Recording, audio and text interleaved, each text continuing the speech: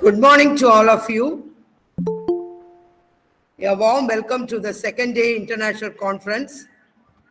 With the blessings of the Almighty, we start the program today.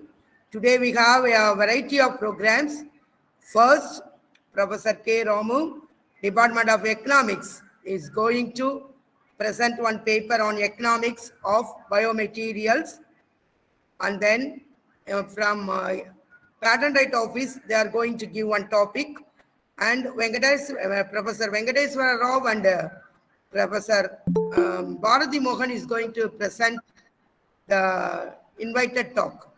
So all are invited for this program. Now I invite our respected Professor Dr. K. Ramu to present the topic. Thank you.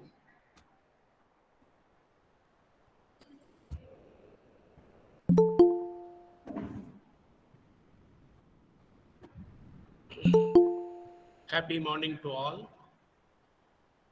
Respected the seminar coordinator, my good colleague, Professor Aida Madam, and another coordinator, my good friend, Dr. Muthulingam, Associate Professor of Zoology in the Dharmapuram Jnanambika Government Arts College for Women, MAYILADUTHURAI.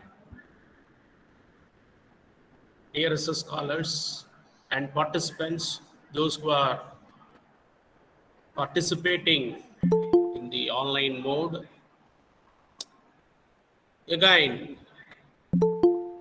once again, I welcome all the participants for the today lecture by me. The title is Economics of Biomaterials. I am not a science man. I am from arts, but I have an interest.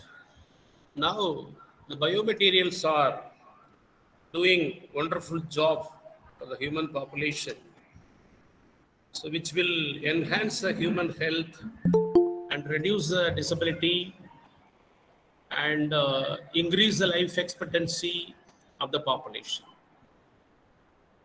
In this context, I had a discussion with Professor Aida and Muthulingam. So I may present something on economics of biomaterials. Those who are coming from science faculty, you know very well better than me on biomaterials. But I have little knowledge on biomaterials. But I try to incorporate the role of economics in biomaterials. Whatever research is going on in the world, finally it is comes to the economics hand, because you know very well economics or economists are rulers of the world, because we are the policy makers, we are the policy constructor, we are the policy implementers.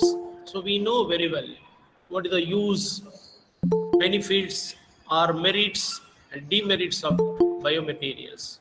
When you are using this biomaterial in health sector, what kind of externalities we make it, what kind of benefits we may receive, and which will benefit to the society or not. All these things we know little bit compared with you. That's what I have chosen this topic, economics of biomaterial. Dear participants, first we will go on. What is economics? Because I don't know whether economics people, economics background people are here. I don't know. But anyway, it is my duty to explain in the nutshell what is economics. It's very simple. In the layman language, I can say economics is to study the production, distribution, and consumption. These three are major functions in the world. Production of biomaterials, distribution of biomaterials, and consumption of biomaterials. Consumption means the way of utilization for diseases, for ophthalmological problem, or trauma problem, or orthopedics problem, or any kind of problem, how we are using. That's what I am putting in the category of consumption category. So it is very simple.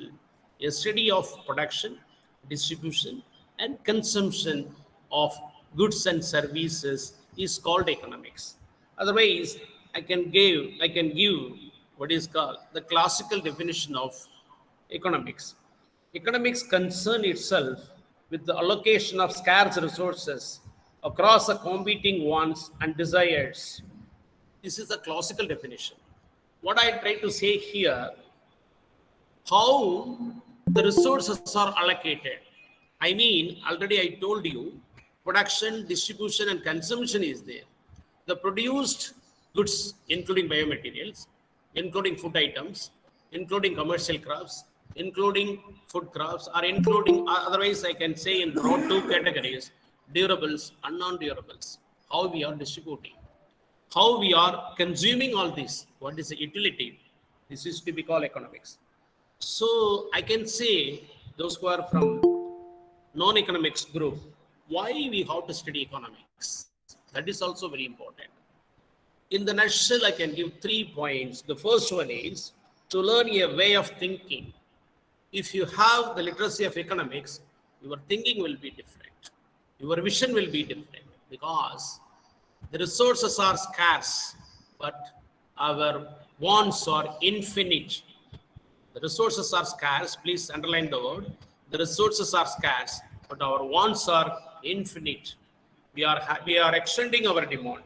So, if you are having the literacy of economics, I mean the basic literacy of economics, you can use the scarce resources productively, optimally, and judiciously. Based on these three concepts, you can create higher amount of welfare to the society. That is the idea behind it. The second point is to understand the society. To understand the society is very, very important, because take world, we have different communities. We have different kinds of population, different colors of population, different behavior, different culture, so different consumption behavior, different ethnic groups. If you are not able to understand the community properly, you are not able to implement the programs fully, because already I mentioned to you the resources are scarce because you have limited resources. For example, I will tell you, take India. Our total population is at present 135 crores. In 135 crores, how much resource we have?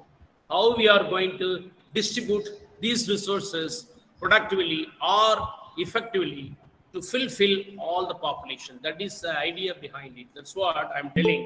To understand the society, you need basic literacy of economics. And then finally, I can say to understand the global affairs. Global affairs means after 1990 in India, after 1990 in India, so the government of India is implemented LPG, liberalization, privatization, globalization. This is LPG. In the LPG environment, we have to satisfy the consumers of domestic level, I mean India level, and we have to satisfy the consumers in the global level. Both are very important as a producer. If you're an entrepreneur, if you are having business in India, you have to satisfy the population of India, and then you have to satisfy the population, those who are living in different continents. That is very, very important. So that's what economic literacy is very, very important. These are my broad, what is called outlines about economics of biomaterials. And then one more thing also we have to discuss here. So what is economic analysis? Why economic analysis is necessary for health sector or environment or transportation, any kind of things? See, to study the cost and outcomes, I mean benefits of economic activity or program. For example, Professor Ida is doing research in her lab. She has more than 4 or 6 candidates, those who are doing PhD.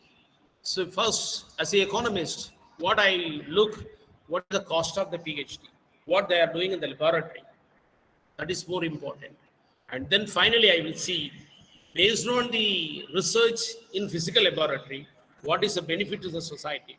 I mean the outcome, that is very important. Because you are using taxpayers' money. The taxpayers' money is properly utilized. The taxpayer money is creating or producing what is called good outcome to the society. That is very important. So based on the R&D department, now we have biomaterial in the system.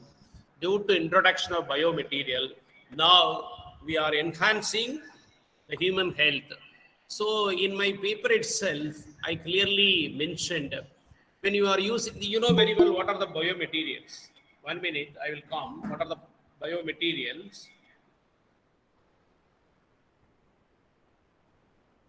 Yeah, they're having, I think science people, you know very well, they have 4 types of biomaterials. One is metals. Second is polymers, ceramics, and semiconductor materials. I am correct, Aida, madam? Yeah. These are the 4 broad classification of biomaterials.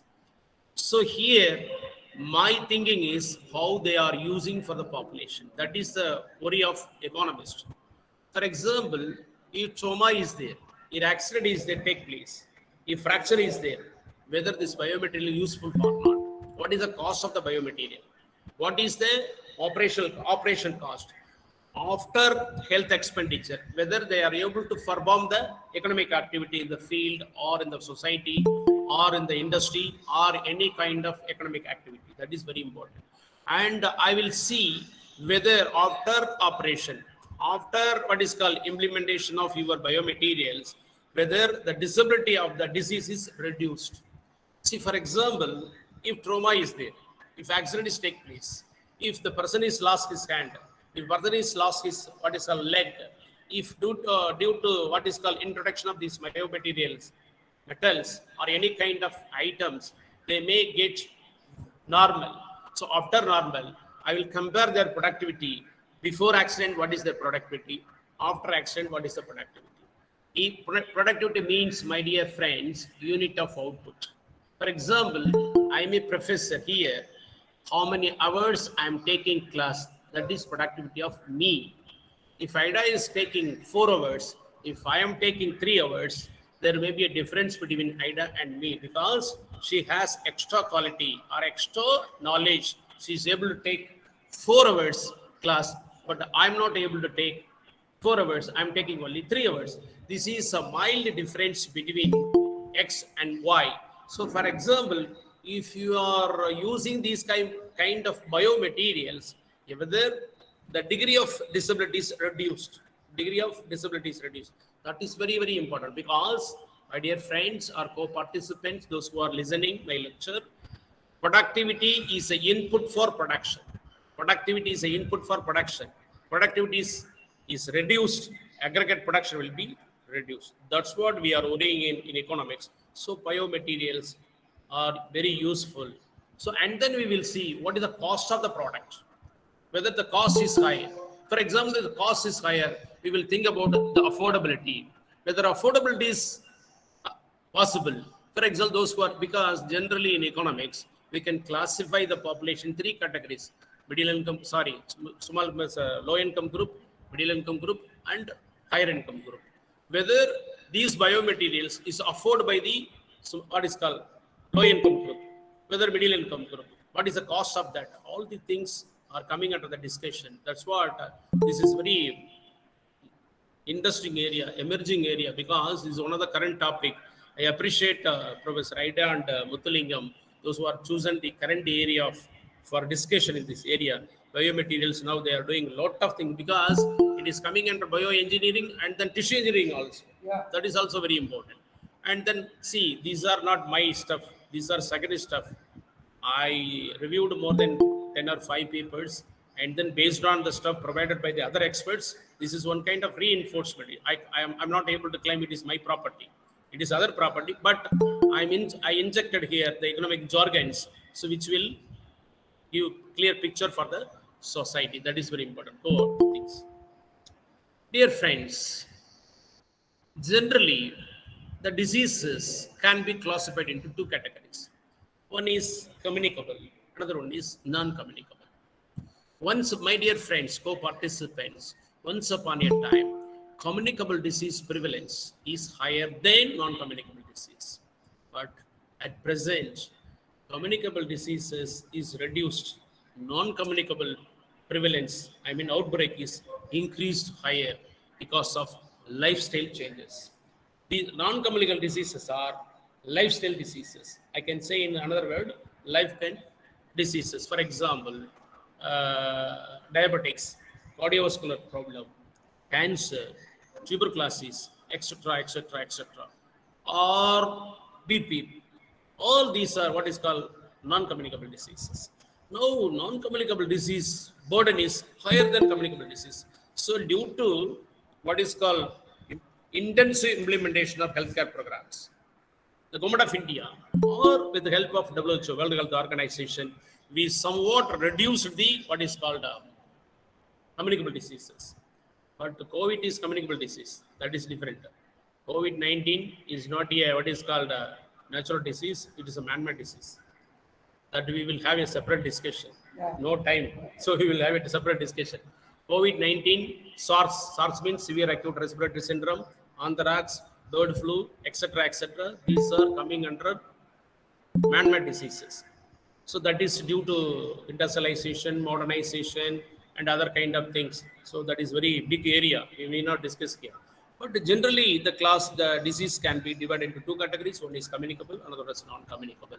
Now, non-communicable is very dangerous. See, another interesting point is now ophthalmological problem also increased higher due to higher or intense utilization of electronic equipments. Our friend is sitting in front of computer. You are using always cell phone. I'm using always cell phone. Our professor, what is called Thiringanam, is using often cell phone. This is creating severe health problems to the society. See, yesterday also I have seen what is called one WhatsApp message. At the time of night, during your bedtime, when you are watching your cell phone, after closing your light, it is creating dangerous problem for your what is called eye. So nowadays, putting what is called what is the retina, and I know what is the name, what is called, good name is there. Contact lens. Now it is become fashion. People are putting contact lens. biomaterial. It is one of the biomaterial product. Good, but it is dangerous to your health. What is called eye. And the present generation, they are using higher amount of electronic equipments. That is also very dangerous nowadays. That's what I brought some data from how much loss and everything. For example, in India, take the point. In India, in 2004, I think that is the data. What is called that the non-economy was 4 to 10% of GDP, annual economic loss, 4% of GDP. Even 1% of GDP is several thousand crores of rupees. Imagine 4 to 10% of GDP, how many lakhs and crores of rupees we are losing due to non-communicable disease. These are unknown costs. Unknown cost. Every day we are losing cost. Every day we are damaging our what is called GDP. For example, hospitalization is very heavy nowadays. So that's what now the what is called introduction of the biomaterials based on the existing literature, based on the discussion I had with the experts, because after introduction of this topic, I had a discussion with one of the very eminent professor who is doing research in biochemistry, who is in my university. His what is called his impact. He published papers on all 5-point, 7-point impact factors. His H index is 33. ITER index more than that. I had a discussion with him. He was telling biomaterials are very useful for the human population at present. Finally, he was telling it may reduce the disability. It may increase the what is called life expectancy also. And it may increase the productivity, and it may increase the dependency of the population. If I am a what is called affected population, particular disease, non-communicable disease, I may depend on IDA or I may depend on Butulinga. But when you are using this, what is called biomaterials, I need not depend anybody. So thanks to researchers, those who are doing intensive research in the biomaterials, because really it is a innovative products by the system, by the R&D department. Thanks to the R&D department, because now we are living with the help of R&D only. All these equipments are coming from R&D. You are enjoying all facilities because of R&D. I am enjoying all these fields because of R&D. So nowadays, this population also enjoying the more benefits because of R&D.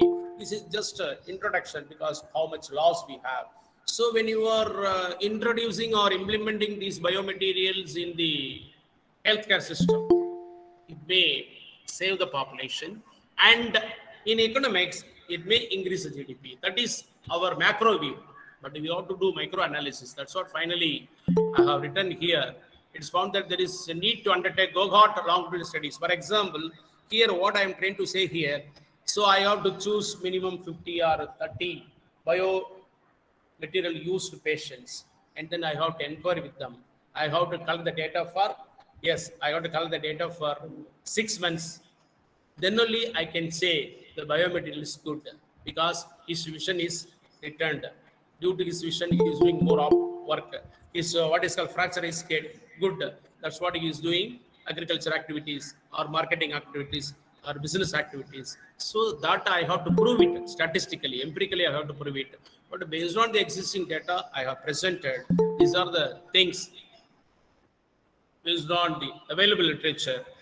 I hope I did, or I tried to present something regarding about economics of, because economics is very, very important subject. So because economics, in all subjects we can incorporate economics, because without economics we can't live.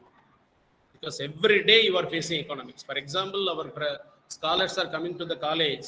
If you are buying what is called bought your ticket, 10 rupees you paid, 5 rupees, what is called 2 rupees, sale tax you paid to the government of Tamil Nadu or government of India. That's a simple example. If you are consuming coffee, tax is there, business is there, transaction is there, everywhere economics is there. That's what I try to incorporate my economics jargons in biomaterials. So again, I'm claiming we are the rulers. That's what we need this data.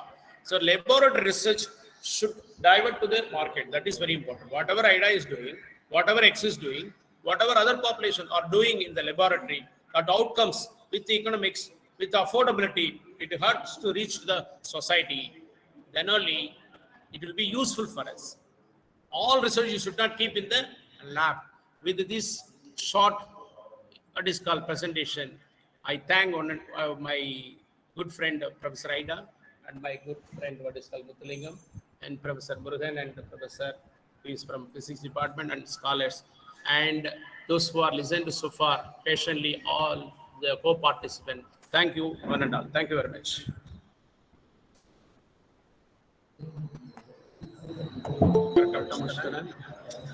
Thank you, sir. Thank you. Thank you for your wonderful lecture. We somewhat doubt it. You are from science faculty. It's a very good information. A day start with good is good for everything. I really thank Professor K. Ramu for his excellent introduction of this day. So now I invite Dr. D. Murugan, Professor, Department of Economics, to the introductory note of the Mr. Madan Raj. Before it, he shares some ideas about the biomaterials. Thank you.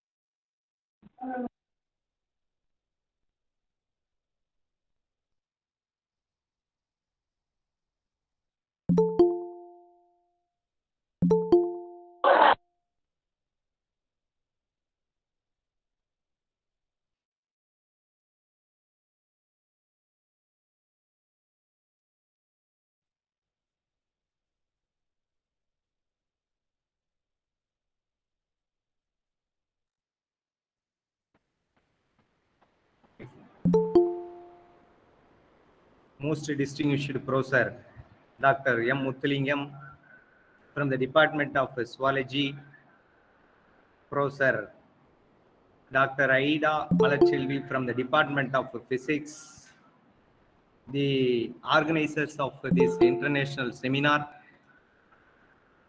other participants, my friends Dr. K. Ramu and Dr. P. Thirinyanam. I deem it a very great pleasure to be here to introduce the resource person for this technical session. Before the introduction of the resource person for this session, I should say a few words about this seminar.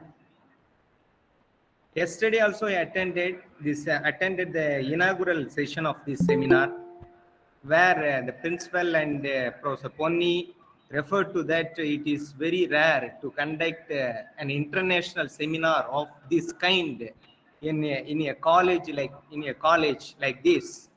So in that way, Mr. Muthulingam, Professor Muthulingam and Professor Aida have chosen a very relevant and the emerging area as a recent innovation in biomaterial. In reality, I do not know much about the biomaterial from the scientific point of view, but I know one thing, that nowadays even the agricultural residues are converted into biomaterial and that are used. So in that way, the seminar will be very, very useful for the participants from various institutions across the states of India, and a layman like me can understand many things from the presentations made in the seminar and the contributions made by the resource persons. With these few words, now I am very happy to introduce the resource person for this technical session, who is Dr. M. Madan Raj, and he earned his MTech in biomedical engineering from SRM University. He has a rich experience in academic activities and government services. He is currently holding the position as examiner of patents and designs in Indian Patent Office. He is also an he is also an official trainer of National Intellectual Property Awareness Mission, Government of India. So we understand that he is a very resourceful person who has been fixed for this technical session, and from him the participants can learn many things in the area of biomaterial, and the session is going to be very enlightening and highly useful. Thank you very much. I thank the organizers for organizing such a seminar, such an international seminar, and having given the opportunity to introduce the resource person. Thank you.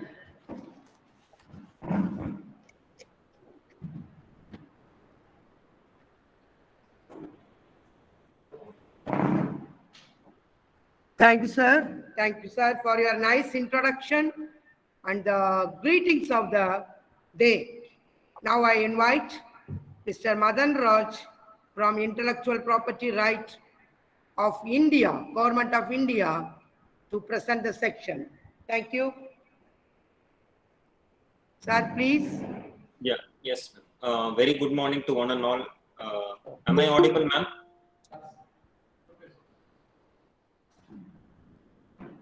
Thank you, sir.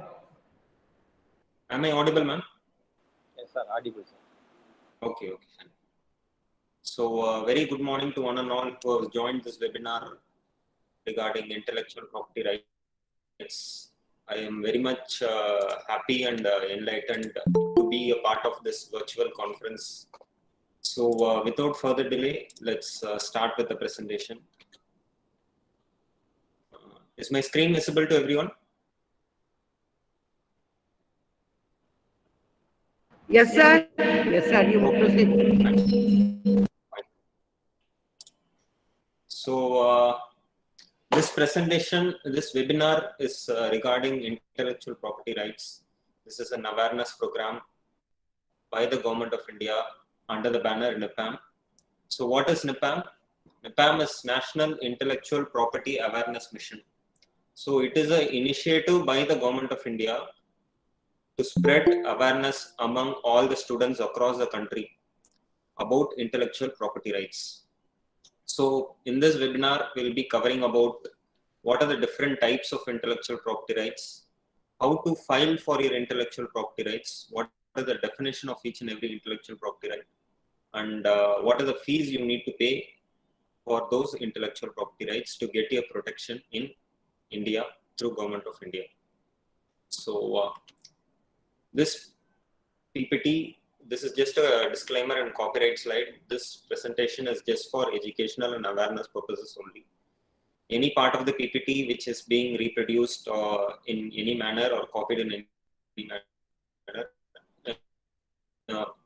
permission has to be obtained from the Office of CGPD team. So let me start with a very interesting example. How many of you are using Facebook, Instagram, or any social media? You can either reply in the chat section.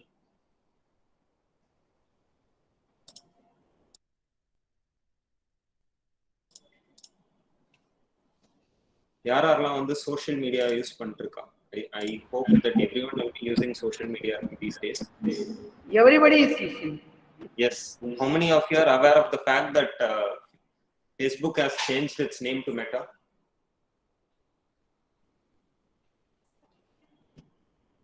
Someone knows. Yes. So recent, like few years back, Facebook அவங்களோட பேரை மெட்டான்னு change பண்ணிட்டாங்க. Why did they have changed the name? But the name Meta didn't belong to Facebook. It belonged to a bank called South Dakota Bank. So South Dakota Bank கீழ Meta Financial Company ஒன்று இருந்தது. So they have registered that Meta Financial Company under South Dakota Bank. So Facebook owner Mark Zuckerberg, he has to pay a whooping amount of $60 million. $60 million கொடுத்து தான் அந்த meta நேமோட rights வாங்கியிருக்காரு. So இந்த எக்ஸாம்பிளே உங்களுக்கு தெரிஞ்சிருக்கும் the power of protecting your intellectual property. உங்க intellectual property protect பண்ணீங்கன்னா you need to protect it because that property belongs to you. That is the first point. Second point, you can gain financially from it also. So that is the power of protecting your intellectual property. Even Facebook owner has to pay this much amount to get a protected name, or if he wants to buy a protected device also, he has to pay a whopping amount to whatever to the owner, since it has been protected by the owner.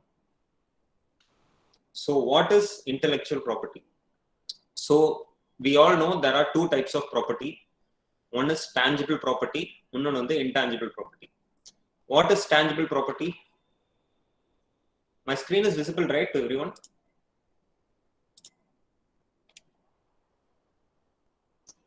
Yes, sir. Visible, sir. Please put it in the chat section.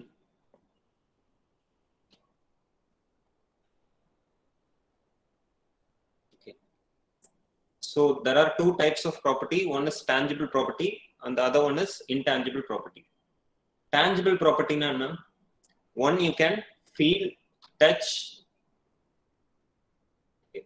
So it's visible. So one you can, the tangible properties are things which is visible to your naked eyes, and நீங்க அதை வந்து ஃபீலும் பண்ணலாம், டச்சும் பண்ணலாம். So for examples for tangible property, can anyone tell me?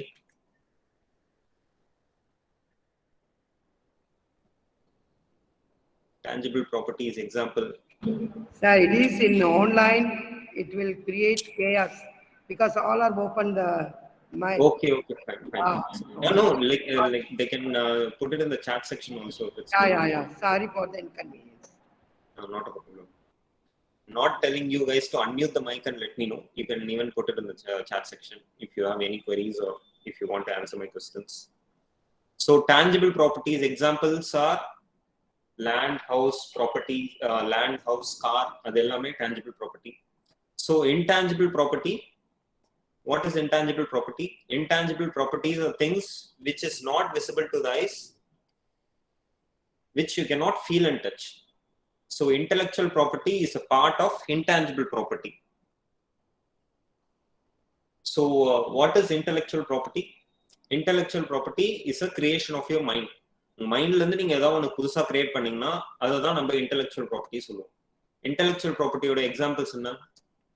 Inventions, books, paintings, songs, or business model, இல்லை ஒரு mathematical expression எழுதுறீங்க, இது எல்லாமே வந்து ஒரு கம்ப்யூட்டர் அல்கோரிதம், அது எல்லாமே வந்து இன்டெலெக்சுவல் ப்ராப்பர்ட்டிஸ் தான். Because that is something which you cannot feel and touch, but it is created by your own mind. அதெல்லாம் வந்து நம்ம இன்டெலெக்சுவல் ப்ராப்பர்ட்டின்னு சொல்லுவோம். So I have mentioned here, intellectual properties are territorial in nature. So for example, if you are seeking for protection for one of your intellectual property, or intellectual property க்கு நீங்க வந்து protection seek பண்றீங்கன்னா, இப்போ இந்தியால seek பண்றீங்கன்னா இந்தியால வந்து நீங்க அப்ளை பண்ணணும். So if your intellectual property is registered with the government of India, your protection is valid only to this Indian country. Territorial in nature na it has a boundary. அந்த எந்த particular கண்ட்ரியில நீங்க வந்து IP rights apply பண்ணி register பண்றீங்களோ அந்த கண்ட்ரியில மட்டும்தான் உங்களோட rights valid. there is nothing called globally உங்களோட intellectual property protect பண்ண முடியும் கிடையாது. if you want to seek a protection in Germany or France, then you need to go to that respective country and file for your intellectual property protection over there. So you need to keep this point in mind while you are applying for filing for a intellectual property protection. All IP rights are territorial in nature. Okay. The next thing is, what is the importance and significance of protecting your intellectual property? Let me start with the example. For example, இப்போ ஒரு வீடோ இல்ல காரோ வாங்குறீங்க. வாங்கிட்ட பிறகு what you do, the next thing, you go and register it. இப்போ if you are buying a car, you go and register it with the RTO. Or if you are buying a land இல்லனா ஒரு house வாங்குறீங்கன்னா, you go and register it with the sub registrar or district registrar. Why do you register it? So that you will have a proof that that property belongs to you. And the land or house வந்து உங்களுக்கு தான் சொந்தம் அப்படின்றதுக்கு அந்த proof, when do you have it? நீங்க register பண்ணா மட்டும்தான் you will have it. Same way, the same principle applies for intellectual properties also. If you are having an intellectual property with you, you put your time, effort, money, hard work, எல்லாமே போட்டு you create something which is unique, which is out of your mind. அதை protect பண்ண, you need to go and register it with the intellectual property office. You need to register it because you have put your time and effort to create that product. And the product வந்து மத்தவங்க வந்து cannot come and claim that the product belongs to you. Only when you have a proof that that product, you are the sole owner of that product, you can exclude others from using it. மத்தவங்களை use பண்ணாம அப்பதான் தடுக்க முடியும். அந்த வீடு இப்ப லேண்டே நீங்க register பண்ணாம இருந்தீங்கன்னா, then anyone can come and claim that that land belongs to them. நீங்க ரெஜிஸ்டர் பண்ணதுனால தான் you will have a proof that that land belongs to you. So same principle applies for this intellectual property also. So you have to protect it so that you can exclude others from using it. Once you exclude others, you can utilize those intellectual properties for commercial earning and commercial gaining. So the next slide is about how to utilize your intellectual properties for your commercialization. For same example, you are buying a house. Once you buy a house, what do you do? Either you go and stay in that house. நீங்க போய் அந்த வீட்ல தங்குவீங்க. அப்படி இல்லனா if you are buying it for investment purpose, either you go and stay or else investment purpose காக வாங்குறீங்கன்னா அந்த ஹவுஸை நீங்க ரெண்டுக்கு கொடுப்பீங்க. அப்படி இல்லனா you give it out for lease also. So there are multiple options, multiple ways to earn from that tangible property, that is house which belongs to you. So same way, நீங்க intellectual property நீங்க own பண்ணிருந்தீங்கனாலும் there are multiple ways to earn from it. Either you can use it for your own use. So ஒரு startup company ஆரம்பிக்கிறீங்கன்னா, you will be the owner, you will do the market study எல்லாமே பண்ணி நீங்களே வந்து அந்த ப்ராடக்ட்டோட brand value expand பண்ணுவீங்க. Or else if you're not interested in business perspective, எனக்கு வந்து research oriented தான் work பண்ணணும் அப்படின்னா, you can அந்த intellectual property நீங்க through a legal representative you can license or assign it to someone else. Either you can assign it to a corporate company or a research institute or a big company or a venture capitalist. அவங்க கிட்ட கொடுத்தீங்கன்னா they will do the market study, they will invest more in the intellectual property and they will sell the product for you and they will give you the amount whichever is applicable for you from the profit. So you can license or assign it to someone else. That is one way of earning from your intellectual property. Or else you can even franchise it to someone else. If franchise in எடுத்துக்கிட்டீங்கன்னா there are multiple for example KFC restaurant or McDonald's restaurant எடுத்துக்கிட்டீங்கன்னா those are already registered trademark names, that is KFC and McDonald's, and on the trademark on the restaurants வந்து they have multiple chains all around the globe, in and around the city, each nook and corner. நீங்க எங்க பார்த்தாலும் KFC பார்க்கலாம், McDonald's பார்க்கலாம். You can find it anywhere else. How do they do that? They give out their brand for franchise. அவங்க brand name வந்து franchise கொடுத்து they open multiple outlets all around the country. அந்த franchise கொடுக்கறனால that person who is opening the outlet or in that particular city or district, he will pay a royalty amount to the owner. So that is how they expand the market also. So franchise is one way to earn from that intellectual property. And you can merchandise it all. Merchandise பண்ணிக்கலாம். How to merchandise? Oppo, Vivo and the company la எடுத்துக்கிட்டீங்கன்னா those are cell phone manufacturing company, cell phone brands. அவங்க கிட்ட exclusive showroom இருந்தாலும் what do? They go and sell those, keep those mobiles in even local retail shops also, so that they can penetrate to all the people around the city or the district. So you can manufacture that goods, you can sell it in an exclusive showroom, illa matta retail showroom liyum you can go and sell those brands. So these are the multiple ways to earn from that intellectual property.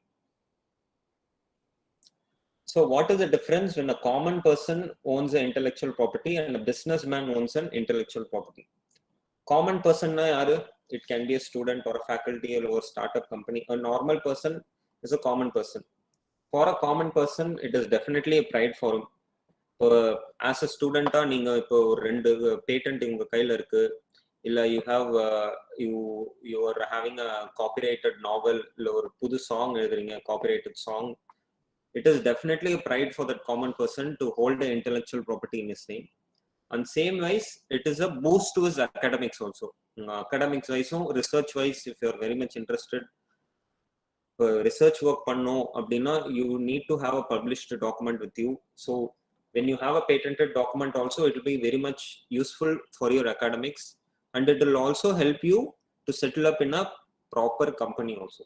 So that is for a common person. இப்போ businessman எடுத்துக்கிட்டிங்கன்னா, businessmanக்கு his way of approaching a product is for commercial gains only. So businessman oda perspective is all about earning from that intellectual property a lot. So he will try to commercialize it, and then commercialize panni and the brand value increase panna paapanga.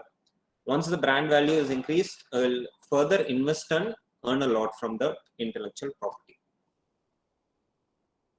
So that is the difference between a common person. When a common person owns an intellectual property and a businessman owns an intellectual property. So now we'll see what are the different types of intellectual property. Already you might have been familiar with these names, the different types of intellectual properties: patent, design, trademark, copyright, geographical indication, and semiconductor integrated circuits, layout and design. So in the upcoming slides, we'll see the definition of each and every intellectual property, and then how to file for your intellectual property also. So the first intellectual property is patents. So before getting into the definition of a patent, I just want to show you a statistics of the number of patent applications which are filed in the year 2020 in the top 10 countries. In the global top 10 countries oda patent filing number paakrom. So if you could see here, China has filed around 1.4 million patents in the year 2020. That is 14 lakh applications filed பண்ணிருக்காங்க 2020 ல. But India பாத்தீங்கன்னா, they have filed only 56,000 patent applications. Why do you think there is a massive difference in patent application filing in China and India? Almost the population of China and India is almost the same. It is almost similar. But patent filing varappa, there is a massive difference. In India, there are a lot of people who are innovating, inventing a lot of things. A lot of startup companies are booming over here. But still, there is so much less patent filing because people are not aware of their intellectual property rights. They don't know what to protect, what not to protect.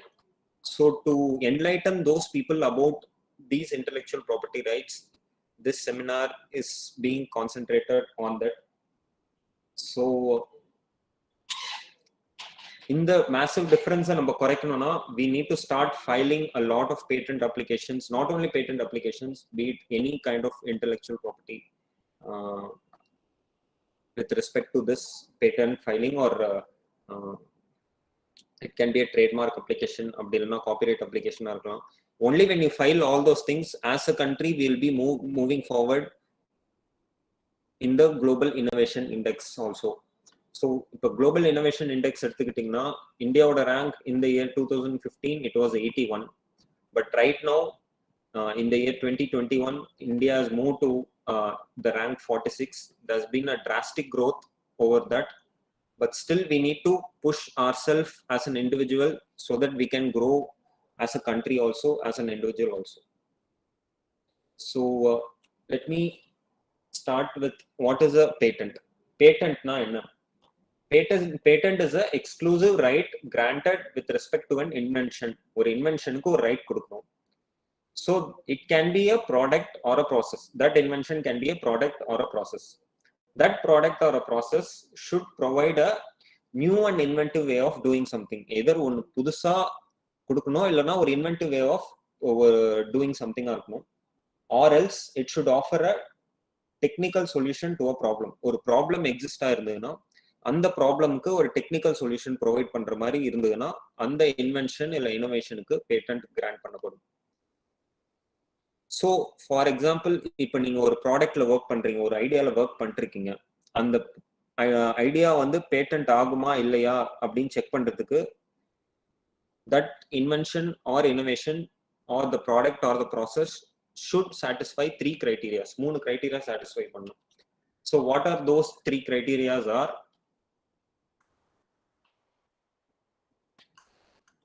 It should be the three. I'll tell you what are those 3 criteria. First is novelty, the second is inventive step, and the third one is industrial applicability.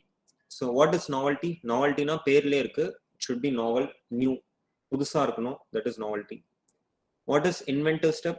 Inventive step na for an already existing product, already ஒரு product இருக்கு, if you are adding a technical advancement, ஏதாவது ஒரு extra feature add பண்றீங்க, அந்த feature add பண்ணதுனால அந்த ப்ராடக்டோட efficiency அதிகமாச்சோ இல்லைனா வந்து அந்த ப்ராடக்டோட ப்ரைஸ் கம்மி ஆகுதோ, ஒரு மெடிக்கல் இப்போ if you are making a tablet that chemical composition ஒரு எக்ஸ்ட்ரா கெமிக்கல் ஆட் பண்ணதுனால it is showing more, it is being more efficient. அப்படி இல்லைன்னா அந்த ப்ராடக்டோட அந்த மெடிசனோட ப்ரைஸை நீங்கள் கம்மி பண்ணுறீங்களோ, எக்கனாமிக்கல் சிக்னிஃபிகன்ஸ் இருந்ததுன்னா that inventive step criteria will be satisfied. And third one is industrial applicability. So the product or the process which you are filing for protection should be either made or used in the industry. So and the product or process வந்து either நீங்க இண்டஸ்ட்ரியில make பண்ணணும் இல்லைன்னா இண்டஸ்ட்ரியில use பண்ற மாதிரி இருக்கணும். So இந்த 3 criteria, that is novelty, inventive step and industrial applicability வந்து சாட்டிஸ்ஃபை ஆச்சுன்னா உங்க பேட்டன்ட் வந்து கிராண்ட் ஆகும். ஸோ பேட்டன்ட்டோட வேலிடிட்டி வந்து 20 years. It has a limited period of 20 years validity will be having. Suppose இப்போ நீங்க வந்து இந்த ஏப்ரல் மந்த் ஆஃப் 2022ல you are filing a patent application அப்படின்னா your patent will expire in the month in the year of April 2042. So 20 years is the validity for patent. And what is the main aim of patent? Patent or main aim வந்து it gives you the right to exclude others from using your invention. மத்தவங்களை use பண்ண விடாம avoid பண்றதுக்கு தான் patent protection நீங்க மெயினா வாங்குறீங்க. So right to exclude others from using your invention is the main aim of the patent. So I've represented 4 pictures over here. So one is a head cover for a baby, and the second picture in the foldable hanger, and the third picture is a cardiac pacemaker, and the fourth picture is a internal combustion engine. So இது எல்லாமே patented product தான். So it can be as simple as a head cover for a baby.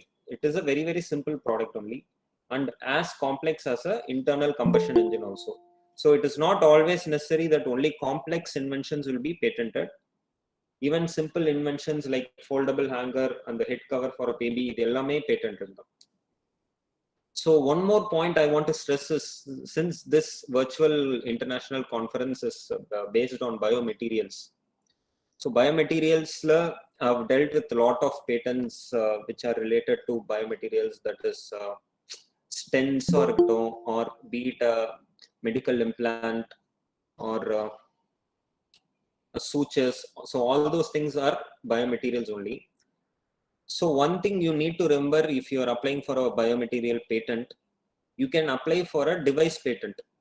For a stent design பண்றீங்க, இல்ல ஒரு prosthetic dental implant design பண்றீங்க made of titanium. So the manufacturing of the device and the device நீங்க patent பண்ணலாம். But one point which you need to remember is the process or the method of diagnosing இல்லைன்னா method of treatment வந்து நீங்க வந்து patent வாங்க முடியாது. It is non patentable. இப்போ method of treating cancer இல்லைன்னா method of operating bypass surgery, அந்த மாதிரி method of diagnosis or method of treatment on a human body or animal is not patentable. So please keep that in mind. So for more details about non patentable inventions, எந்தெந்த inventions எல்லாம் patent பண்ண முடியாதுன்றதுக்கு you need to visit section 3 of Indian Patents Act, so that you will have a clear idea எந்தெந்த patent எல்லாம் நீங்க patent பண்ண முடியாது அப்படின்னு. section 3 of Patents Act, please remember that also. So these are the different examples of patented products. So I've represented two pictures over here. Left side la or invention, right side la or invention irukku. Can you guys tell me what might be this invention related to based on these pictures? I'm looking at the chat section.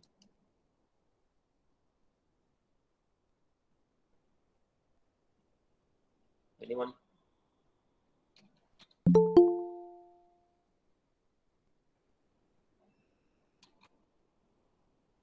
So on the left side, there is a child who is brushing in front of a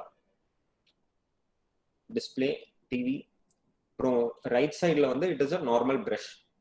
So in the rendu invention I'll explain what is this invention first.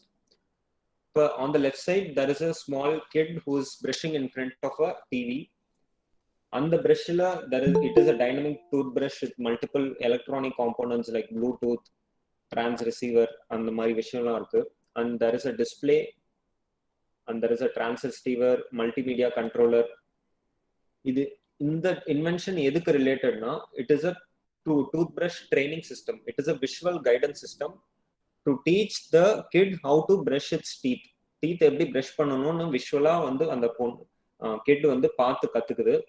So it is explaining how to brush its teeth on the left side. That is the invention which is on the left side. For right side பார்த்துக்கிட்டீங்கன்னா it is a normal brush with ball bearings inside it. So what does that ball bearing do?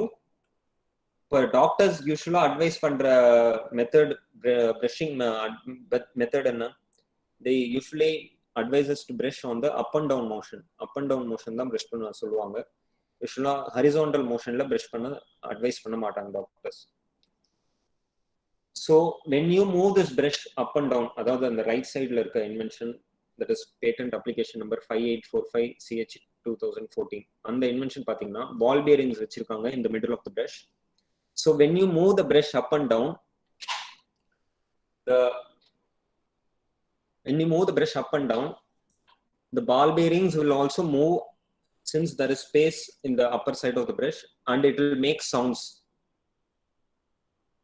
And the sound vanduna, the child will think that we are brushing in the right direction. But when you move the brush on the horizontal side, move pannina, the ball bearings will stay intact and it won't make any sound. So this is also a guidance to tell the child you are brushing in the right direction. You correct direction la dhaan brush pandringa. Sound vanduna, the kid will realize that we are brushing in the right direction only. So in both the inventions, the problem enna, how to teaching the kids how to brush their teeth. Solution enna, they are using a complex way of approaching this method, and the right side la or simple method use panni and the problem approach பண்றாங்க. So இந்த ரெண்டு இன்வென்ஷனோட solution same தான், ப்ராப்ளமும் same தான், but how they approach that solution is different. Either you can go for a complex way also, you can go for a simple way also, but both these inventions are patentable inventions only. It is all about how you approach a problem and how to approach that solution. Either you can go for a complex way or you can go for a simple way. Both the methods are patentable only. So one more patent example, which is by a 10-year-old. So in the 10-year-old, what happened? He had his hand fractured. Fracture aanadanaala he has to wear a cast or maavu kattu potu, he has to sling his hand around for the whole day. So and the maavu kattu potu kaiya thonga vittadanaala he has got shoulder pain around his hand. So to avoid those pain, he thought of an idea. Instead of slinging around his hand, he started supporting his hand in the waist area. With a support system place panni, he started placing his hand over there.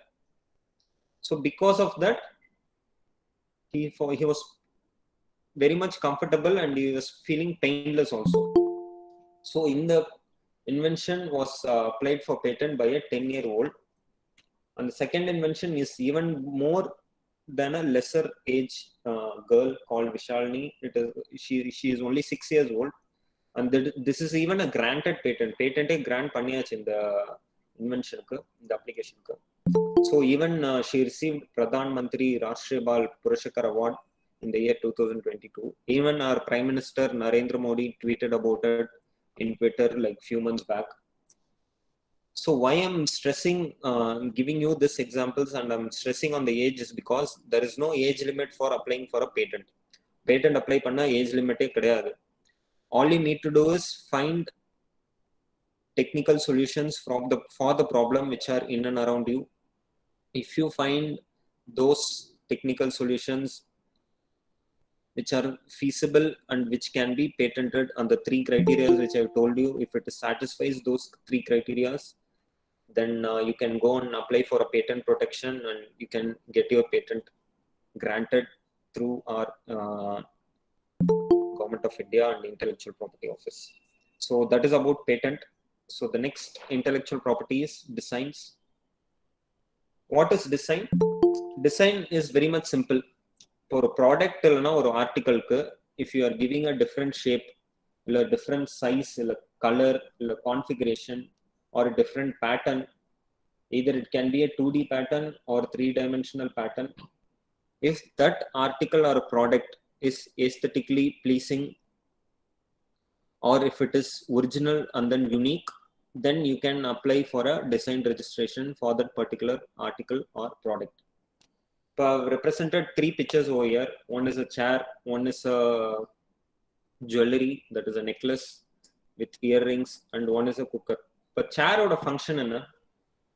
To sit. உட்கார்றதுக்கு தான் சேரோட ஃபங்க்ஷனே. But they design those chairs in different variance. ஒன்று வந்து ergonomically comfortable சேராக design பண்ணுறாங்க with more cushion and a different size and shape.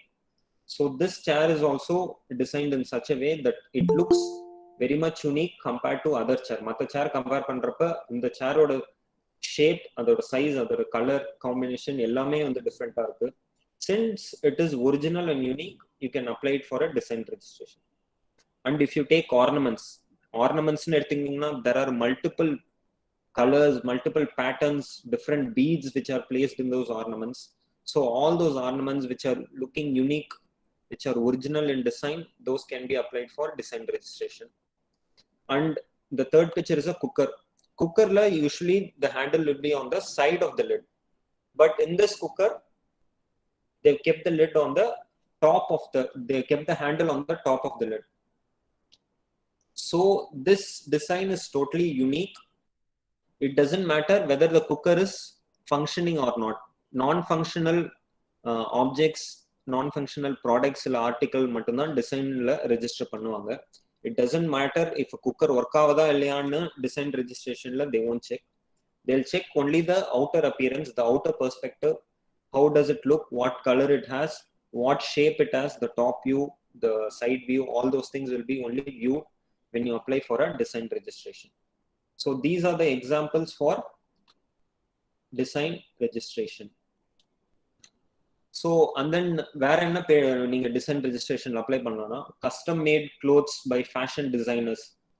இப்போ they are designing embroidered clothes or a leather jacket with a different color pattern, beads எல்லாம் வச்சு clothes design பண்றாங்க.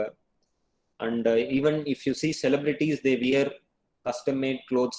ஒரு award functionக்கும் they are wearing a lot of different clothes, and the clothes by those particular brands are registered for or registered design patterns only. So custom made clothes நீங்க designல register பண்ணலாம். And every day you are using different kinds of water bottle. Plastic bottle you are drinking water. So ஒரு plastic bottle it has a different shape, different color, different stripes, different size and thickness. எல்லாத்துக்குமே இப்போ Tupperware ஒரு brand பாத்தீங்கனாலே நீங்க ஈஸியா கண்டுபிடிச்சிருவீங்க, this bottle belongs to Tupperware. How do you find it out? Because of the thickness of the bottle, the shape, the color combination வச்சு நீங்க கண்டுபிடிச்சிருவீங்க. Why do they give that different shapes and size? Because to uniquely find out which brand it belongs to. அவங்க brand value, brand identity represent பண்ணதான் they go and apply for a design registration for that particular product. So can you guys tell me which brand does this bottle belong to? The bottle எந்த brand bottle? Just by looking at the picture.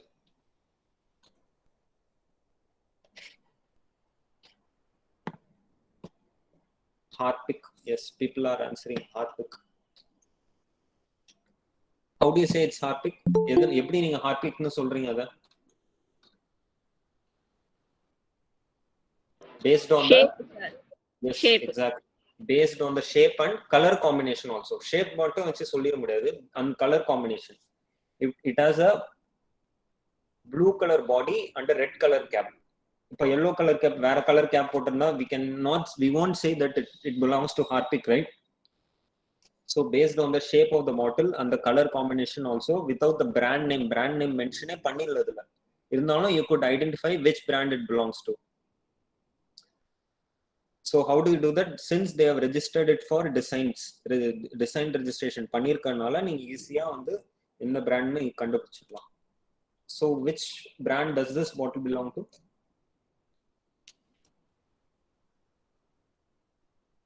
Colin, yes. So again, based on the shape and color combination, you can easily find out which brand it belongs to. So that's it about design. I hope you understood what is design till now. So I've represented 3 pictures here. The next intellectual property which we are going to deal with is something related to these pictures. In the 3 pictureலயும் என்ன தப்பா இருக்கு? What is wrong in these pictures?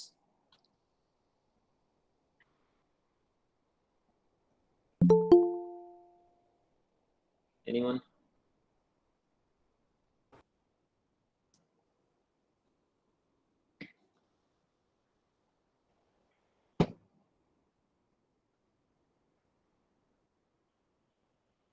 So in the 3 picture பாத்தீங்கன்னா instead of Adidas they have mentioned Abibas, Pepsi க்கு பதிலா Pespin போட்டிருக்காங்க, Puma ஓட பிராண்டுக்கு பதிலா Poman போட்டிருக்காங்க.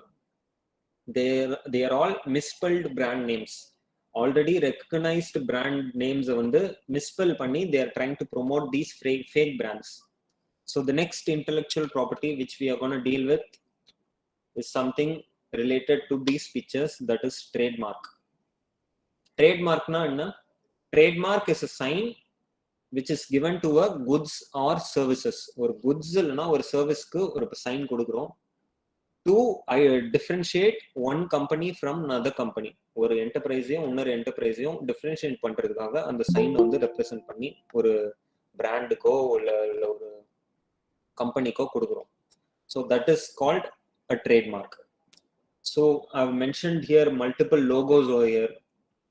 Can you guys tell me what are these logos? Which brand name does these logos belong to? என்னென்ன brand nameலாம் அந்த லோகோல இருந்து உங்களால கண்டுபிடிக்க முடியுது?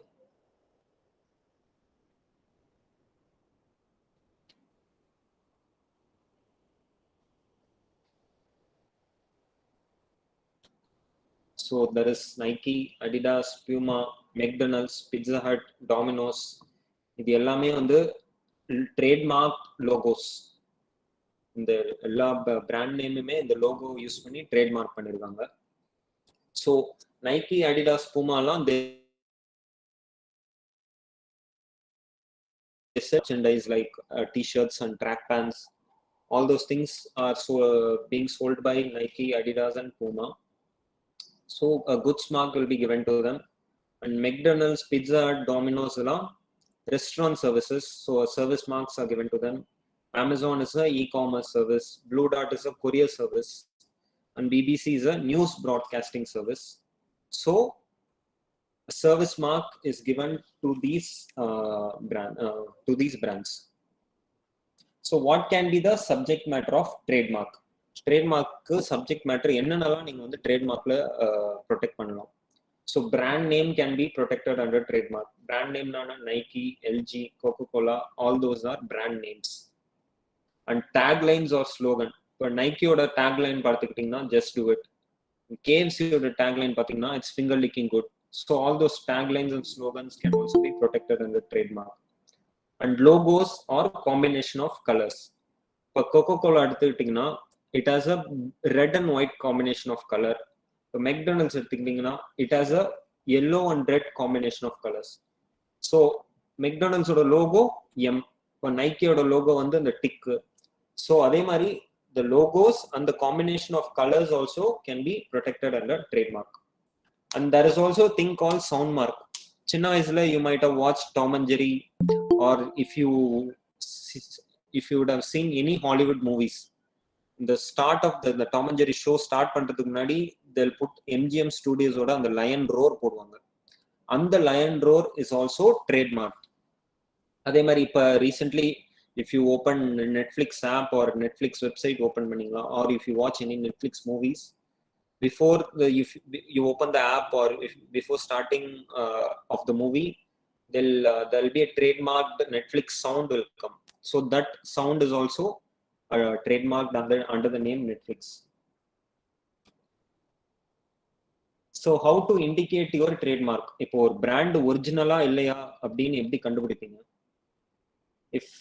If there is TM or R on the top right corner of that brand, then you can find out whether that brand is original or not.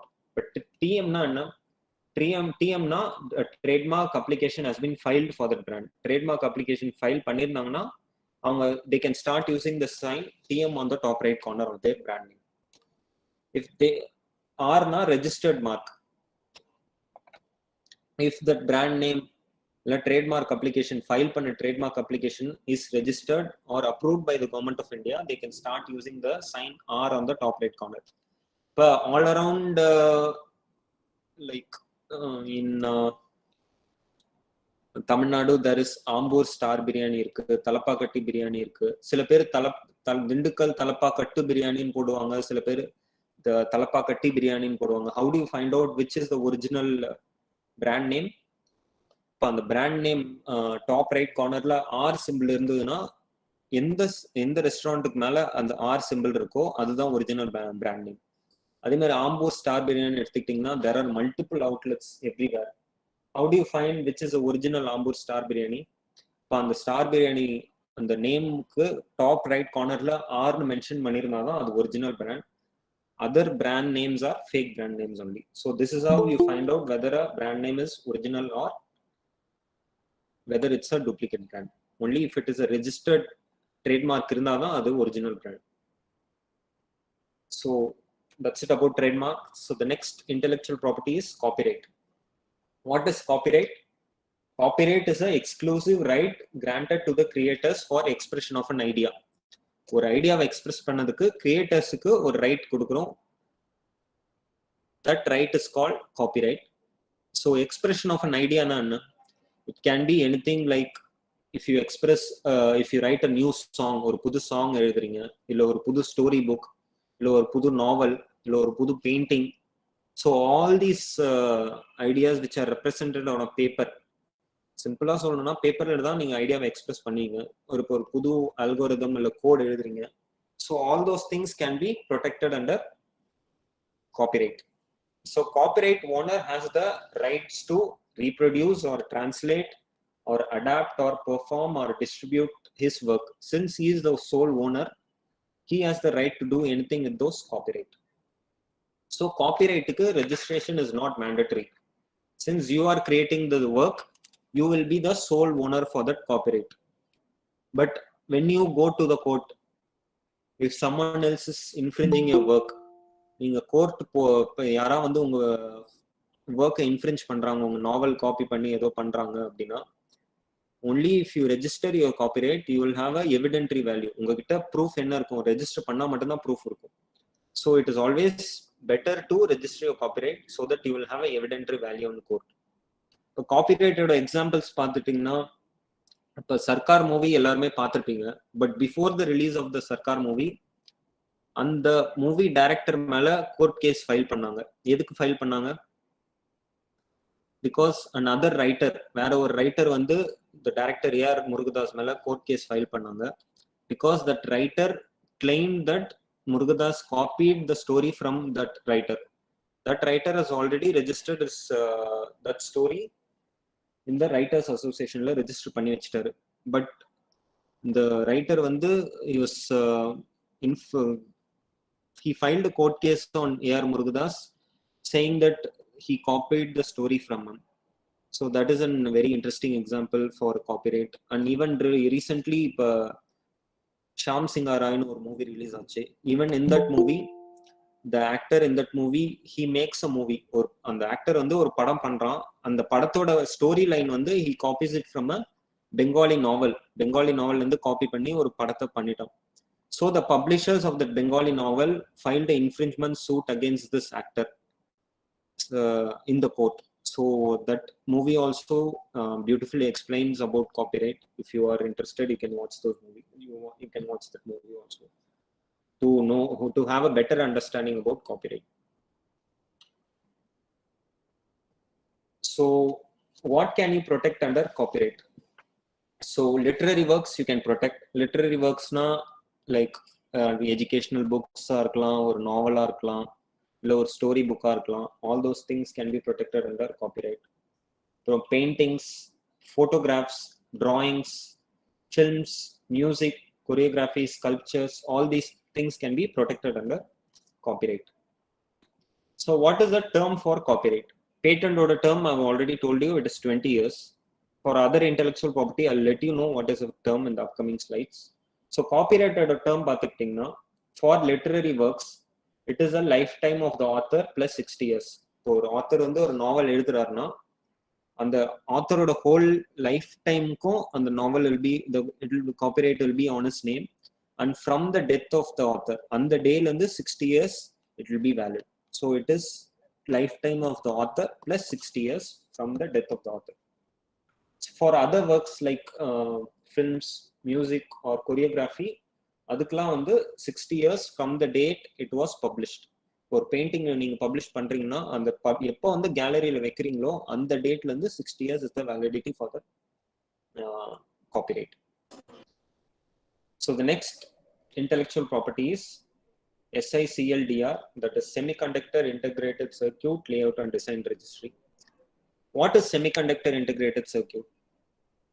Or integrated circuit na enna irukum?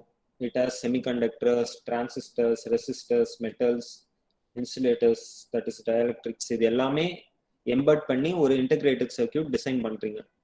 அந்த design பண்ற circuit, if it has a original design or a distinctive design, வேற யாருமே வந்து design பண்ணாத லேஅவுட்ல நீங்க வந்து அந்த circuit design பண்ணிருந்தீங்கன்னா, then it can be protected under SICLD Act 2000 and SICLD Rules 2001.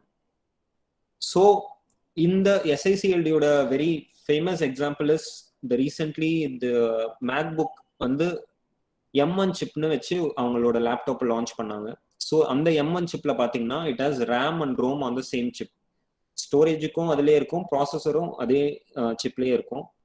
So no one has designed a circuit in such a way, so that circuit design was registered under SICLD. That M1 chip was registered under SICLD and it was protected under SICLD. So that's it about SICLD. The next intellectual property is GI. This is very much interesting. So what is GI? GI is a sign which is used on products. ஒரு ப்ராடக்ட்டுக்கு ஒரு sign கொடுக்குறோம். This is also similar to trademark only. Trademark ஆனா only companies கொடுப்போம், but GI is given to products. And the product will have a ஒரு specific geographical origin இருக்கும் அந்த ப்ராடக்ட்டுக்கு. அந்த geographical ஏரியாவோட இருக்க அந்த ப்ராடக்ட்டுக்கு தான் GI சைன் கொடுப்போம். So what is GI? GI is a sign which is given to a product that have specific geographical origin. And it will have a quality or reputation which are due to the geographical origin. அந்த geographical ஏரியாவுக்கு connect பண்ணதுனால அந்த ப்ராடக்ட்டுக்கும் ஒரு quality இருக்கும், தனி reputation இருக்கும். So examples பார்த்தீங்கன்னா Kanniyakumari clove, Tirupati laddu, Mysore sandal soap, Kanchipuram silk and பட்டமடப்பாய். These are the examples for GI registered product which are in Tamil Nadu or which are in southern states of India. So இப்போ திருப்பதி லட்டுன்னு எடுத்துக்கிட்டிங்கன்னா why it is famous? Because of the size, shape, smell and the taste also. ஏன் வந்து நம்ம சென்னை லட்டு இல்ல பெங்களூர் லட்டுன்னு சொல்ல மாட்டோம்? why do we say Tirupati laddu? Tirupati laddu வந்து அங்க திருப்பதி டெம்பிள்ல ஆரிஜினேட் ஆகி it has become famous, and the members of Tirupati Devasthanam temple, they applied GI registration for that laddu so that no other people in India could use that name Tirupati laddu, and they cannot sell it anywhere else in India apart from that place. So the laddu which are made in that Tirupati temple only can be called as Tirupati laddu. அதே மாதிரி Kanchipuram silk எடுத்துக்கிட்டிங்கன்னா அந்த silk saree which are made in Kanchipuram that has unique quality and reputation because of that Kanchipuram district. So அந்த weavers association of Kanchipuram வந்து என்ன பண்ணாங்கன்னா they went and registered that silk for GA registration. So அந்த GA register பண்ணதுனால வேற யாருமே வந்து Kanchipuram சில்க்னு use பண்ணி செல் பண்ண முடியாது. Only silk sarees which are weaved in Kanchipuram. அந்த காஞ்சிபுரம்ல நெய்த saree மட்டும்தான் நீங்க காஞ்சிபுரம் சில்க்னு சொல்ல முடியும். மற்ற sarees you cannot claim it as Kanchipuram silk. Same applies for Kanyakumari clove and Mysore sandal soap also. Can you guys give me some examples which are GA registered product which you are aware of? உங்களுக்கு தெரிஞ்ச GA registered product, famous products in and around Tamil Nadu or India, all over the world. எதாவது எனக்கு சொல்ல முடியுமா? I'm looking at the chat section.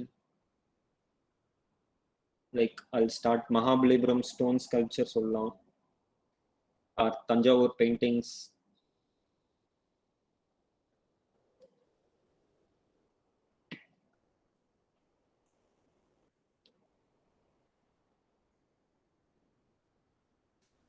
So yes, Tirunelveli halwa is not, everyone gives Tirunelveli halwa as the first example, but Tirunelveli halwa vandu it is not a registered GI product. No, adu vandu Sir, Dindigul Puttu. Dindigul Puttu, yes, that is a registered GI product. Thank Very you, good. sir. Anyone else? Madurai Maliyappu. Yes, Madurai Malli also, exactly. Dindigul biryani, that is not a GA registered product. That maybe you can the Dindigul Venu biryani hotel venna trademark name irkalam, but that is not a GA registered product.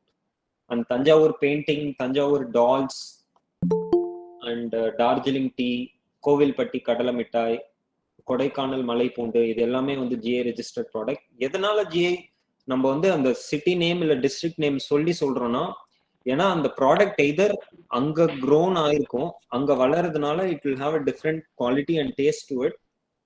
அப்படி இல்லைன்னா அங்க வளர்றத வச்சு manufacture பண்றதுனால it will have a unique quality. அதனாலதான் நம்ம அந்த city name இல்ல டிஸ்ட்ரிக்ட் நேம் வந்து அது கூட சேர்த்து சொல்றோம். So that it will have unique quality and reputation. மற்றவங்க யாரும் வந்து அதை ரெப்ளிகேட் பண்ணி யூஸ் பண்ணிக்க முடியாது. So that's it about GI.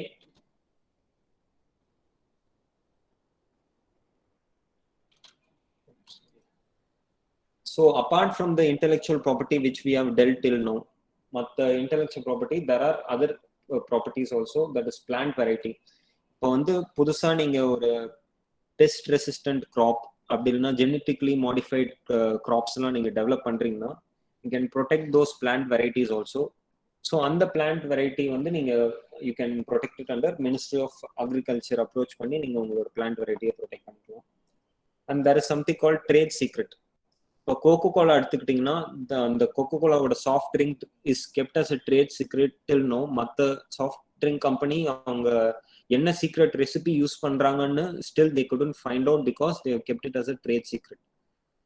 And same wise இந்த KFC fried chicken எடுத்துக்கிட்டிங்கன்னா that secret recipe for making that KFC fried chicken is kept as a trade secret within the company. So this is called trade secret. So that the competitor company வந்து they will have an upper hand in compared to that competitor company. And the trade secret is generally protected by a general law of contract or confidentiality agreement within the company only. So government of India doesn't involve in it because it is something which is within the company. And traditional knowledge na enna, the knowledge which are transferred to us by our ancestors, so all those are called traditional knowledge. So suppose if you scratch your hand or if you get a wound, instantly enna pandrom, we apply turmeric on that wound or scratch. So அது ஒரு ஆன்டிசெப்டிக்கா act பண்ணணும்னு no one told us. It has been transferred to us by our elders for a long time. So all those things are called traditional knowledge. So traditional knowledge na already it is in the public database only. So அதை நீங்க திரும்ப protect பண்ண முடியாது intellectual property use பண்ணி. So if you want to gain further knowledge, என்னென்ன traditional knowledgeனா நம்மளுக்கு தெரியும்னா there is a library called traditional knowledge digital library. that is TKDL. அதை விசிட் பண்ணீங்கன்னா you can get a more idea about TKDL, traditional knowledge facts. So in and around us there is intellectual property everywhere.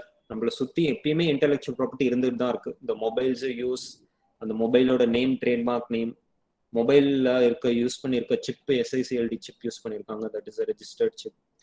அப்புறம் patented devices from the AC fan, அது எல்லாமே trademark names தான். So in and around us there is IP everywhere, but which are hidden, which we don't notice each and every day.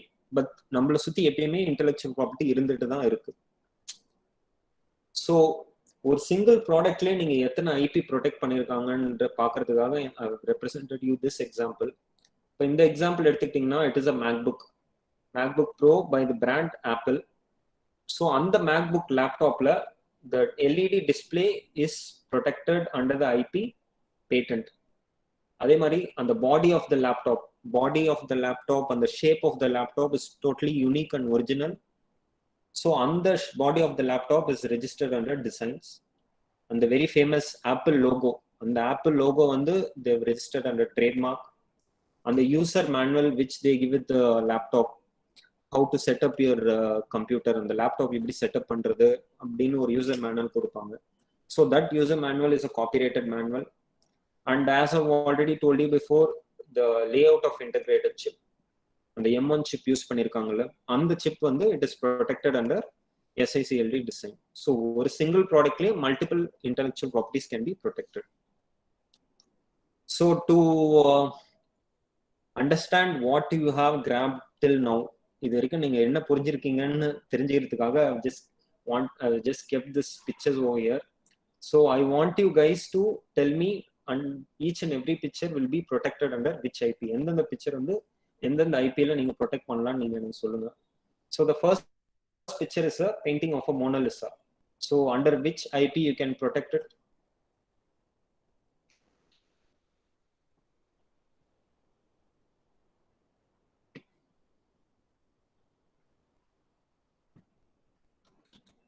I'm looking. Yes, someone answered copyright.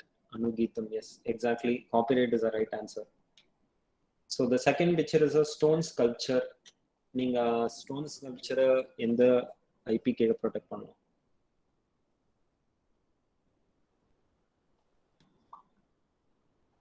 Anyone?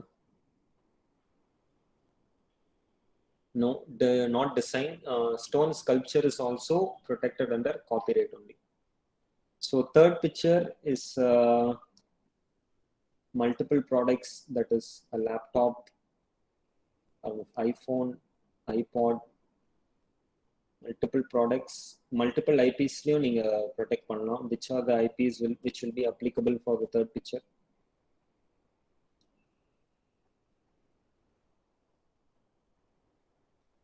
So on the Apple logo can be protected under trademark, yes. And the shape of the products can be protected under design. The fourth picture in the brand name called Bisleri. அந்த brand name இங்க trademarkல protect பண்ணலாம். So fifth picture it is a shape, the bottle of a Coca-Cola.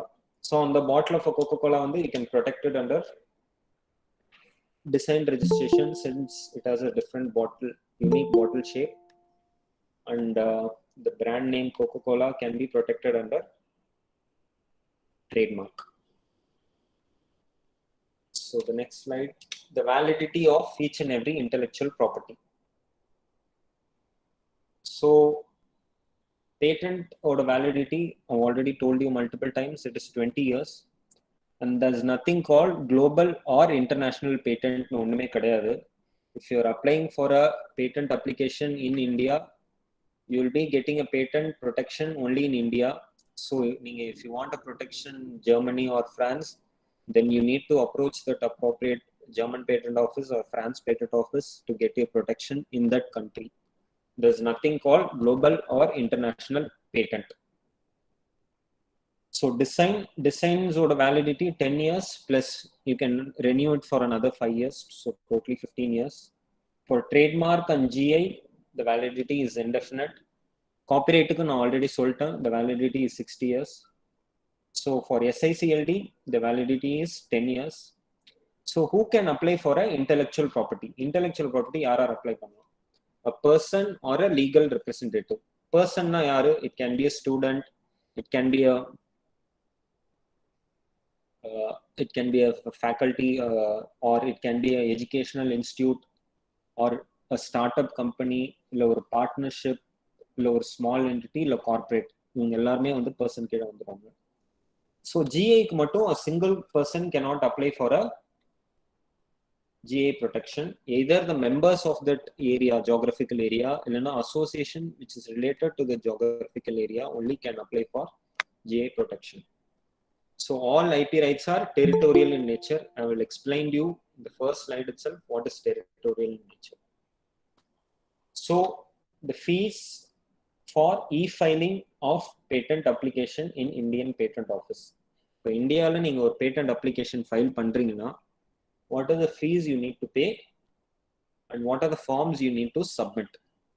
So patent application forms and I explain பண்ணிடுறேன். You need to submit form 1, form 2, form 3 and form 5, form 18.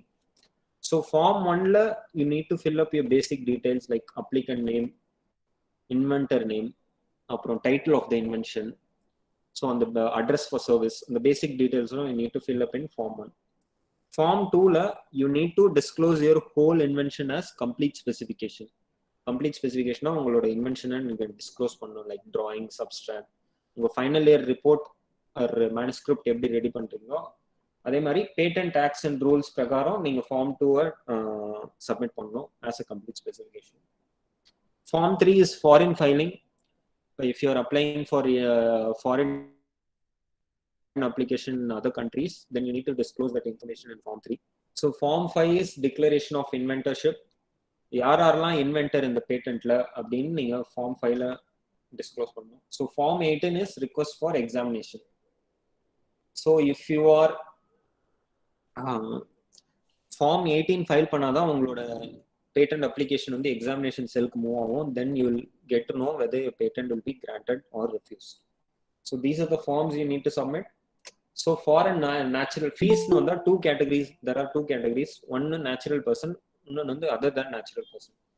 Natural person na yarna, it can be a startup, a student, a faculty, or small entity, or or educational institute, example colleges or university.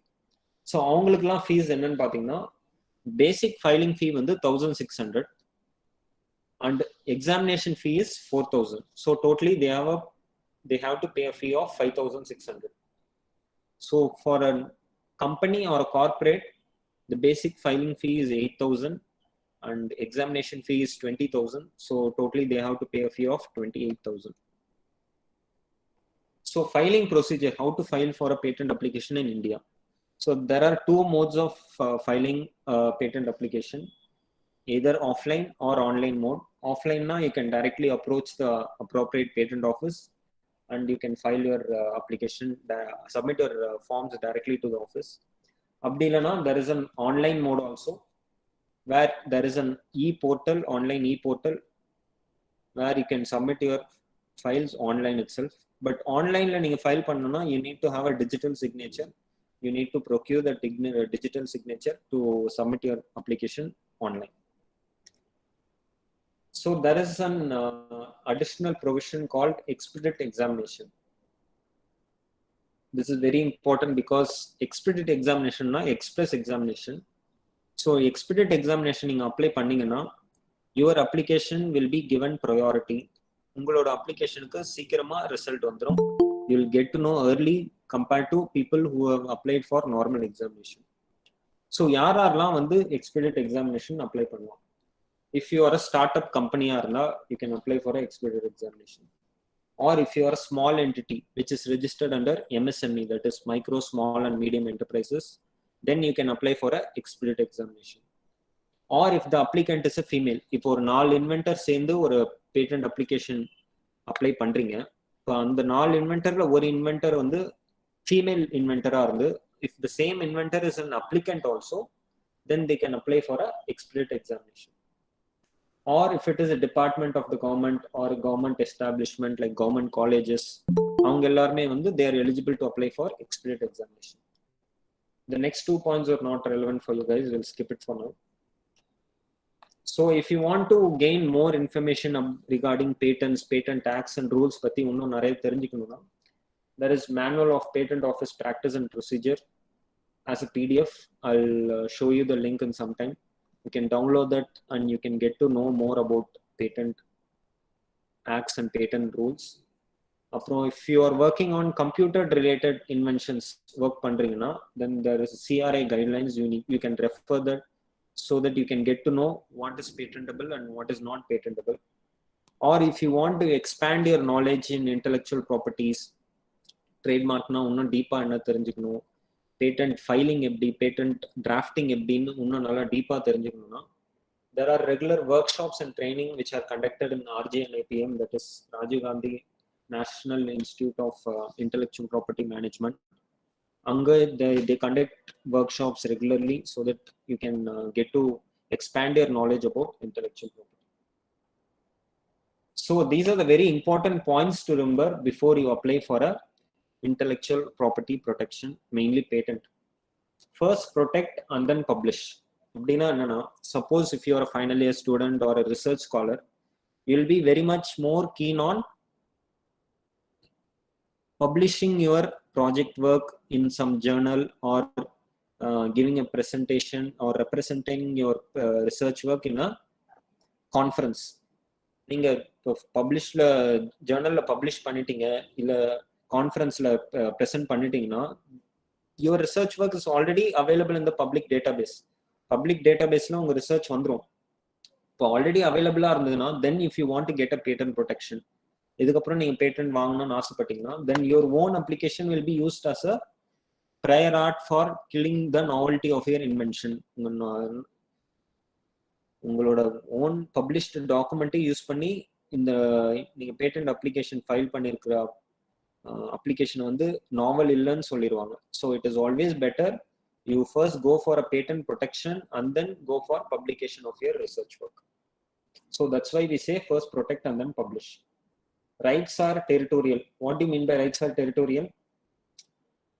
I already explained you multiple times. It is limited to the boundary of the country.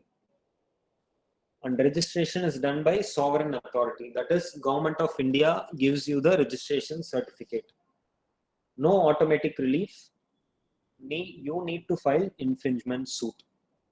So, for weed கட்டிட்டீங்கன்னா, அந்த வீடை protect பண்ண what you do? Either you go put a fence around that house or இல்லனா CCTV camera வைக்கிறீங்க, இல்லனா ஒரு security person வைக்கிறீங்க. Why do you keep all that? So that no one will barge in your house. யாரும் உங்க வீட்டுக்குள்ள உங்களை மீறி வரமாட்டாங்க. நீங்க கான்ஸ்டன்ட்டா மானிட்டர் பண்ணிட்டே இருப்பீங்க. So when it comes to intellectual property also, you need to keep track of your inventions or innovations. இல்ல உங்க trademark names வேற யாரா யூஸ் பண்றாங்களா இல்லையான்னு you need to constantly monitor it. If you find that if someone else is using your registered intellectual property, then you need to file an infringement suit in the court.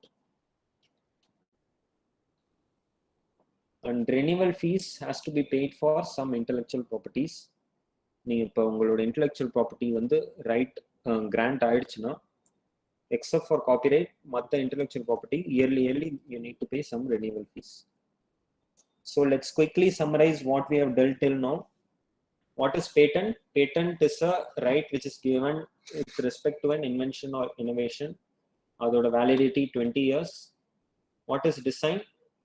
Design is given to an article or a product for the aesthetical appearance of that article or product. Adoda validity 10 years plus 5 years renewable. Trademark trademark is a sign which is given to distinguish goods or services. Adoda validity indefinite.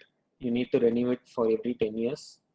Copyright is given to a right given to the creator for expression of an idea. It can be artistic or literary or music work. Adoda validity 60 years. GI is a sign which is given to a product based on the geographical location. அதோட validity indefinite, but you need to renew it for 10 years. What is SICLD? It is a layout of transistors and other circuitry elements to perform an electronic circuitry function. அதோட validity 10 years. So where to approach for protection? இப்போ suppose நீங்க வந்து patent file பண்ணனும்னா எங்க வந்து நீங்க protection apply பண்ணணும்? Patent office, patent application file பண்றீங்கன்னா there are 4 offices in India, that is in Kolkata, Delhi, Chennai and Mumbai. You can file it anywhere. But நான் முன்னாடி உங்ககிட்ட சொன்ன hard copy file பண்றீங்கன்னா you need to approach the appropriate patent office. Appropriate patent office na, if you are a resident of Tamil Nadu or Kerala, Telangana, Karnataka or Andhra Pradesh, then you need to apply for patent application in Chennai patent office. Because Chennai has the jurisdiction of these 6 states.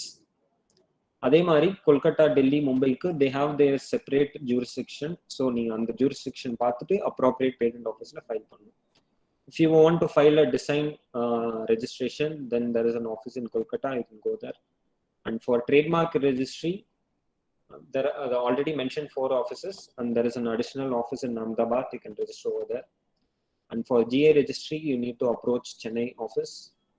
For SACL registry and copyright registry, there are different offices in Delhi. You can approach them to file your application over there. So this is the home page for intellectual property office in India. That is, the URL is ipindia.govt.in. Patent, design, trademark and GI, through this website itself, you can file it online. Comprehensive e-filing is there. You can file your patent application online over here itself. And if you want to know என்னென்ன patent எல்லாம் வந்து இந்தியால file பண்ணிருக்காங்கன்னு search பண்ணனும்னா there is public search over here. நீங்க அதை இங்க search பண்ணிக்கலாம். If you want to know more about patent acts and rules, manuals and guidelines, you can check out in this resources tab. And for copyright office and SICLD registry க்கு வந்து about usல there are separate links. நீங்க அதை click பண்ணீங்கன்னா it will redirect you to that particular website where you want to file copyright or SICLD. So what can we do with IPR? The intellectual property la vachi neenga enna pannalam? Once you register those intellectual property, you will be the sole owner of it. Neenga either can give it out for license or royalty or franchise. It is of your wish. You can do anything with that. So what are the career prospects in IPR? Ennanala vandu job opportunities irukku intellectual property neenga knowledge gain பண்றதுனால. So if you are a science graduate or an engineer graduate இல்லனா நீங்க ஒரு technology graduate இருந்தா you can become a patent agent. Who is a patent agent? So patent agent examination will be conducted by the government of India every year. So if you clear that exam, you can become a registered patent agent with the government of India. And you can become a patent drafting specialist also to draft patent specification and claims. So நான் form file பண்றப்ப சொல்லிருந்தேன் form 2 வந்து நீங்க complete specification draft பண்ணனும் in accordance with patents acts and rules. So there are specialists who can draft those patent application. You can become a patent drafting specialist also. You can also become a patent analyst. So patent analyst yarna, before approaching the intellectual property office, if you approach patent analyst, they will do an initial search of your work. They'll let you know whether your patent is valid for a grant or refusal. அவங்க ஒரு முன்னாடியே ஒரு initial search பண்ணி they'll let you know whether your patent is novel or not novel. Or if you are a law graduate arningna, you can either work in trademark or copyright firm. Or else you can also work in IPR policy making illa IPR cell. IPR cell இப்ப எல்லா காலேஜஸ்லயும் இருக்கு. You can also work over there. Or IPR policy making in big corporate companies also நீங்க work பண்ணலாம். And research institute also you can work as a intellectual property advisor also. Or else you can also join in government intellectual property rights office as a trademark examiner or a examiner of patents and designs like me also. So that's it with the end of the presentation. Let's just have a small quiz and then we'll move on to the question and answer session. So this is a crossword puzzle. It has famous trademark names in it. can you find the famous trademark names which are hidden in these crossword puzzles?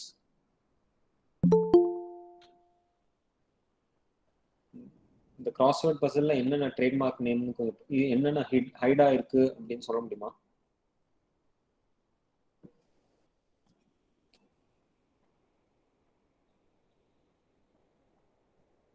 Anyone?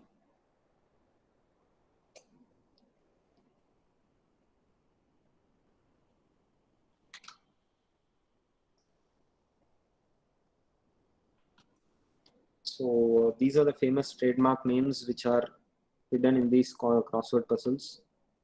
So that is Pepsi, Amul, and Tata, Horlicks, Beta.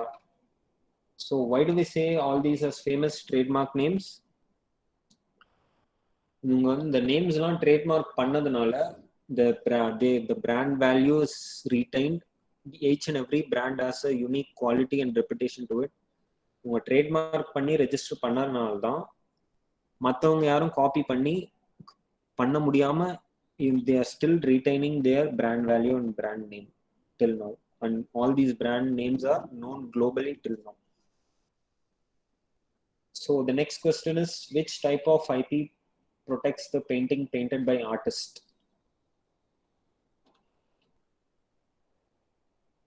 Painting can be protected under which IP? Anyone? Yes, copyright is the right answer. Exactly. So what protects the intellectual property created by fashion designers?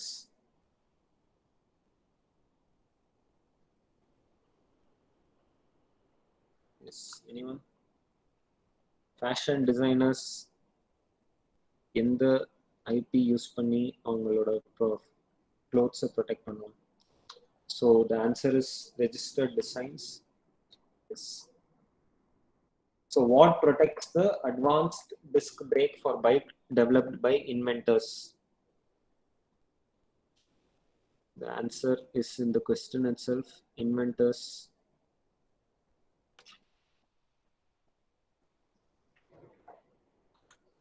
So the answer for this is patents. So which of these is a geographical indication? Geographical indication na it will have a district name or city name before it. So the answer is Paithani Sari. So what does a trademark protect? A trademark protects logos, names, and brands. So the next question is, what is the validity of patent? Patent or validity, I already told you multiple times, 20 years. 20 is the validity for patent. So if you write an original story, what type of intellectual property gives you the right to decide who can make and sell copies of your work? Story la literary works la varum. So stories are protected under copyright only. So the next question is, imagine a cricketer sets up his own company to sell his own range of clothes. What type of intellectual property can he use to show that the clothes are made by his company? So the cricketer wants to show the world that clothes are made by his company. So company ku protect panna trademark is the right answer for this. So if a company develops a new technology that improves its main product, what type of intellectual property can they use to stop others from copying the invention? So invention, innovation, it is protected under patents. So patent is the right answer for this question. So that's it with the end of the quiz also. So participating in this seminar, you will be receiving an e-certificate from the Government of India. This is a sample certificate. So please provide your name and mail ID to the coordinator of this event to receive the e-certificate through your mail. And further, if you want to conduct a intellectual property awareness program by the Government of India in your college also, you can approach us or you can mail us to nipam@chennai.gov.in, or you can even visit the site ipindia.gov.in. There is a registration link. You can register your college name over there to conduct a IPR awareness program in your college also. So any queries, questions?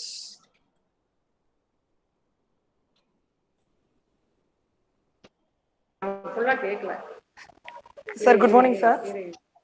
Good morning, ma'am. Hello, sir. Yeah, good morning. Good morning, sir. I heard a news. Neem was patented by some other countries. So அதை நம்ம use Sorry, பண்ணக்கூடாது. Neem tree. Neem tree, ஆமா. Register பண்ணிருக்காங்க some other countries. We cannot use this neem tree for any other research works அப்படிங்கிற மாதிரி கேள்விப்பட்டேன். Is it true, sir? But you are telling that the IP comes under territorial. It is a territorial right only, ma'am.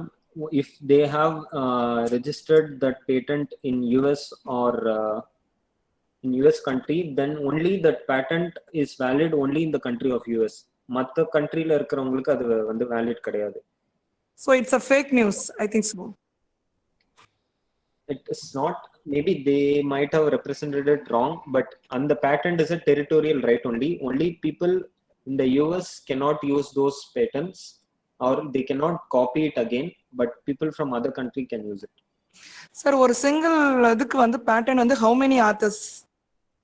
ஒரு இப்போ ஒரு காம்பவுண்டோ there is no restriction, ma'am. There is no restrictions. We can patent for a compound. இல்ல என்ன question என்ன ma'am? I don't get you. இல்ல ஒரு ஒரு ஒரு திங்ஸ் வந்து ஒரு காம்பவுண்டுக்கு பேட்டன் எடுக்கிறதுக்கு எத்தனை ஒரு ஆத்தர் அப்படி ஆத்தர் எத்தனை பேர் இருக்கலாம்னு கேக்குறீங்களா? ஒரு மினிமம் இருக்குங்களா சார்? இல்ல அந்த மாதிரி எதுவும் இல்ல ma'am. So in case of patent application வந்தீங்கன்னா there is nothing called author. Only there are two categories. Applicant னு ஒருத்தர் இருக்காங்க, inventor னு ஒருத்தர் இருக்காங்க. So inventors யாராருன்னா அந்த இன்வென்ஷனை யாரெல்லாம் கிரியேட் பண்றாங்களோ அவங்க தான் இன்வென்டர்ஸ். யாரெல்லாம் ஒர்க் பண்ணி அந்த இன்வென்ஷன் கிரியேட் பண்றவங்க தான் inventors.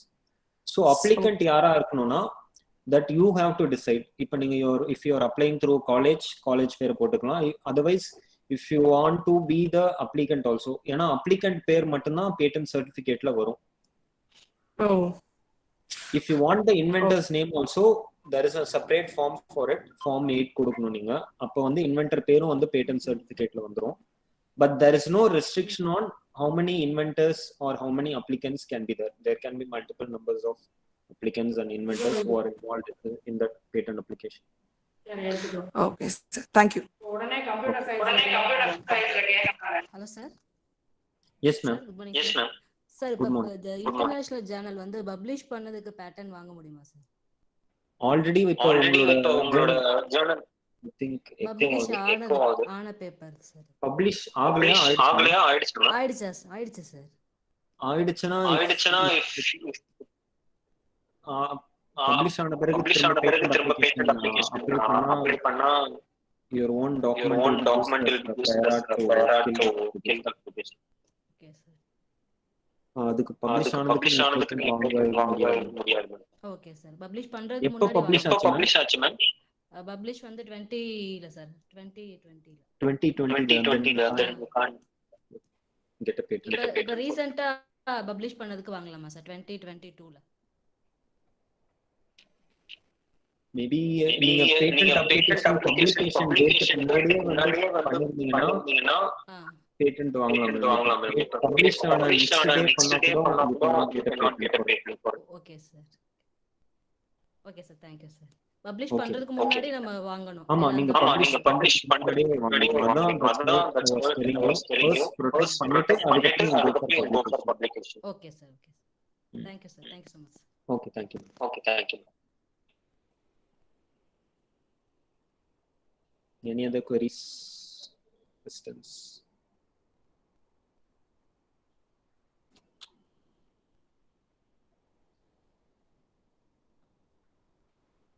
So if you have any further doubts or queries, you can mail us to nipam@gov.in, or unga college lo ipo IPR awareness program you want to conduct through Government of India, you can again mail us to nipam@gov.in, nipam@chennai@gov.in. So thanks a lot for providing me this opportunity to share my knowledge regarding intellectual property rights.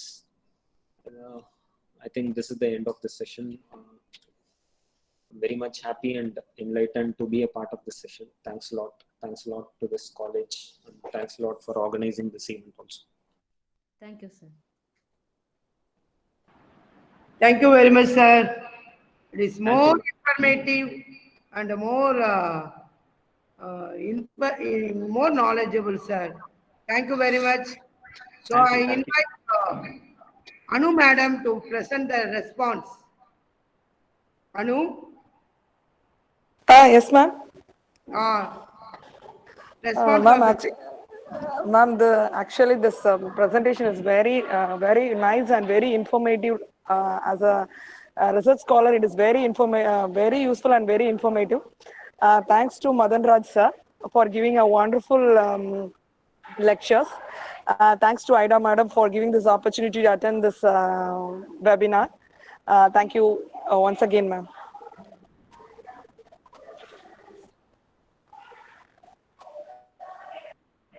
Thank you. If anyone wants to tell something, you may present.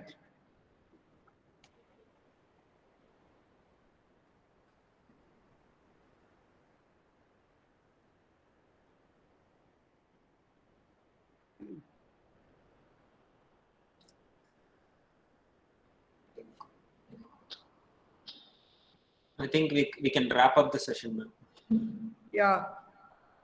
Thank you, sir. Thank you. We will send the registered candidates list to you. Sure, sure. Okay. Kindly provide the certificate.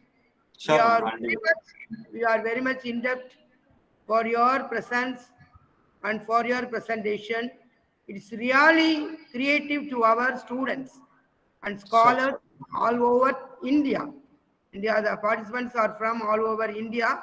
It's really a creative one. So many people are going to file. So you show the statistics of filing patent in India. This will definitely increase.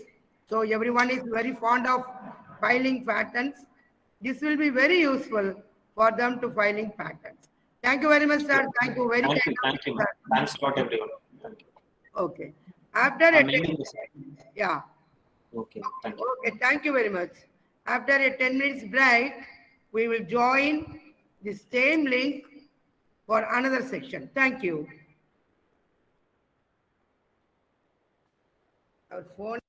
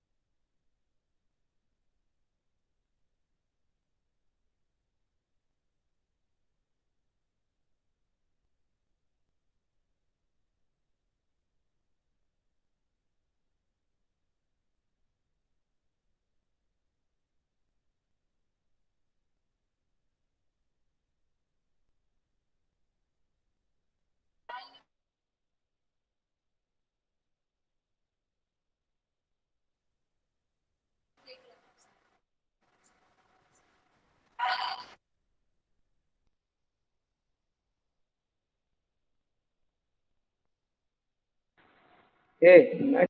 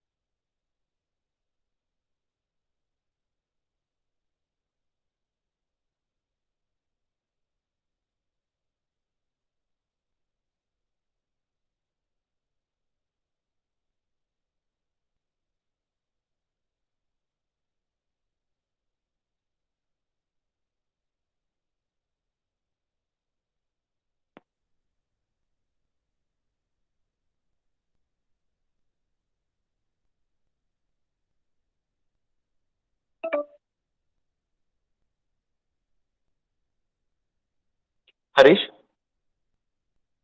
అర్జెంటుగా ఒక laptop తీసుకొని రారా నా దగ్గరికి. ఒక laptop తీసుకొని వస్తారా? Hello Harish, laptop తీసుకొని వస్తారా? ల్యాప్టాప్.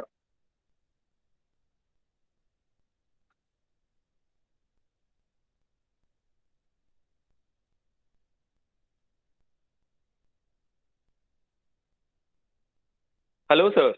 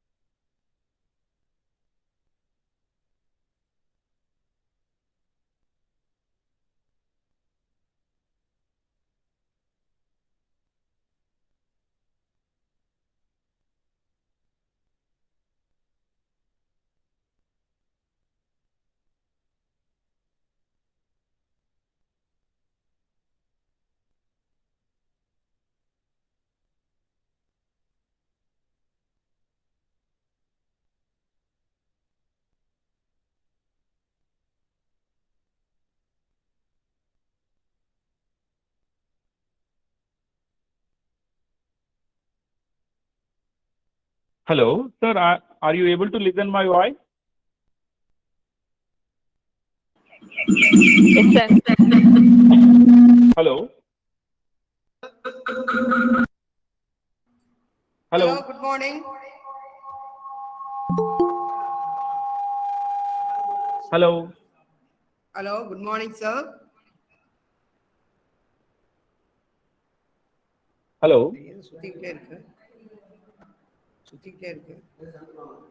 Hello. அவர் பேசுங்க. Hello. Hello. Hello. Good morning, sir. Yeah, very low voice is coming from your side. Are you able to listen my voice, sir? Hello. Are you able to listen my voice? Yeah, sir. Good afternoon. Yeah. Okay, then you can start PPT presentation. Yeah, we can see the presentation, sir. Yes. Can you make it presentation so that I can see? Okay. The presentation is on the screen. In the mail screen. Your voice is not audible for me.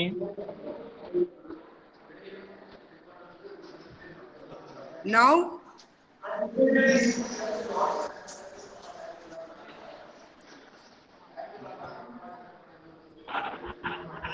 Hello. Is it audible, sir? Hello. Hello. Yes, sir. Is it audible? Yes, sir. Audible, sir. Yeah. Can you see the PPT? Yes, sir. I am able to see the PPT. Okay, sir. Okay. Now I introduce you and then you start the program. Please, sir. Go ahead. Good afternoon, participants. He is Professor K. Venkateswara Rao, COE, JNTUH Center for Nanoscience and Technology, Institute of Science and Technology, Jawaharlal Nehru Technological University, Hyderabad. His specialization of research is synthesis and characterization of nanomaterials, gas, glucose and humidity sensors, solar cells, batteries, supercapacitors, seed germination, cancer imaging. He has completed 3 postdoctoral scholars, and he has completed 14 PhD scholars and 170 MTech students.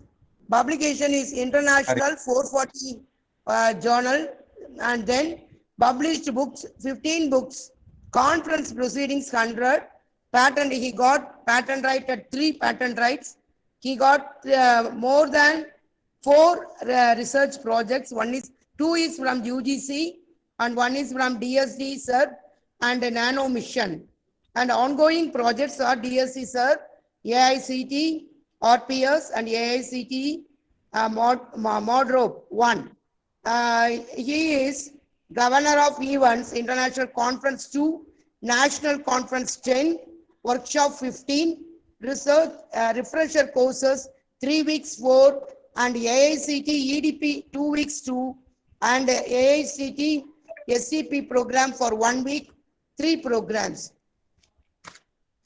3 programs, collaboration with industries, Nano Spam India Limited, India, Asian Cosmos R&D Limited, Japan, NED Energy Limited, India, and then countries visited, Singapore, USA, etc. So we have a very excellent person with us. So the participants are requested to listen here and be benefited. Thank you. Welcome, sir. And you present now you are present your presentation. Thank you. Sir, I think permit me to use the video, sir. Presentation, sir. Sir, can you please remove your mute, unmute.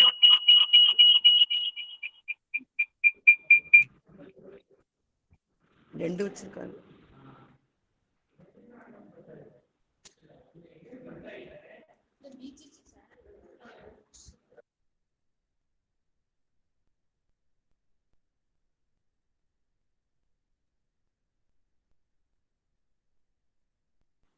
Sir, kindly unmute, sir.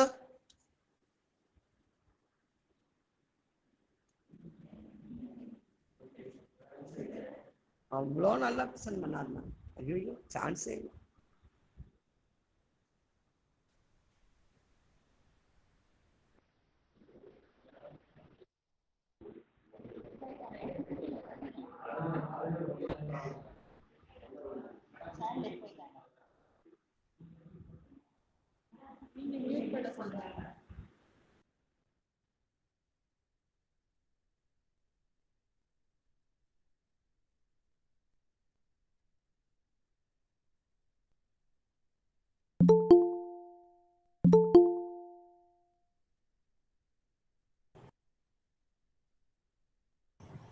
Hello, sir. Are you able to listen me, sir? Yeah, definitely. I am Proceed, very sir. sorry. I am very, very sorry. No problem, sir. No One problem. minute. I am trying to share the things. 1 minute.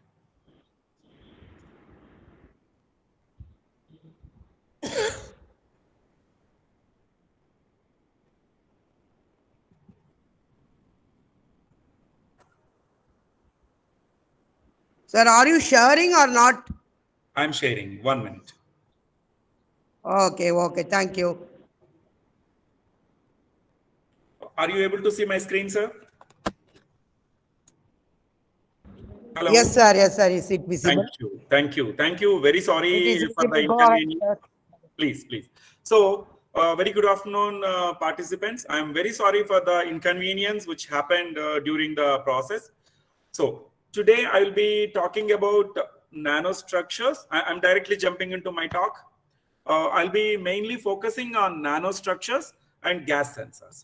Under these nanostructures, there are 5 to 6 takeaways are there for all the participants. The first takeaway is you have to understand the nanostructures.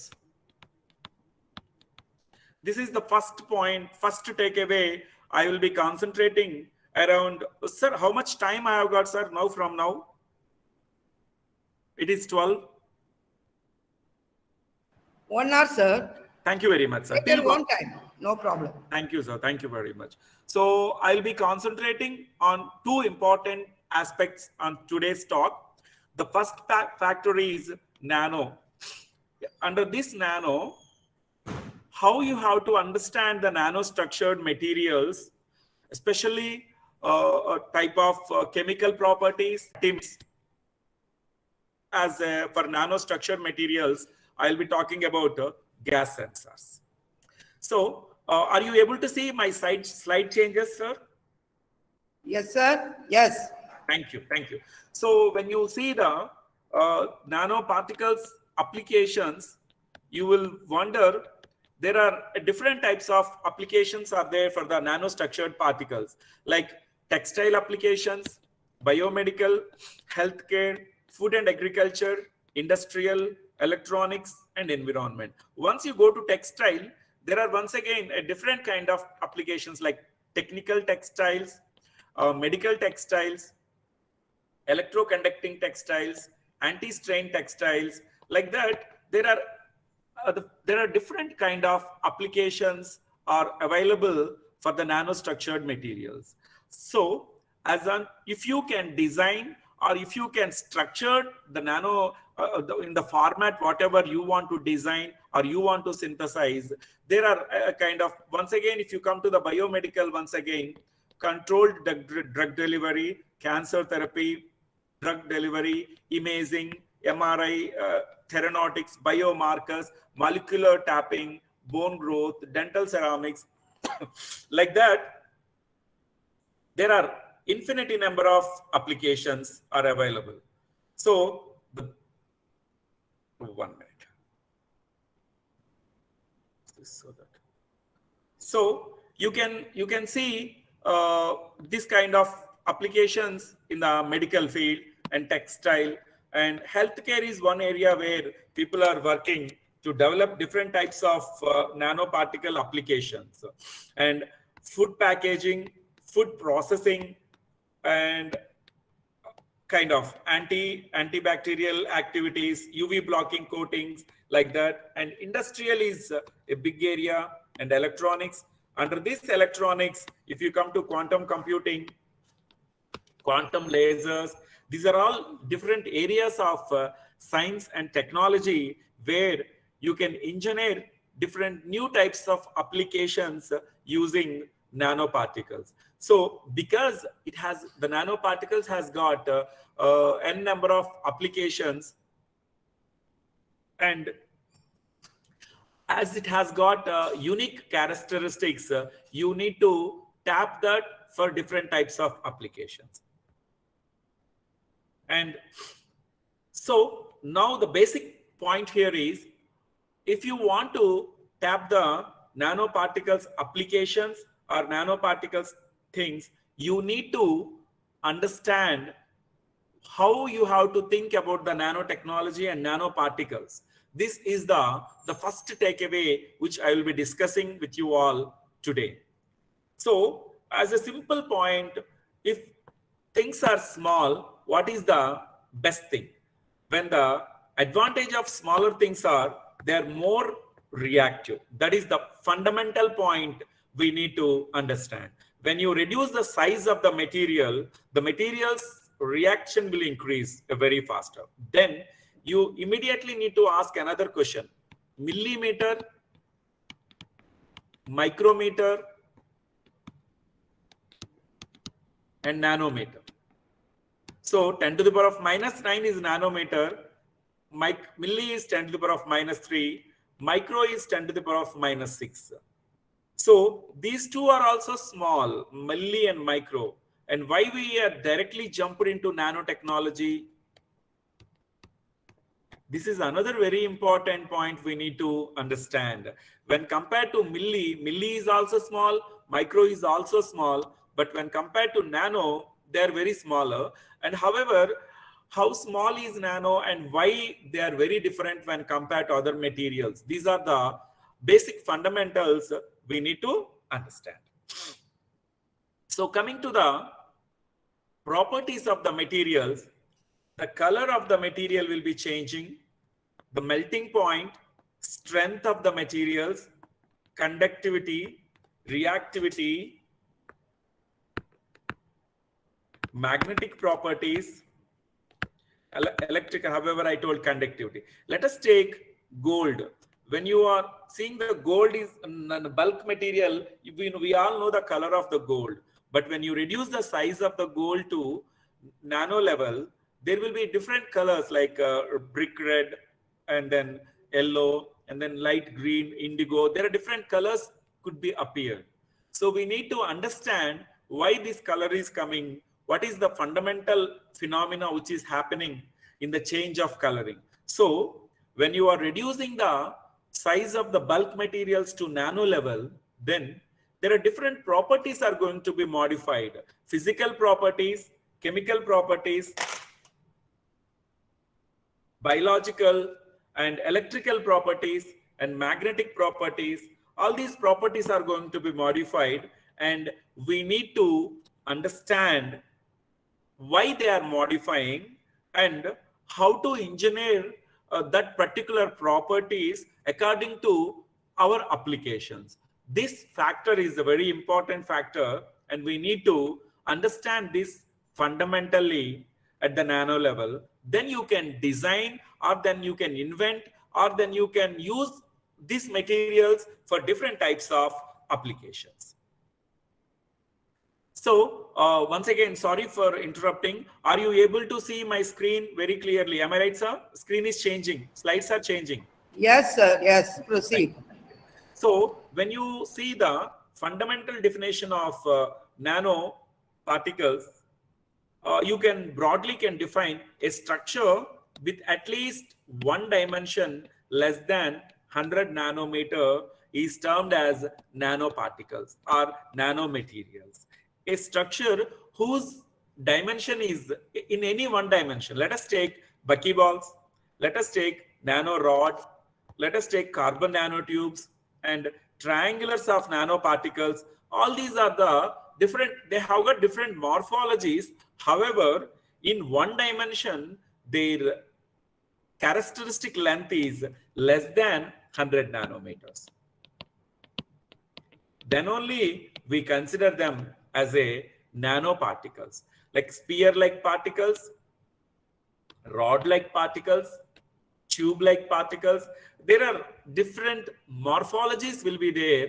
However, if one dimension, in any one dimension, the characteristic length is less than 100 nanometers, then we will term as these particles are nanoparticles and they are the nanomaterials.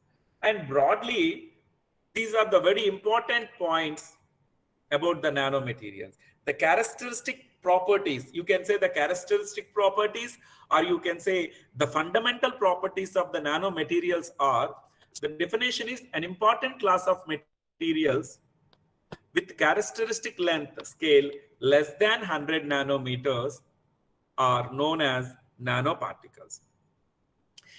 They exhibit novel and superior properties compared to the, in general, compared to the microstructured materials. Micro is 10 to the power of -6. Presence of the basic fundamental point here is presence of significant fractions of constituents on the surface rather than in the, when compared to the bulk nanomaterials. This point I will be concentrating you another next 2 slides, very important takeaway for all of you. The presence of significant fraction of constituent at the surface. So most of the materials will be on the surface when compared to the bulk materials. And hence, there will be more surface forces. That is another very important point. And another very important factor is nanoparticles are, they should be stable. Like if you prepare and within 1 hour, it is becoming agglomerating and it is becoming a different other forms, then you can't say that they are the nanomaterials. They are the nano, but they immediately agglomerate, but they should be stable. So nanomaterials derive their special properties from having 1 or more dimensions comparable to length scale, critical to the science behind phenomena. This is a very important point we need to understand in what critical lengths it is behaving differently when compared to the bulk materials. This is the fundamental aspects of the nanotechnology, nanomaterials properties. For example, if you consider gold, you see a brick red and then indigo, blue, and then like that, colors are slowly changing. These are all gold nanoparticles only, and they are getting different colors. And here, if you also take CDS nanoparticles, gold is a metal, CDS is a semiconductor. CDS will also show different colors with the same size modifications, but the fundamental phenomena are very different.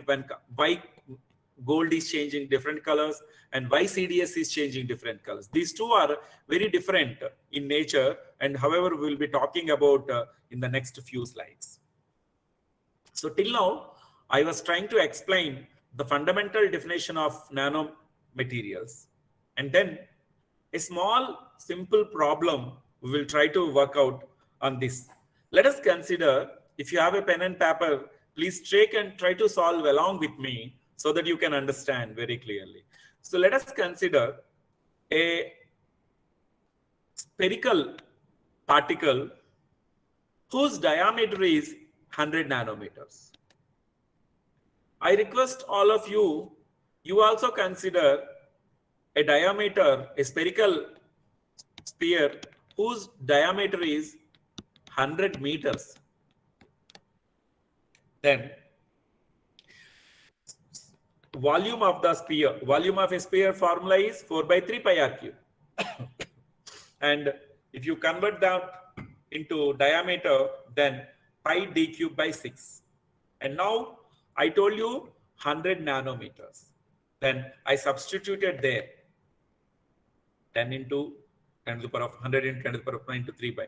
So some constant into 10 to the power of minus 23 meter cube is the volume of a sphere whose diameter is 100 nanometers. And I'm also trying to find out the surface area of the sphere. 4 by 3 pi r, 4 pi r square. And I substituted D. So surface area is 10 to the power of some constant into 10 to the power of minus 14. Now, if I try to find surface to volume ratio, surface area to volume ratio, then some constant into 10 to the power of minus 14 into 10 to the power of plus 22. And approximately it is equal to 10 to the power of 7. In your case, 100 meters, if you substitute it here, it will be 10 to the power of 6. Here it will be 10 to the power of 4. So 10 to the power of 4 and 10 to the power of 6. And when you come up, it will be around 0.001 kind of thing. But here it is 10 to the power of 7 times increasing. This is something interesting. That is what is happening in the case of nanomaterials, surface to volume ratio. So let me put it like this. This gives an approximate surface area to volume ratio 10 to the power of 7:1. Whereas in the case of meters, it will be approximately equal to 1:1 or little more kind of thing will happen.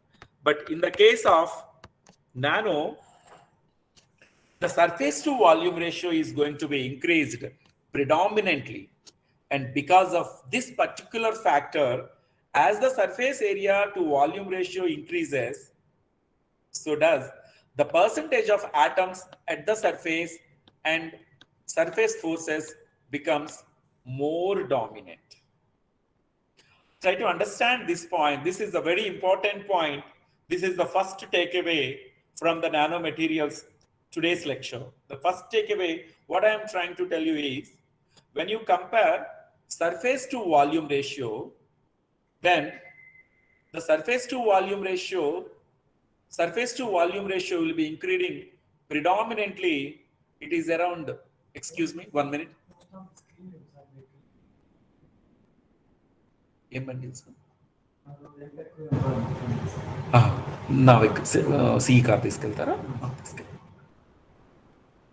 So as per this, so here what happens is the surface to volume ratio is predominantly increasing.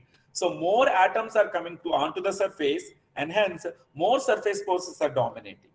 And hence, but in the case of bulk materials, the surface forces are very minimal when compared to the nanomaterials. So this is the first fundamental difference we need to understand when compared to the bulk to nanomaterials. So what I am trying to tell you, the basic point here is the surface to volume ratio is going to increase predominantly when you are reducing the surface to, when you are reducing the nanoparticles to size reduction is happening, then the surface to volume ratio is increasing predominantly, and hence more atoms are onto the surface, and because of that surface forces are going to dominate, and because of that there are different properties are going to be shown by the nanomaterials.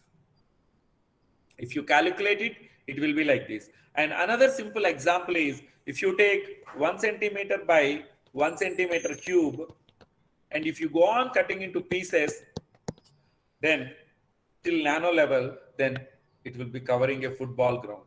For the sake of calculations, I'm trying to tell you that when you are simple 1 centimeter by 1 centimeter cube could cover this much of surface area when you are reducing the size of the particle to nano level. And hence, all the atoms are coming onto the surface, therefore, more surface forces will be coming, and this is how you need to understand these nanomaterials. And our next point here is, if you want to understand very clearly about the nanoparticles, then you need to know quantum effects like photon, phonon. There are different quantized things are there. In the case of magnetism, magneton. In the case of HNU is the energy, you know very well, that is a photon. And phonon is the one, thermal vibrations. When thermal vibrations are quantized, vibrations of atoms are quantized, that is termed as phonon. So all this discreteness of matter is going to will be explaining you based on the quantum mechanical effects and quantum mechanical concepts. So this is how we need to understand. And also another very important point, the second takeaway, we were discussing that in the when I am giving the basic definition of nanomaterials, their properties are very different when compared to bulk property, micro level proper. When compared to micro level to nano level, the properties are very different. I was explaining you. Let us consider size versus surface to volume ratio, size of the particle versus surface to volume ratio. And if you are going on reducing the size of the particle, 10 to the power of 9, 10 to the power of 8 nanometers, like that. And so see here, after 100 nanometers, there is a increase in the surface to volume ratio. And that is the reason why we are very much interested below 100 nanometers, less than 100 nanometers. So that is the critical length of a material whose one side of length is one dimension is less than 100 nanometers, then it is they are the nanoparticles. And here there might be some chemical reactivity, some other properties, but the surface to volume ratio remains constant till 100 nanometers, and after the 100 nanometers only this is what is happening. If you understood, this is another very important takeaway, dear students. If you try to understand this is the second takeaway. The first takeaway, what I was trying to tell you is definition. After the definition, I told when you are reducing the size to nano level, then surface to volume ratio is going to increase predominantly. And because of that, they are showing different properties. So we will be discussing step by step in the next that properties, what all that properties and other things. And here, when you see here, this graph, till 100 nanometers, there is no modification in the surface to volume ratio. But after that, there is an increase in the surface to volume ratio, and because of that, these materials are showing very different properties. So if you understood this, Then I'm going to my next slide, and this is if you compare one minute. If you compare this graph, and it will be in between 100 to 1 nanometer, you could see very clearly that there is surface to volume ratio change. And if I take this graph, this particular graph here, and if I could draw here, you can very clearly see that there is a incremental improvement is there from 100 to nanometers. This is the basic point we need to understand here. And it's done. If you take it in the form of quantization, or if you take in the form of Schrodinger's wave equation based on Hamiltonian of these particles, and if you find out the energy levels, then you could see like this. This is the bulk materials energy levels, large nanoparticles, and as size is increasing, the band gap is changing. Broadly, I can say how the energy levels are going to be distributed could be understood by this. So the first two takeaways, and the third takeaway is characteristics of the nanoparticles. What are the characteristics of the nanoparticles and why they are different? This point you need to understand very clearly. The first one, I was trying to tell you that large surface to volume ratio. And because of that, high percentage of atoms are on the surface. And because of that, surface forces are going to play a very important role when compared to the bulk materials. And however, you need to also understand very clearly, gold is a metal and it is exhibiting different colors depending on the size. This is due to plasmon resonance. Metal nanoparticles have unique light scattering properties, and because of that, they exhibit different colors. That is due to plasmon resonance. Similarly, semiconducting nanoparticles may exhibit confined energy states in their electronic band structures, and they are the quantum dots we were talking. They also exhibit different colors other than the electrical properties, and then can have unique physical and chemical properties, and then biological structures. Basically, the same size as a scale as the biological particles, and because of that they react more in the system, and hence they are more, you can engineer in a better way when compared to the bulk materials. So in general, lower phase transition temperature will be there, increased mechanical strength, different optical properties like colors will be changing and different things.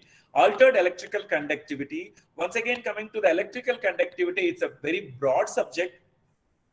You need to take the scattering length. There are other factors are there, I will be explaining you. And coming to the magnetic properties, the quantization of magnetic properties and all other factors will be included. Unique biological response and unique chemical reactivity. These are all some of the uniqueness of the nanoparticles.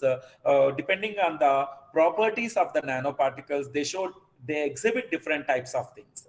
This is how you need to understand. This is the third takeaway I'm giving you. I told you the first one is the basic definition, and the second one is surface to volume ratio, and third one is below 100 nanometers only surface to volume ratio modification is happening, and because of that, the particles are going to have a different unique properties. This is what we were discussing till now. And let me take a simple property one by one, and then we will discuss depending on the time and other things. So first of all, let me go to the physical. Here, one more very important point you need to consider: shape, morphology. Not only size, another important factor is shape. I will be talking that in the later slides actually. So first, let me take crystal structure. I know you people know what is a crystal structure. So basically, crystal structure is defined in the form of, lattice parameter, Bravis lattices. Crystal structure with basic definition is unit cell, lattice parameter, I'm not going to explain everything very clearly. The fundamental unit block is generally known as unit cell, you know very well. And there are different types of 14 Bravis lattices are there, you know very well. And I'm not going in detail, but however, I just want to tell you how when you are talking about the crystal structure, especially when you are dealing with bulk crystal structures and nano crystal structures, what might be the differences you need to understand. Generally, when you do X-ray diffraction and people say that we calculated crystallite size and it is showing 20 nanometers and hence it is nanoparticle, we will be telling. So in general, when you are talking about as a researcher or as a fundamental scientist, you need to understand what exactly is happening in the crystal structure when you are reducing the size of the nanoparticles. So 14 Bravis lattices, you know very well, simple cubic, body-centered cubic, and face-centered cubic structures will be there. And you also very well know that these crystal structures want to be always, most metals in solids are closed packed actually. They want to be closely packed, like face-centered, hexagonal closed packs, and BCC kind of thing. But however, everything in the universe want to be a stable structure, minimum volume and maximum density. Minimum volume and maximum density. So whenever like carbon C60, like that, you know very well, all these C80, C60, C40 like that, how they are bonding together. Why? What is the reason is structural magic number. There will be a structural magic number will be there.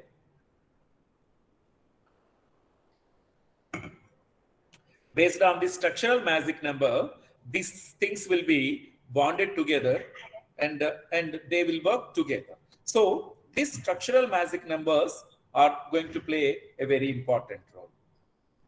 Under these structural magic numbers, so the basic point here is it want to be minimum volume and maximum density configuration. To achieve this point, the crystal will be always trying to pack together. And number of, if you see here, the closed packed maximum crystal structures,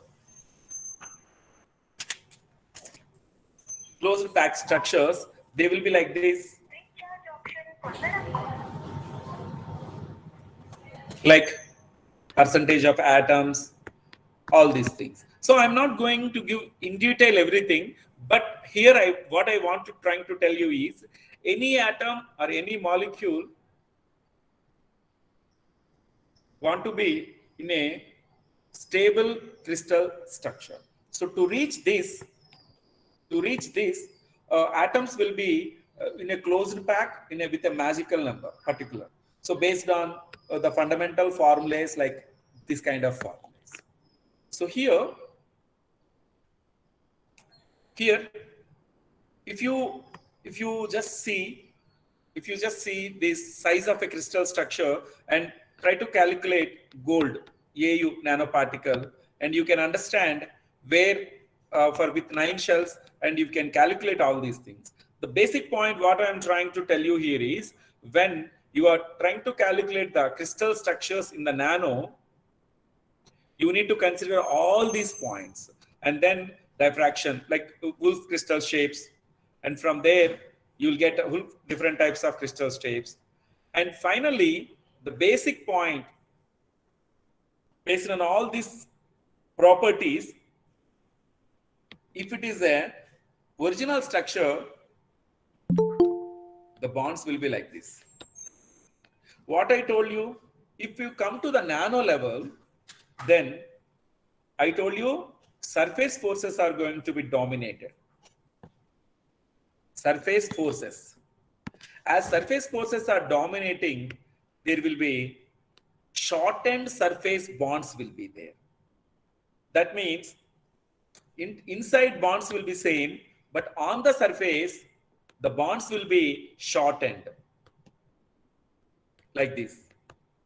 And because of this shortening of bonds, you will see bulk material X-ray peak will be like, if it is like that, then nanomaterial will be a broad peak you see. And that is the reason full width half maxima in case of bulk when compared to bulk to nano, there is a difference will be there. So you need to fundamentally understand step by step, starting with unit cell to crystal structure to, and then stable crystal structure, and then magic number, and then on the surface of these nanoparticles, this kind of thing will happen. That is, shortening of bonds will happen. Because of that shortening of bonds, there will be lattice parameter decrease, small decrease in the lattice parameter, and peak broadening will be there. And like this, you need to altered lattice constants will be there compared to the bulk to nano. And all these things are possible when you take it average crystallite size, and when you take average bond length, all these things comes into the reality. This is the next takeaway.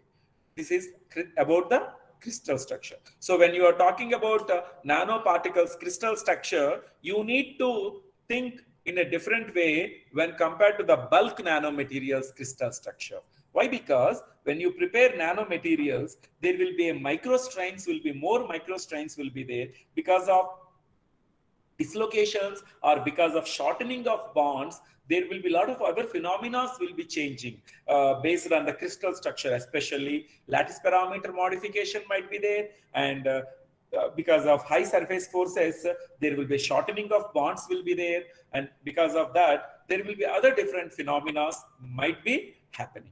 This is how you need to understand when you are talking about the crystal structure of a nanomaterial. I think, are you able to follow me? Someone? Yes, sir. Proceed. Thank you. So coming to the mechanical strength, I'll stop here. Mechanical strength, I don't want to talk much.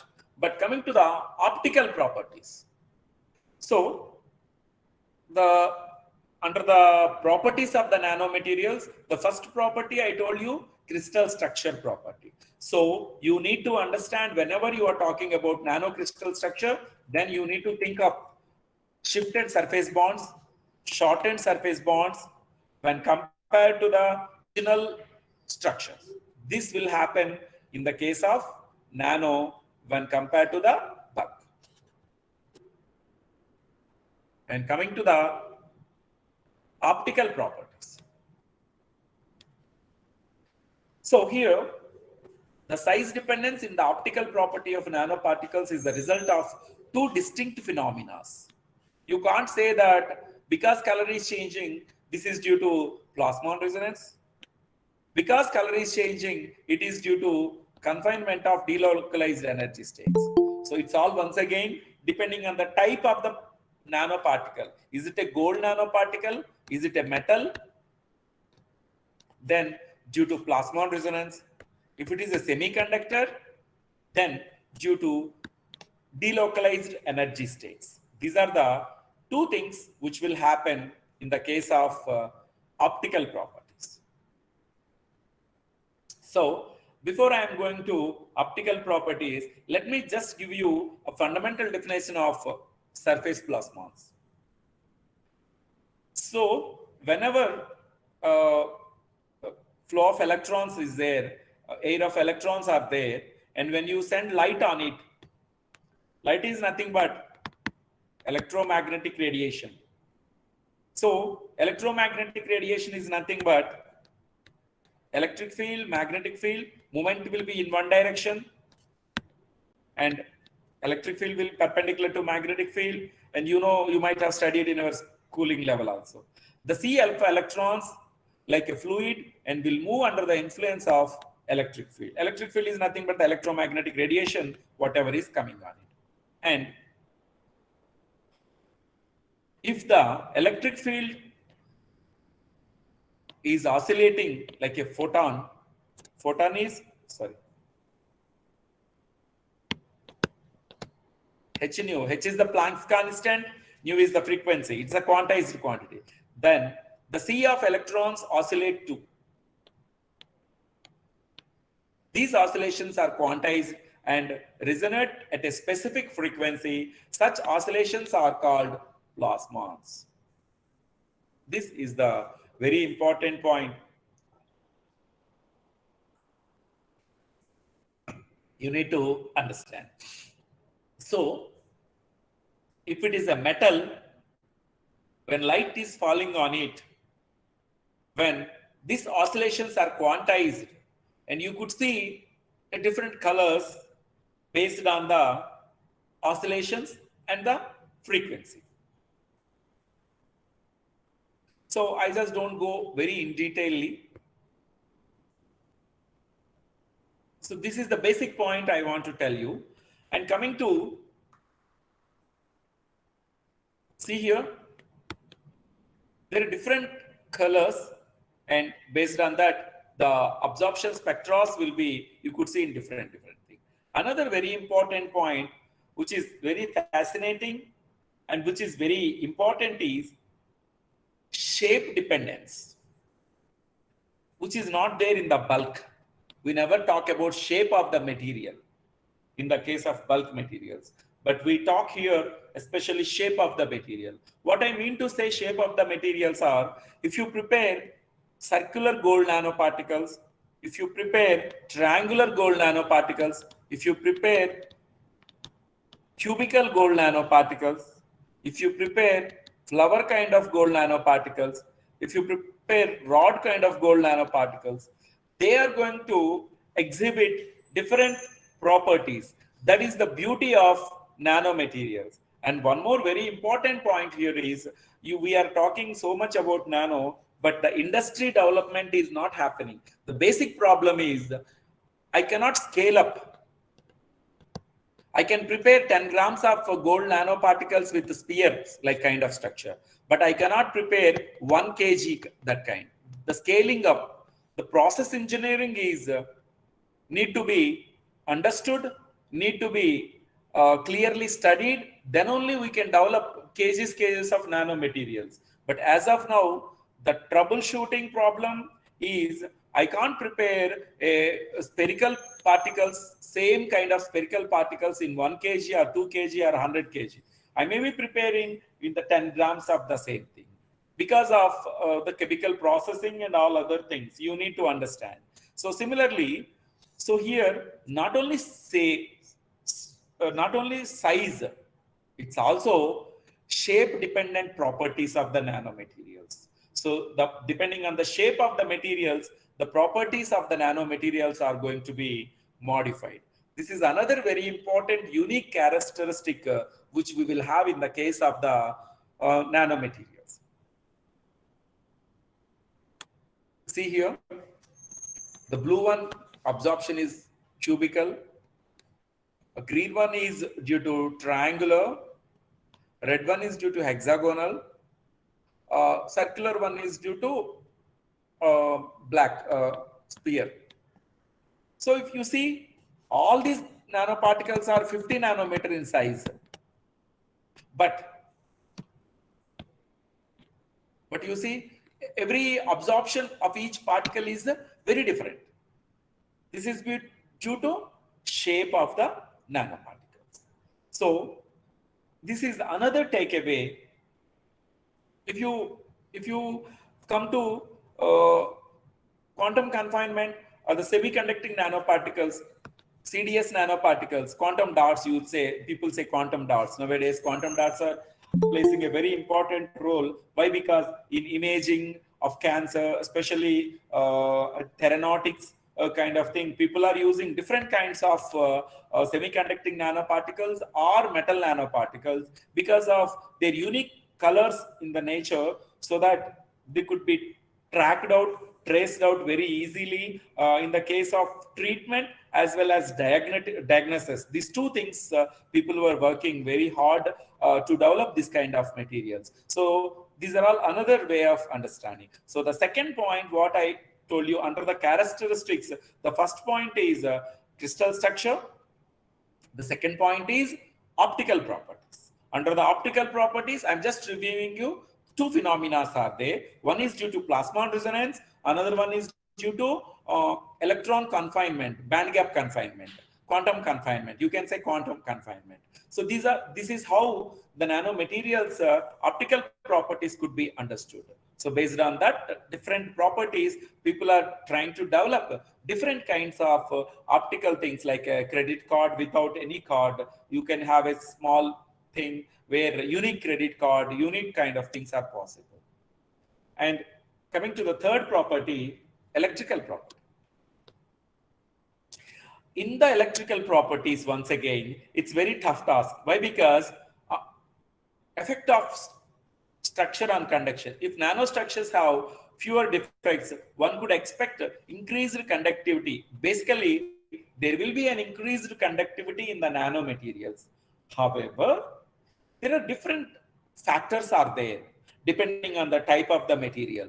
The surface scattering, change in electronic structure, ballistic conduction, discrete charging, tunneling conduction, and microstructural effects. So, if you are studying properties of electrical properties of the nanomaterials, you just could not say, you should not say just like that, as size is reducing, the electrical property conductivity increased. You could not just say like that. Why the conductivity is increasing? Is it due to surface scattering? Is it due to change in the electronic structure? Is it due to ballistic conduction, discrete charging, tunneling conduction, and microstructures? So one by one we will discuss what is surface scattering, what is change in electronic structure. So ballistic it's an interesting structure, property of nano electrons. So when you know very well classical electron theory, and there are a lot of failures in the classical electron theory. That is the reason we were developed quantum electron theory. So quantized electron theory. So based on that, photon and all other concepts were there. And now it's a nano electron. You know very well the concept of transistor size. The transistor size is nothing but gate size. As per the Moore's law, you know very well, the size of transistor is reducing day by day, very smaller and smaller and smaller. And when you reach to smaller, the main problem is in the nano gate. If you have a nano material and if an electron is there here, and this electron will behave very differently when compared to the bulk electron. This electron will be moving like damping, kind of like this in one direction. What I mean to say, this electron will be in a very excited state. Nano electron will be in a very excited state, and it will be like a bullet gun. After shooting, how the bullet will move, like that, this will move very faster and faster and faster. It's a kind of damping kind of thing. And because of this, high heat dissipation will be there. High temperatures will be developed. And that is the reason after 44 nanometers and VLI embedded systems, people, nano devices, when they construct smaller and smaller, there is a problem of heat dissipation, leaking of electron. There are a lot of other phenomena will be there. And people are trying to understand this kind of discrete charging. Because of this damping of electron, there will be a discreteness will be happening. And however, you know, quantum, due to the confinement, you know, tunneling effects will be there. As you know, when the sizes are very, very small, there will be a tunneling phenomena will be there. Even you know the tunneling phenomena. I need not explain once again. And because of this size reduction, microstructural phenomena, and these are all some of the factors are going to influence the electrical properties of the nanomaterials. This is what we need to understand. And coming to the surface scattering, let me take you a simple example. If you take a copper wire, and you know Ohm's law, V is directly proportional to I at a constant temperature, you know very well. But when you are reducing the size to nano level and nano level, then depending on the scattering length. If you have a silver, its scattering length is 53.3 nanometers, and gold 37.7 nanometers. So when you are reducing the size to nano level, and if the scattering length is going to be below critical, then these factors are going to come into the influence. And because of this scattering length also, different materials will behave differently depending on its scattering length of that particular material. So these are all the factors we need to understand. Similarly, band gap. Similarly, scattering phenomena, different surface scattering phenomena. There are two types of, very well, elastic and inelastic scatterings or possibilities are there in this type of materials. So like this, because of all these phenomena, the electrical properties, whenever you are talking about nanomaterials electrical properties, when you are talking about bulk materials, there is no term of scattering property. There is no ballistic conduction, because the gate size will be normal and free electron will be there, and you can use quantum mechanical effects and you can study that kind of thing. So when you are talking about nano, all these factors need to be understood very clearly, and based on these properties, you need to establish the reality, and based on that, you need to develop different types of applications of the nanomaterials. And similarly, thermal properties. Here also, you need to understand the phonon mean free path. Similarly, scattering length, phonon is the quantized vibrations in anything. So when you come to the nano level and the size is very, very smaller, so if the phonon free path is less than that, then it is going to contribute something new, and because of that, the thermal melting point is going to be reduced very faster when compared to the bulk materials. I think, so I try to concentrate on the crystal structure, optical properties, electrical properties, thermal, and coming to the magnetic interactions. I will take you a simple example and I will try to explain you. Let us consider an antiferromagnetic material in a cubic structure. You know what is antiferromagnetic material?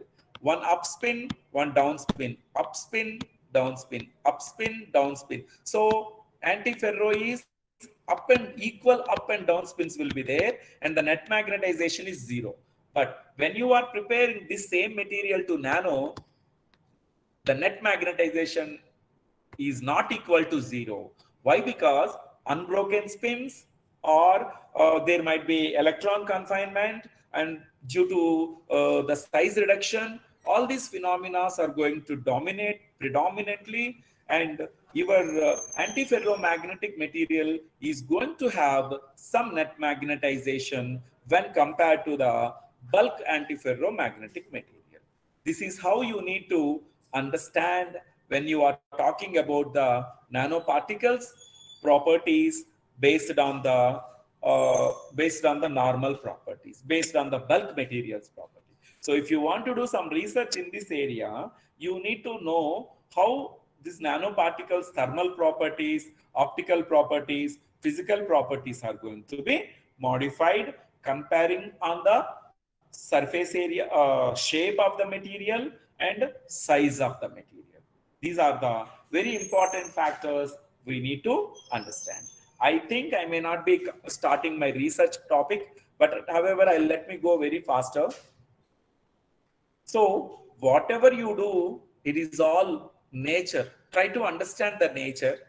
If you understand the nature, that itself is the research. You know very well, apple is falling before and after also. But one boy came and told that apple is falling due to gravity. It could derive formulas, and we understood that Earth has got a gravity. So the scientific factors are there in or around us. The only perspective is you need to have a scientific eye. You need to look the things in a very proper way. Then, so as an example, let me take a peacock feather, and it is very bright in color, and self-cleaning and very beautiful colors. So if you want to mimic that and go on zooming it, you could see here a nano-sized holes are there with a particular pattern. If you could mimic this kind of material, it is possible that you can develop this kind of self-cleaning materials. Similarly, you take lotus leaf, you see very well, and you know the concept of surface tension and contact angle based on super hydrophobic surface form. So if you could design this kind of thing, immediate applications are, you know, very well, you can use for cars, you can use for different goggles and other things. So nature is always trying to understanding of all these things. So in our lab, we do different types of sensing applications, especially I'm going a little bit faster. The fundamental point here is 1 minute, sorry. So we work on different types of sensors like gas sensors, glucose sensing, like that. There are different types of sensors are there. So we developed in our lab a setup with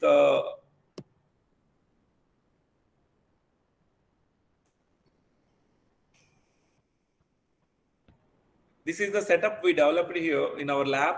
This is the basic kethylimeter, and there is a chamber is there. We prepare nanomaterial, and then we coat on the different types of IEDs, interdissociated electrodes. They are called interdissociated electrodes, like on gold, otherwise on aluminum. Even on flexible thing also, we will coat our nanomaterials using a drop casting method, and then we keep it here, and we use different types of gases like LPG, NO2, H2 kind of gases, and then we try to study. We will send the gas here, and there is a kethylimeter is there, which is like we will be measuring resistivity in the range of 10 to the power of -6 ohms.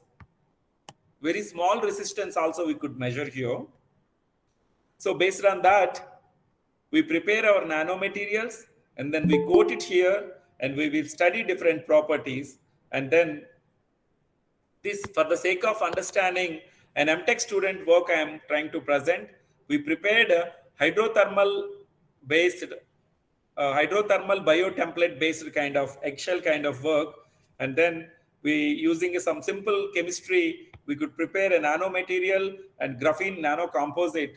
We generally do X-ray diffraction, FTIR, UV, scanning electron microscopy, and there are different structure. So here, this work is same material. We could prepare like rods, big rods, kind of flowers, hierarchical structures. We prepared all these things, and we used this kind of setup with us, and then we calculate different properties like sensitivity, selectivity of that material, and other properties, and we do this kind of sensing properties. As of now, we are doing on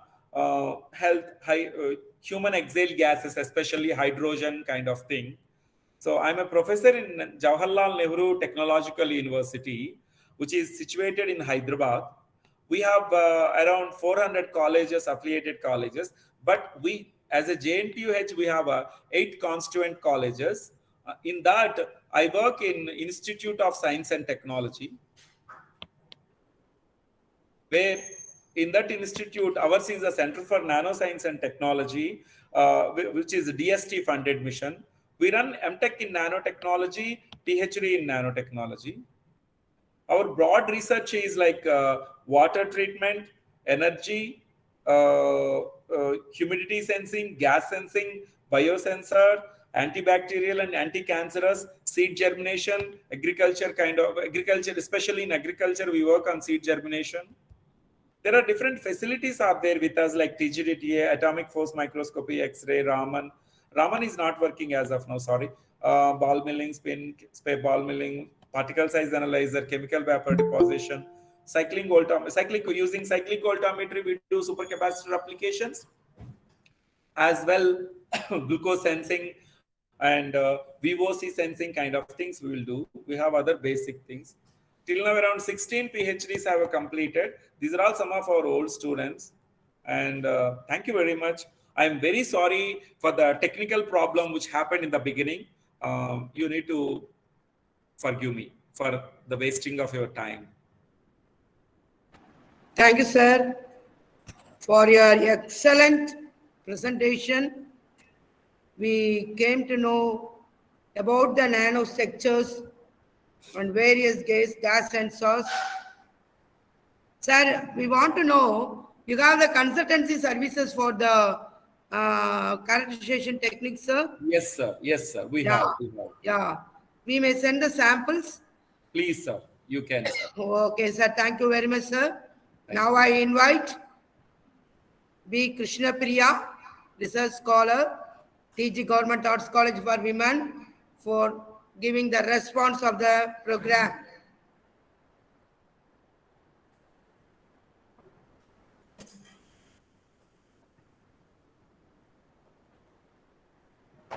Good afternoon to one and all.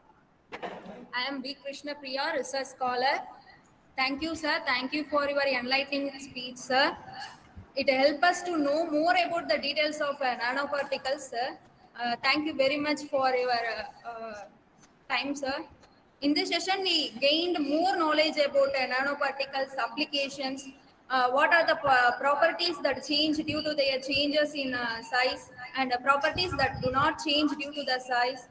How the size plays a major role in the applications, and specialities of nanoscales, its unique characterizations, and in the structures of crystals, properties that change due to the nanoscales level changing, and applications in the sensors. It gains more knowledge to us, sir. Thank you for your lecture, sir. Thank you, sir, for such a wonderful lecture. Thank you, sir. Thank you very much, sir. Thank you for the organizing secretaries for organizing very informative sessions to us, sir. Thank you to all. Sir, thank you, sir. Thank you. Thank you. Bye. Thank you. Okay, sir. Okay. So now the participants, we have the last session at sharply at 2 o'clock. Then you fill up the feedback form and get the certificates. The presented participants may get the certificates tomorrow. Only the participant certificates will be issued today itself. So please stay here and get the certificates. Thank you for your kind cooperation and patience. Thank you very much. Thank you. We will meet at sharply at 2 o'clock. Thank you very much.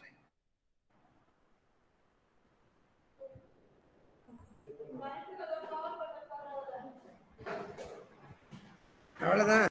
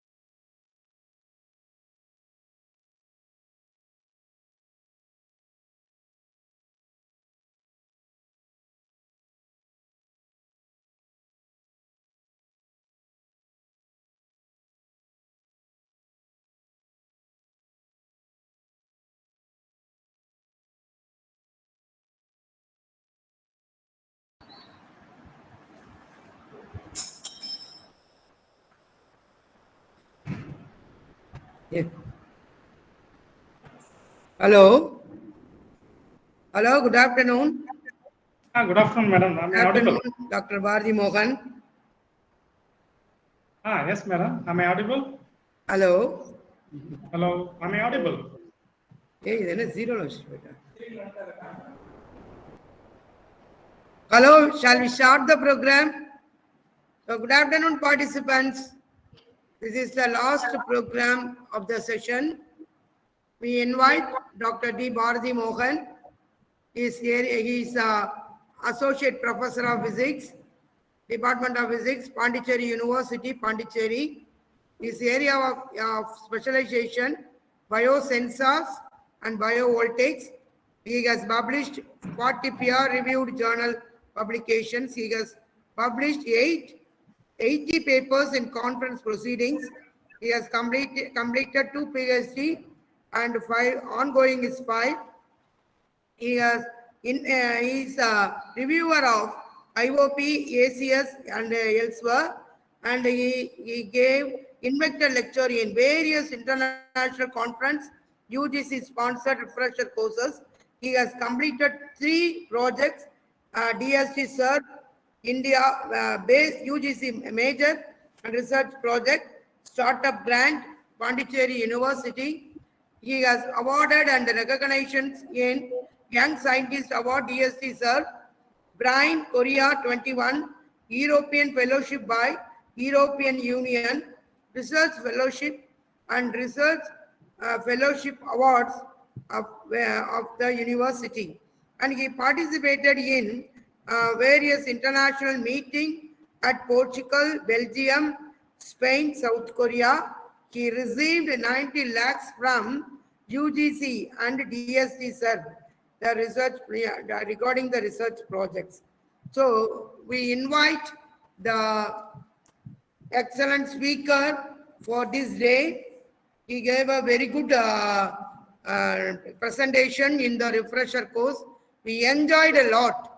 So we invite our respected sir to present the presentation. Thank you. Thank you. Thank you, Doctor, madam. please. Am I audible, madam? Am I audible? Hello.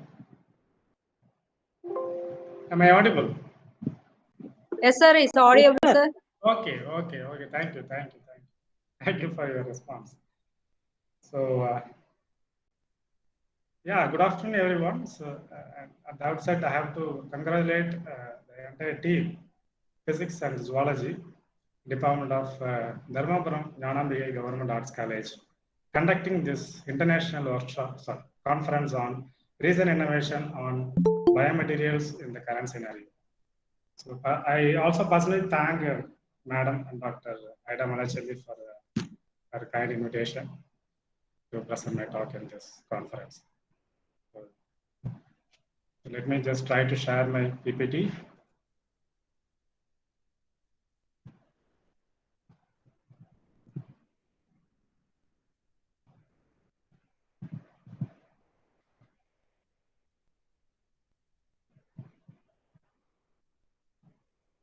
Is it visible? Yes, sir. Yes. Okay, thank you.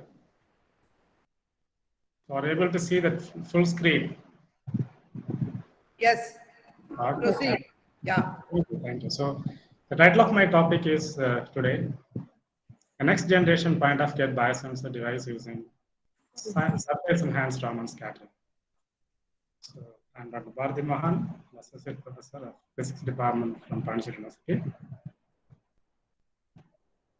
So let me just give you an introduction to the biosensors.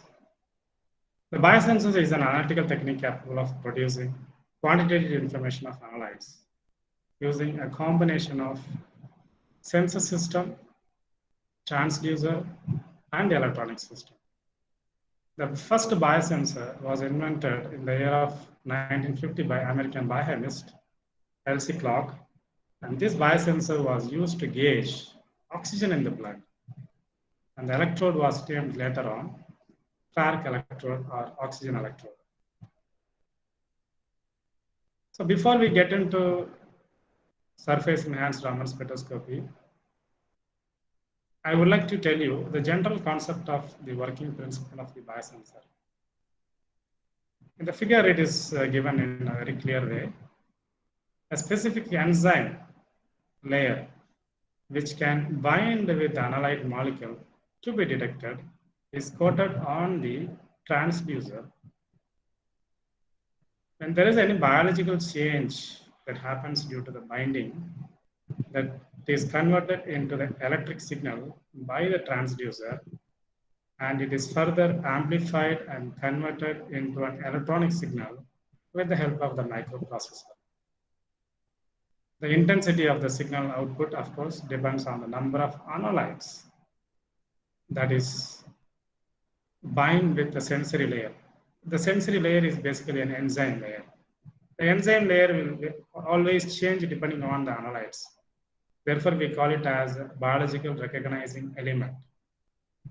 Okay, so it biologically recognizes the specific analytes, and when there is a change in the chemical reaction or the biological reaction, okay, and the biological reaction, the change is converted into the electric signal. It is used in various fields. You can see it's completely multidisciplinary field. You can see starting from the drug delivery. I will explain about, in one of the literature, like how the drug delivery is monitored with the help of one of the biosensors which I am going to talk about in this lecture. And you can see the disease detection. And then environmental monitoring. I'll explain you. I'll give some examples later. And soil quality, food quality, toxins of defense interest, water quality management, and protective devices. So these are various diverse fields where you can use these biosensors device. Generally, it is classified into 4 categories. The first one is electrochemical biosensors. There are 4 main biosensors, electrochemical biosensors are listed here. So one is the amperometric, second, potentiometric, impedimetric, and voltammetric. Example, the amperometric measures the current due to the change in the chemical reactions. Okay, and the current directly gives you the amount, the concentration of the molecules that are interacted in the device. Secondly, the piezoelectric biosensors and thermionic biosensors comes under physical biosensor category. Piezoelectric, it works based on the principle of the oscillations due to the mass change. When there is some extra mass that is bound to the piezoelectric crystal, the oscillation frequency changes. So, due to the change in the oscillations, the concentration of, and finding the mass, the concentration of biomolecules are quantified. Third one is very interesting. It is optical biosensor. It's very famous nowadays. The reason is that it has a lot of advantages in terms of the specificity and sensitivity of the device. The first one is the SPR based, that is surface plasmon resonance based. Suppose if you take a silver or gold, it exhibits surface plasmon resonance. So now, using this property, SPR property, the interaction between the biomolecules and the metal coating is monitored with the help of the optical change. The optical change is nothing but shift in the surface plasmon resonance maximum. So when there is a interaction, or when the biomolecule is adsorbed or immobilized on a metal substrate, then actual wavelength, the peak maximum of the surface plasmon resonance is shifted. So due to this shift, one can try to understand the nature of the biomolecules, and one can also quantify the amount of biomolecules that are immobilized onto the substrate. The second one coming under the optical biosensor is the Raman spectroscopy. So how the Raman spectrometer is used to analyze the molecules, biomolecules. So that is what I'm going to speak here in today's lecture. And thirdly, the fluorescence. You know, fluorescence spectroscopy is one of the very famous nowadays and used for determining the the biomolecule number of biomolecules. And lastly, the interesting one is the wearable biosensors. So there are many wearable biosensors now coming up. Here, 3 of them I have shown. So one is smartwatch, smart shirt, and tattoos. If you go through, the literature, you may find a lot of articles from this. Then the important glucose biosensor that we everyday use in day-to-day life is to quantify the number of glucose molecules present in our blood. It is made up of 3 important components. One is a counter electrode, the other one is a working electrode, and then lastly the enzyme coating. Okay? Enzyme coating is nothing but the biologically recognizing element, because it has to recognize the glucose molecules from the blood, and particularly the glucose molecules are immobilized onto this enzyme coating. Then there is some chemical reaction happens, and that chemical reactions gives a current, and then the current from the current, the number of molecules can be determined. So let me just explain about the working principle of this glucose sensor. In each strip, there is an enzyme called glucose oxidase.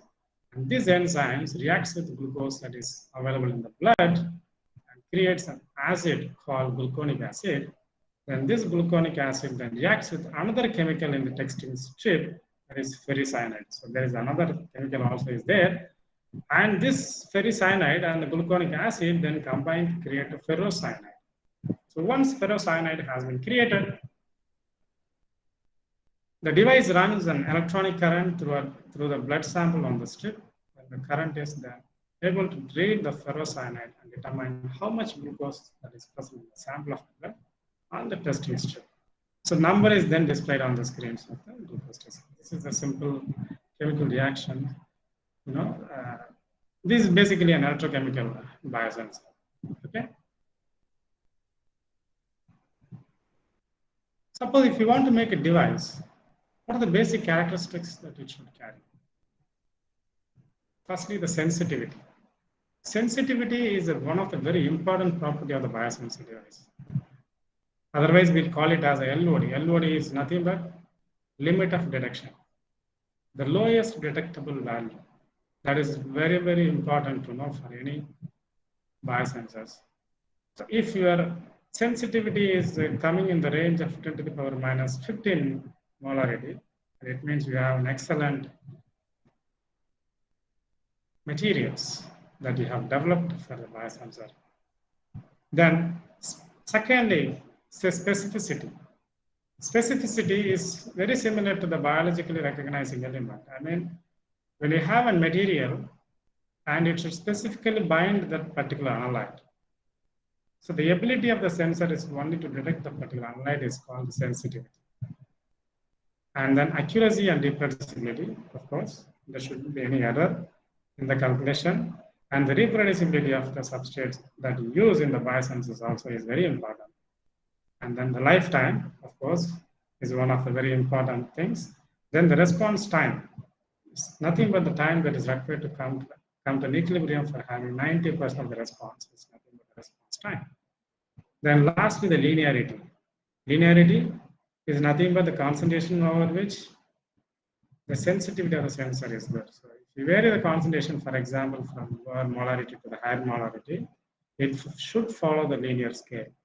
So as the concentration increases, okay, the sensitivity also should increase. So that is called the linearity. of this biosensor device.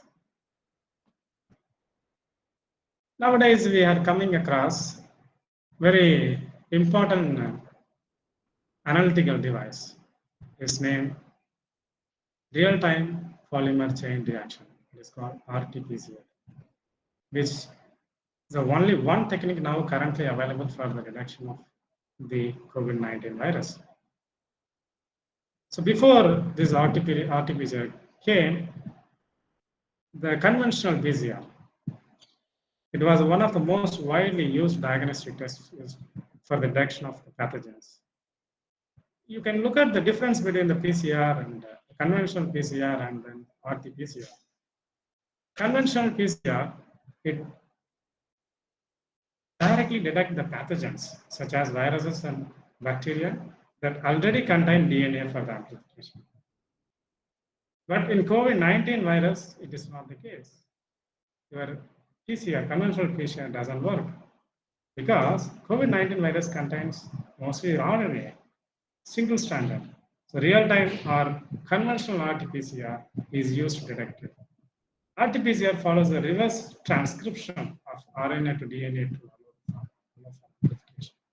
So basically, it is a very tedious process, right? The measurement is a very tedious process. It requires, a skilled person to carry out this chemical reaction because you have to isolate RNA. Then the RNA has to be, has to undergo this reverse transcription, and the reverse transcription converts the RNA into DNA. And there is a method for amplification of this DNA in terms of billions of number. And only you can, this RT-PCR gives the presence of that particular DNA. Okay, so both the techniques can be performed in real times, which means that results are visible almost immediately. Immediately in the sense, maybe it will take 2 to 3 hours.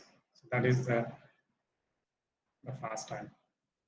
Why we use real-time RT-PCR for COVID-19? The real-time PCR, that is RT-PCR technique, is a highly sensitive, significantly faster, a lower potential for contamination or errors, specific and can deliver a reliable diagnosis in as little as 3 hours through laboratories take on, average between 6 and 8 hours.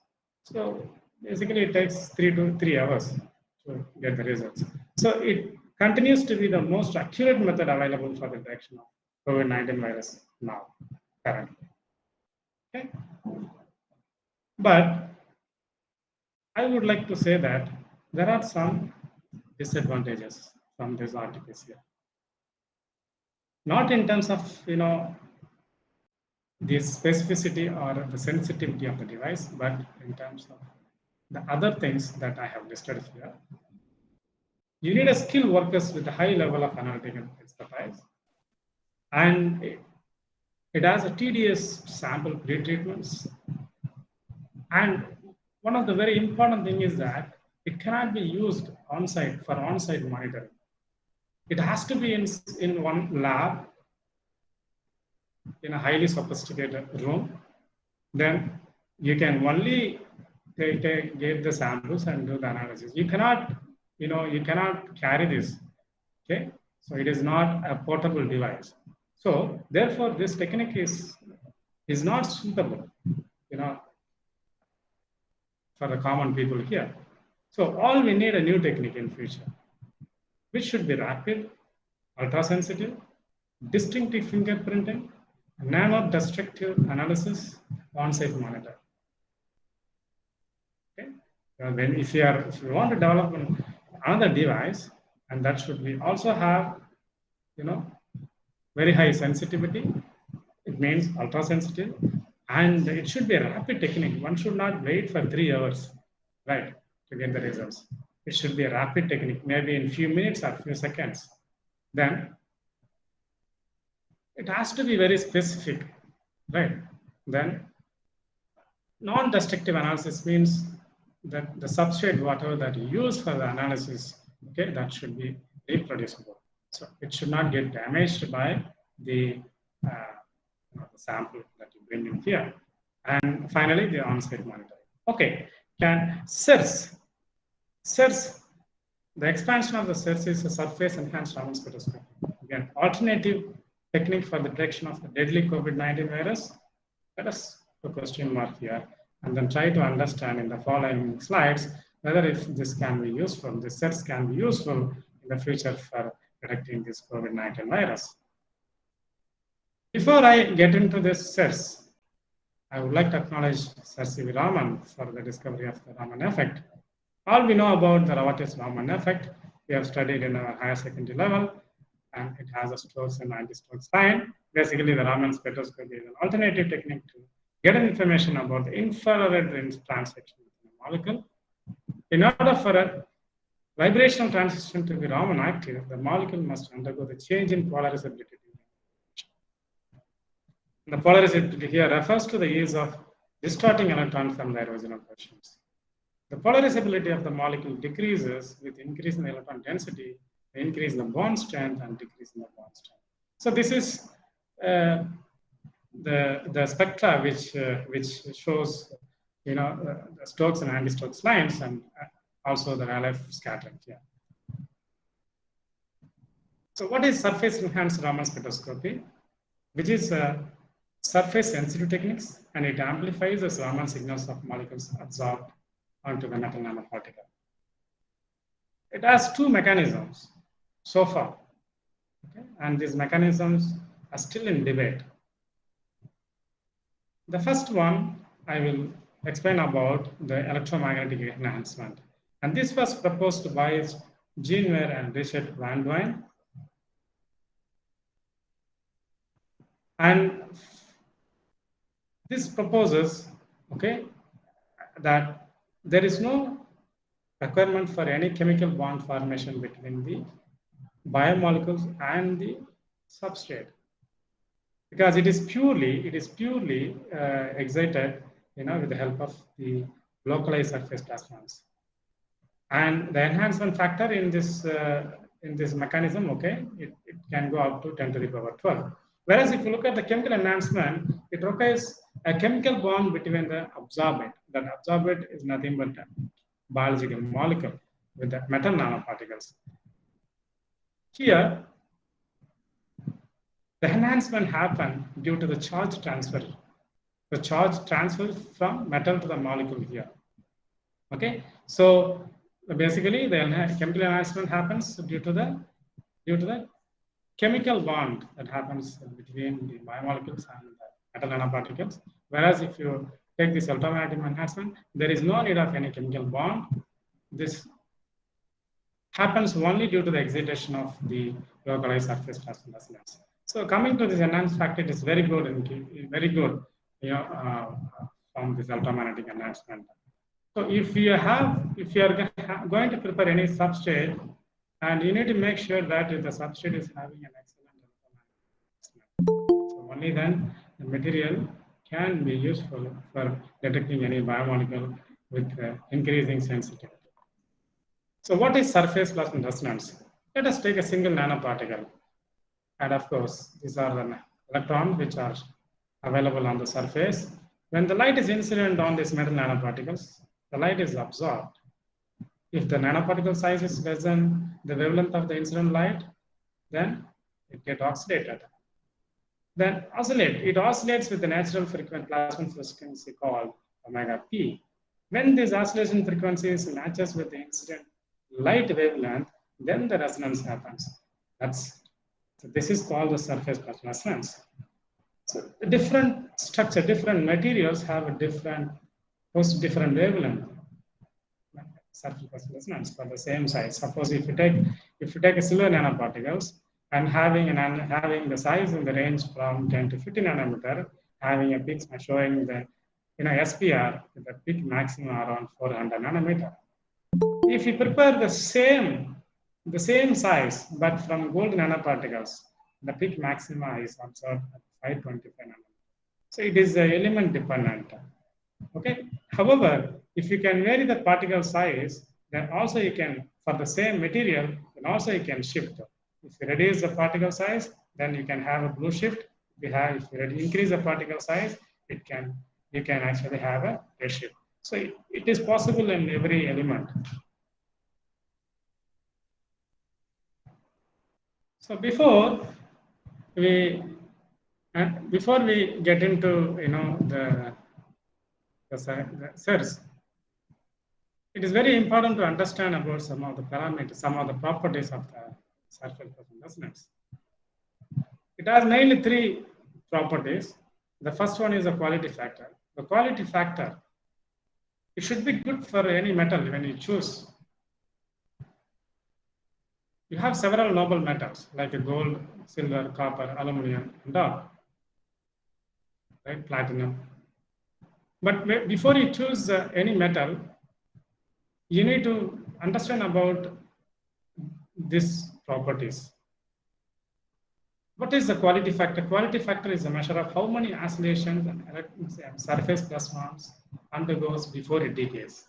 Secondly, the associated increase in the local electric field at the resonance condition. So this is expressed, in the following form. If you look at mainly, it depends on the dielectric constant of the medium. Then, secondly, the optical strength. Optical strength is the probability of the absorption of the electromagnetic radiation that depends on the number of conduction and transmission particles, about 10 to the 5, typically. Then lastly, the model volume. It also depends on the size of the nanoparticle, how small it is. Suppose if the particle size is 10 nanometer, then the model volume is calculated to be 10 nanometer cube. So this subwavelength confinement of energy is very much crucial to the surface.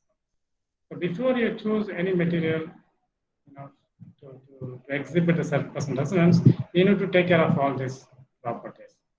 So what is so important about silver? In my experience, I can tell you that the silver is one of the best plasmonic material compared to even gold.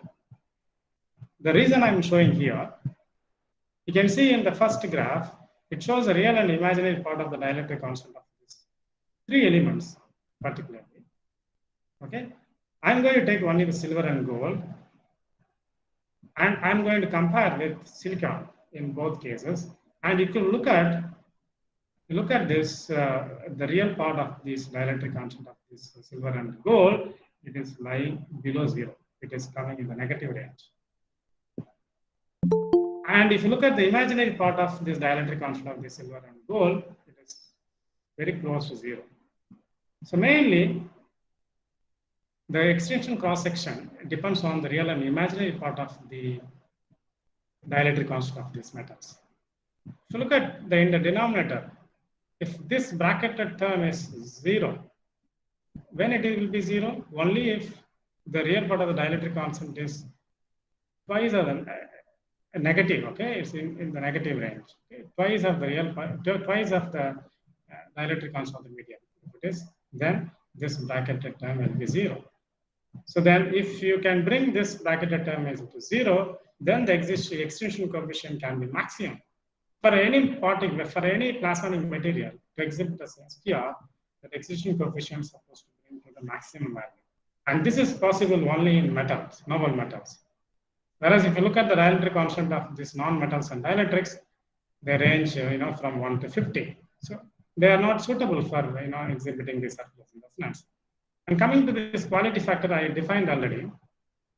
But if you look at for the silver, in comparison with the other elements here listed, gold, aluminum, copper, lithium, palladium, and platinum, silver is having excellent quality factor in all through the region, starting from this 300 nanometer to the 1200 nanometer. So if the quality factor is good, then the SPR strength is also good. Okay, and based on this data, I can tell you that silver is one of the very important material. But there is also some disadvantages in this silver. The reason is that it oxidizes quickly when it is exposed to the ambient condition. So, but you have to be very, very careful in handling silver. But otherwise, it is an excellent material. But however, even if there is any surface oxidation that happens, with the nanometer in the range from 1 to 2 nanometer, it is not a problem. The reason is that the oxide layer can act as another dielectric matrix, which can shift the wavelength of this surface resonance. Therefore, surface oxidation, in my view, in my experience, surface oxidation is not going to be, the main drawback, in this field. Okay, let me explain about this electromagnetic enhancement here. So this is one metal nanoparticle. This is another metal nanoparticle. Imagine. So it means that it is like a dimer. And when you place a biomolecule in between the dimer, and when the light is incident on it, and it excites a SPR and couples with the biomolecule, and then the scattering happens, and this is called the Raman scattering. And when the scattered radiation again couples with the surface resonance, then you will get enhancement in the surface, enhancement in the Raman scattering to the power of 4. Okay, so this is the real enhancement. So e to the power 4 that really helps to detect the biomolecule that is present in the material, in the metals.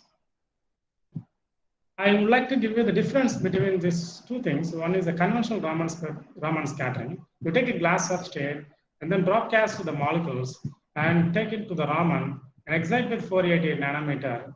Then it will give you a spectra. Okay? We call it as a Raman spectra, and you can see the peaks intensity is very, very poor here. Okay? So this is the conventional Raman scattering. This is simply taken on glass substrate. But if you take a glass substrate, you just load the glass substrate with silver nanoparticles. It has got a very good homogeneous distribution of the size and shape. Then you broadcast the biomolecules on it.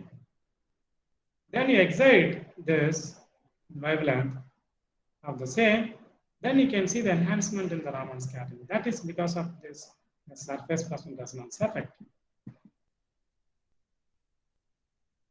So this is the difference between the conventional Raman scattering and then surface enhanced Raman scattering. So this effect is going to really be useful, one for increasing the sensitivity of the biosensor device.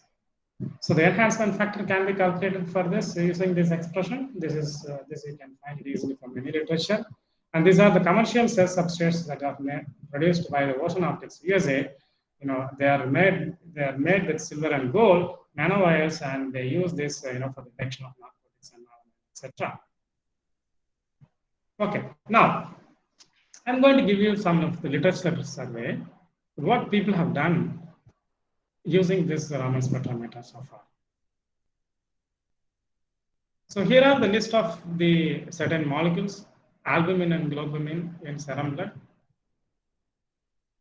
It is one of the very important things that we need to be very, very, because the ratio between this albumin and globulin in the blood is to be maintained in the right value. Otherwise, this causes a lot of health issues in human life.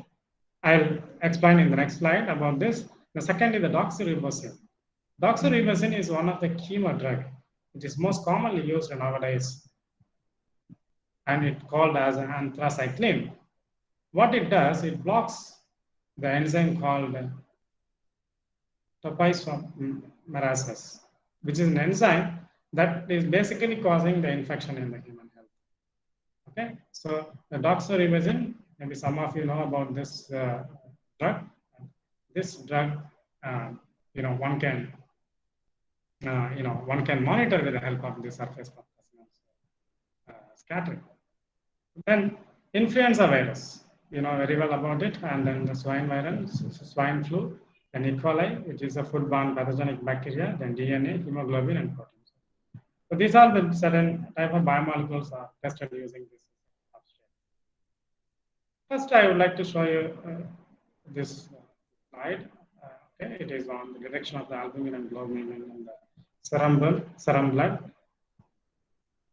And if you look at the normal values in the serum, so total protein should be ranged from 6.7 to 8.6 gram per liters, and in this albumin should range between 3.5 to 5.5, and globulin should range from 2.4 to 3.5 grams. And the ratio should be maintained between 1.5 to 2.1. Okay. Suppose if there is a decrease in the albumin in the serum blood, Without decrease in globulin, then what are the problems you have? You can get a severe health, severe liver disease, maldigestion, inflammation, and protein losing, which is nothing but the kidney disease. If there is an increase in the globulin in the serum blood without increase in albumin, then you can also see it cause an inflammation and infection and neoplasia, multiple myeloma. Multiple myeloma is nothing but a bone cancer. It's very, very dangerous one. And we also have this colorectal cancer. It's called a lymphoma. Okay, and how this the level of the albumin and globulin in the serum blood is detected using this spectroscopy. You can see that people just mix the protein which contains albumin and globulin along with the silver nanoparticles, and they have taken directly into this Raman spectrometer, and it shows the level of albumin and globulin. Okay, these two graphs are showing the Raman spectra of the albumin and globulin, and from identifying the peak intensity of this particular Raman band that is observed close to 1,000 in both cases, it is possible to tell that the level of the globulin and albumin in the serum blood. So there is some equation to quantify this, but if you want to know about this, you can just go to this article published in 2000. The second one, I was talking about the chemo drug doxorubicin, and in this work, okay, this work was carried out in the year of 2013. And in this work, both Raman spectroscopy and fluorescence spectroscopy is combinedly used to completely monitor the drug delivery and the interaction between this biomolecule doxorubicin and one of the cancer cells is a carcinoma cell. It is a skin cancer cell. Okay? So both the CERS and fluorescence is used combinedly. How this is done? Initially, the golden nanoparticle is loaded to the doxorubicin, which is a chemo drug here, and then this was injected inside the tissue. As it travels throughout this tissue and enters into the region where the cancer cell is grown, the entire traveling can be, with respect to the time, can be monitored with the help of the Raman spectroscopy. You can see here, it is recorded in live, and this particular peak, you can see in 2 hours, as it travels after 2 hours of this thing, still it is attached to the chemo drug. So you have a Raman band observed at 460 having a high intense, and as the time increases, you can see that the intensity of that particular band is diminished, which means that after 12 hours of the injection, the chemo drug is left inside this tissue where the cancer cell is grown and started interacting with the cancer cell, and this interaction is particularly mapped with the help of the fluorescence spectroscopy. The fluorescence increases with increasing the interaction time. So you can see from these two graphs, Raman intensity is going down as you increase the time, but whereas the fluorescence intensity is increasing with the time.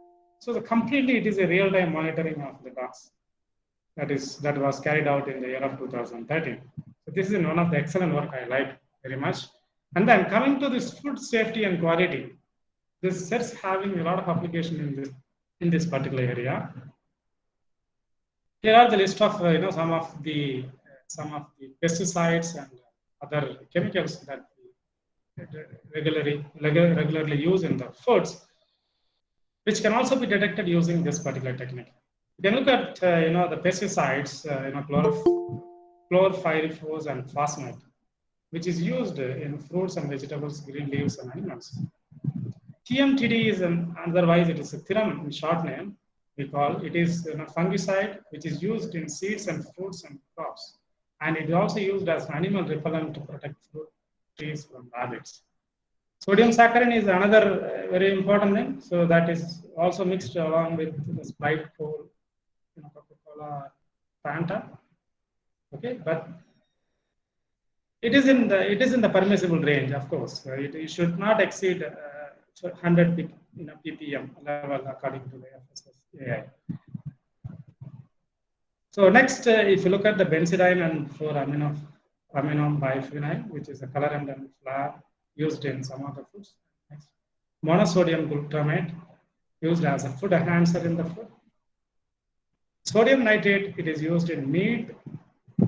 Calcium propionate is it acts as a preservative in the blood, and then flavonoids and iron ions used to increase the nutrients of the food. So these are the different chemicals that are used in the food industries.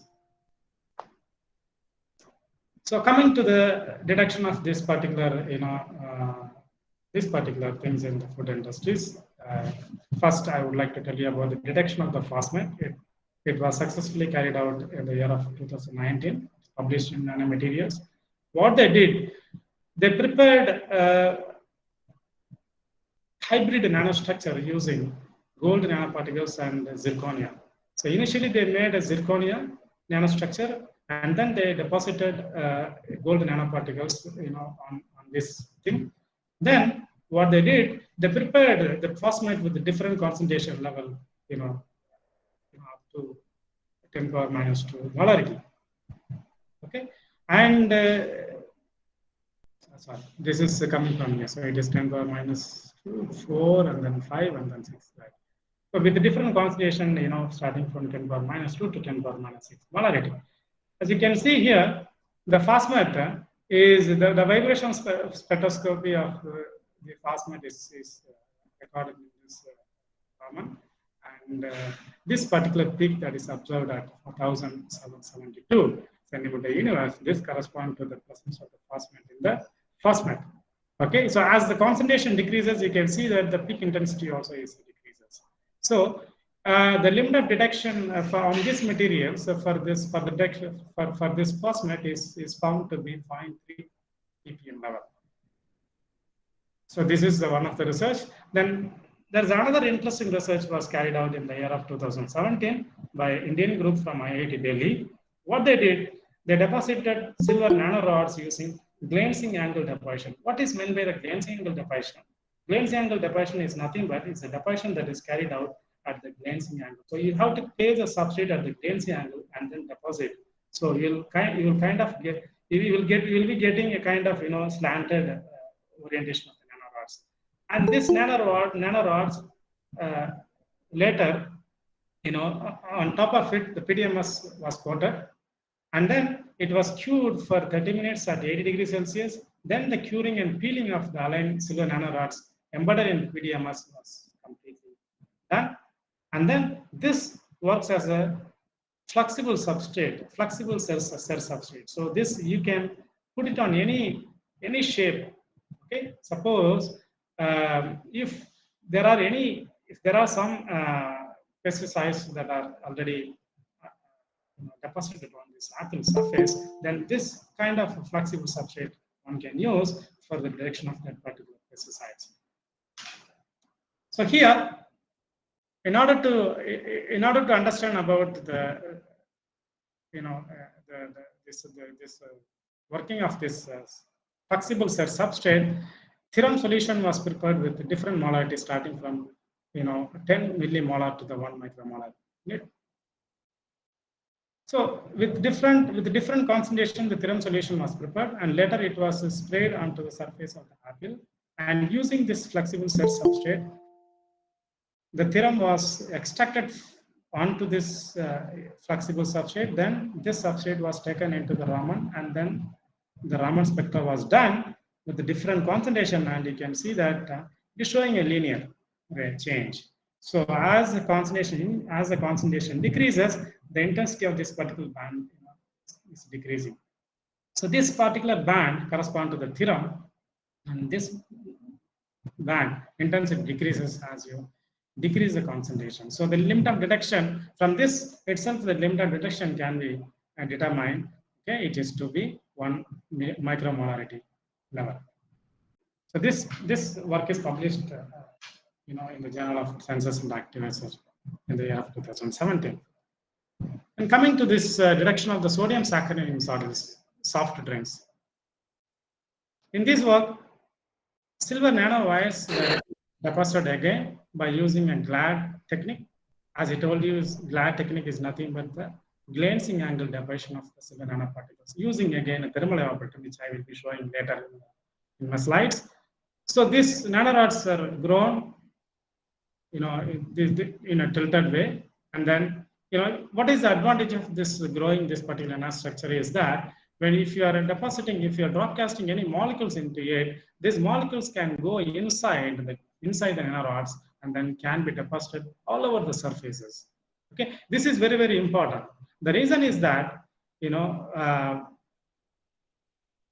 is a lot of interaction. There is a lot of interaction because the surface to volume ratio is increased when you grow nanorods, and after depositing with this molecules, the entire surface is covered, and therefore you can get an enhancement in the Raman scattering.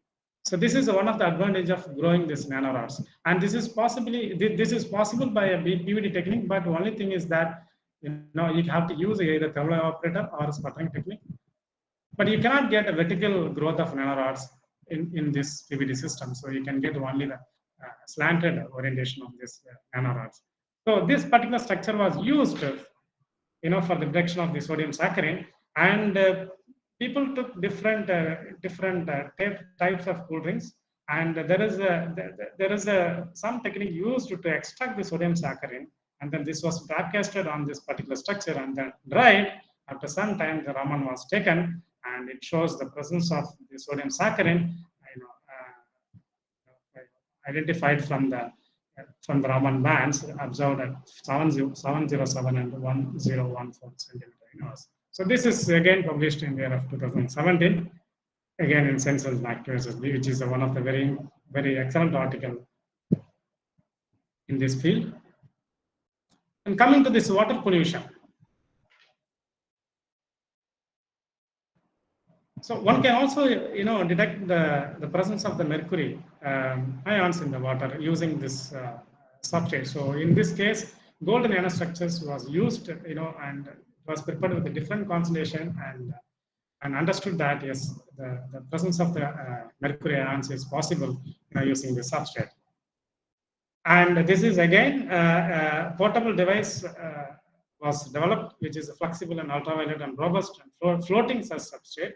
And this was used for the detection of this on-site pollutant. If any pesticide that is present in the running water, and this flexible substrate can be floated on the river, and the portable device can be taken, and then this is inbuilt with the Raman spectrometer. This can be taken and to check what kind of pesticides that is mixed in this river. So this was again done and published in the year of 2018. So what are the experimental techniques that that we have in the lab? So we also developed such substrate in our lab. So we have all the systems in our lab. So this is the thermal evaporator. The thermal evaporator deposits the thin films by resistive heating method. This is the schematic diagram of the cross-sectional image of this thermal evaporator. This was drawn by my student. And here you can see that this chamber, this is called the bell jar, and we evacuate the system. And then these are the two electrodes in between. The port was placed and source was placed, the material to be developed. Substrate was kept here. And then once you supply a current, then the materials reaches melting point. Once it melts, then the evaporants in the gas phase deposits on the substrate and forms films. So this is the technique. I can demonstrate you. I have some videos taken captured in our lab, so I can demonstrate at the end of the lecture. So this is another PVD technique that we have in our lab, and this works based on this is completely purely a physical technique. The reason is that here we remove atom by atom just by using argon ion, and then the materials will be deposited on the substrate. So we use Teflon lined autoclave for the growth of these zinc oxide nanorods for the preparation of the hybrid nanostructures using the silver and zinc oxide materials. Since I have less time, I am quickly going through it. Madam, how much time I have? More? I need another 30 minutes. Is it possible? 10 minutes. Okay. 10 minutes only. It is not even 1 hour. You want more? Yeah, I want a little bit more, 20 minutes at least. Because now only I am starting my work. Okay. I will quickly go through it, okay? Okay, proceed. Okay. Already I have explained about the concept of now. I'll just show you that how we are. Okay. So this is a glass substrate, and we use a thermal evaporator. Definitely, go ahead. Yeah, we use a thermal evaporator and deposit silver thin films with the thickness of 5 nanometer, and we anneal at 100 degrees Celsius for 1 hour. Then you get this kind of nanostructures. Then you just do we wanted to grow the zinc oxide nanorods on this particular platform in order to get 3D structures. And okay, this is a very standard technique to grow using autoclave. And okay, the zinc oxide is grown like this. And then using this particular 3D structure, we have deposited the silver nanoparticles on this particular, these nanorods that are grown, and you can see how they are decorated on this top. And similarly, we also deposit the platinum nanoparticles on this particular structure, and also we grow this gold nanoparticles on this. So these are the 3 different 3D nanostructures that we have grown in the past in our lab. Okay, let us look at the growth kinetics as you change the annealing temperature. You can see that once you change the annealing temperature of the silver nanoparticle deposited initially, and that changes completely the growth nature of the zinc oxide nanorods. And when you anneal at 100 degrees Celsius, you can see the highly dense growth of zinc oxide nanorods. And after you anneal at 250 degrees Celsius, you can see the random orientation of the zinc oxide nanorods on this thing. So when you vary the annealing temperature of the base, okay, the growth that is taken later by the zinc oxide, it is completely different. And these are the FESM images of the silver decorated, gold decorated, platinum decorated zinc oxide nanorods. And as you decorate, and you can see that complete the growth nature of the metal nanoparticle is different.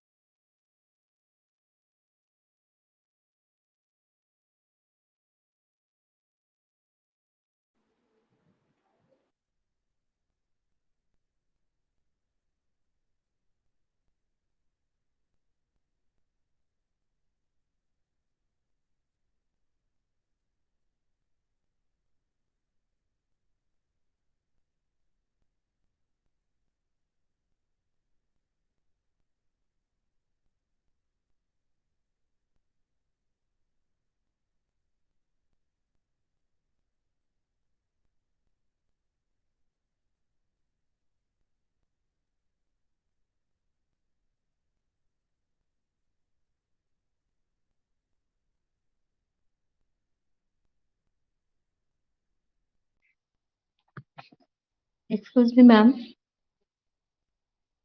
Hello? Hello? Yes, please. Ma'am, Tell me. I get only one certificate. You told the another certificates.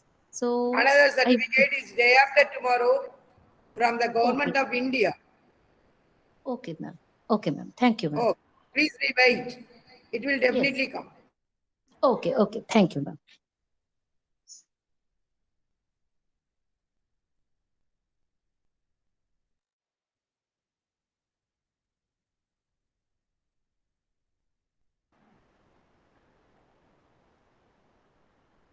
All the participants kindly fill up the feedback form and get the certificate. The presented candidate will get the certificate tomorrow.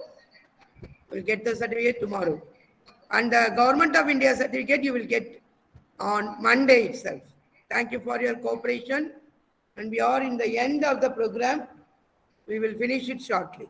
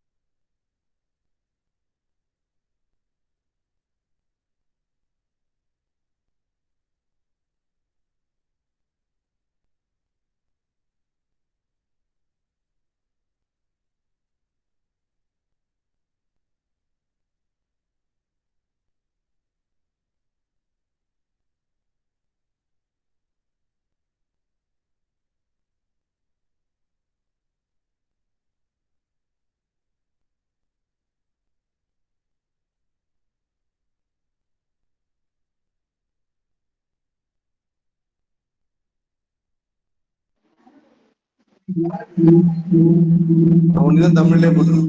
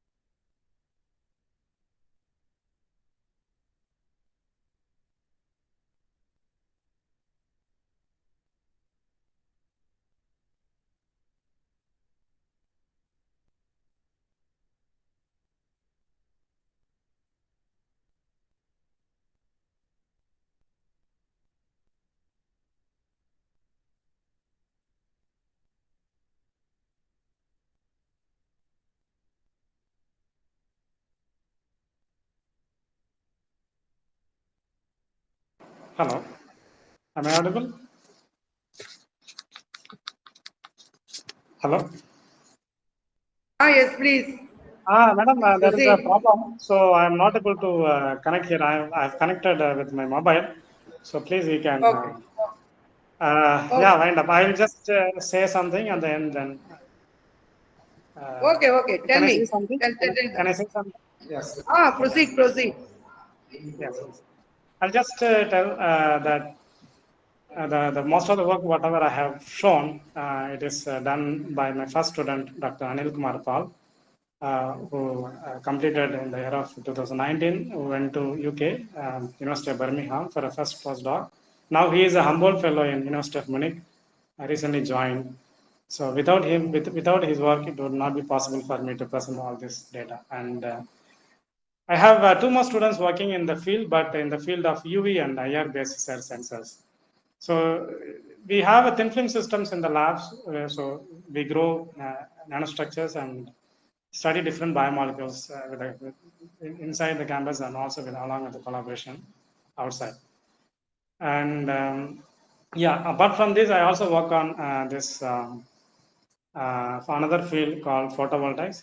One person already completed PhD and two more students are working. It is also thin film photovoltaic cells. So using sulfur-based materials. And with this, I thank all the participants for their passion listening. I'm sorry that I couldn't show the last few slides. I'm also feeling very bad because those slides are really nice. I somehow couldn't make it. So anyway, I can interact with you later. You can contact me through email. You can take my number from now. So if you want my presentation PPT, it can be given at any time. Thank you. Thank you, everyone. Thank you for your excellent information. I hope every participant must enjoy it. Oh, it's a very new field, and every young researchers and research scholars should definitely follow your topic and lecture. It's a great privilege for us to have these type of nice people with us. Thank you very much. Thank you very much for your excellent talk. And now I call Priyanka, the research scholar, TG Government Arts College for Women, MAYILADUTHURAI, to give the response of the session. Good afternoon to all. I am J. Priyanka, research scholar in physics. Thank you, sir, for your valuable time, and it's a very informative section. We all enjoy the section and learn more about biosensor and how it works, classification with examples, working principles, characteristics of role of Raman spectroscopy in biosensor. Thank you, sir, for sharing your thoughts. It helps us to understand more about biosensor and the details of Raman spectroscopy applications. Thank you, sir, for this thought-provoking lecture. Thank you, sir. And I say my sincere thanks to the organizing committee for organizing a wonderful 2-day international conference in associate with TANSCHE. Thank you for the effort taken for this conference. Thank you to all. Especially I say heartful thanks to Dr. R. Aida Malachelvi ma'am and Dr. M. Muthulingam sir for making this international conference a grand success. Thank you to all. Thank you. Now we go for the vote of thanks. Respected principal, respected research advisor, Dr. K. Ponni, respected heads of the department, our most valued invited guests, professors from various departments, delegates from all over India. It is my privilege to have been asked to propose a vote of thanks on this occasion. On behalf of Virtual International Conference and the sponsoring organization, Tamil Nadu State Council for Higher Education, TANSCHE, let me call it fraternity of intellectuals here together, and on my own behalf, extend a very hearty vote of thanks to all speakers for gracing your important work and sharing with us your findings and opinions today. Dr. Bharati Mohan and Professor Venkateshwara Rao, Mr. Madan Raj, and Mr. Dr. Krishna and Dr. Ramarao, all are spending their own time and sharing with us their findings. Thank you very much for the wonderful speaking. And then I would like to take this opportunity to place on record of our hearty thanks to the principal for the perfect logistic support and guidance he has extended to all of us at this conference. I also extend my thanks to Dr. K. Ponni, Research Advisor, for her enormous cooperation in the organization of this event. An event like this cannot happen overnight. The wheels start rolling weeks ago. It requires planning and a bird's eye for details. We have been fortunate enough to be backed by a team of very motivated and dedicated research scholars, Priyanka, Deepika, Sweta, Nishanti, and Krishna Priya, delegates from all over the country. We will give the heartfelt thanks to them. I cannot thank everyone enough for their involvement and their willingness to take on the completion to task beyond their comfort zones. We thank you for being with us and made this conference a grand success. Thank you very much. Thank you. We thank each one of us for the kind cooperation and support. Thank you very much.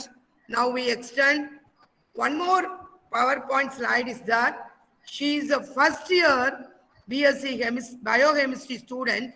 She wants to present the biosensors. So we encourage it and be patient for 5 minutes and the program will come to an end. Thank you very much.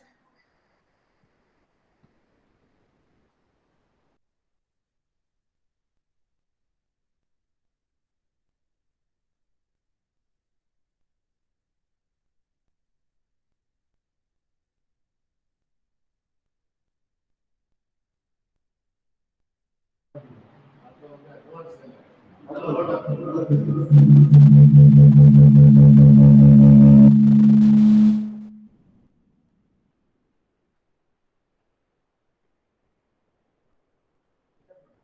afternoon to everyone. I'm Rishabha Devi from first year BSc Biochemistry. Today my topic is biosensors. First, biosensor அப்படின்னா ஒரு analytical device. அது எதுக்கு use பண்ணுவாங்க அப்படின்னா ஒரு பிளட்ல இப்போ glucose level இருக்கு அப்படின்னா அதை அனலைட் பண்றதுக்கும் பயோசென்சார் அப்படிங்கிறது யூஸ் ஆகும். Professor Leland C Clark junior அப்படிங்கிற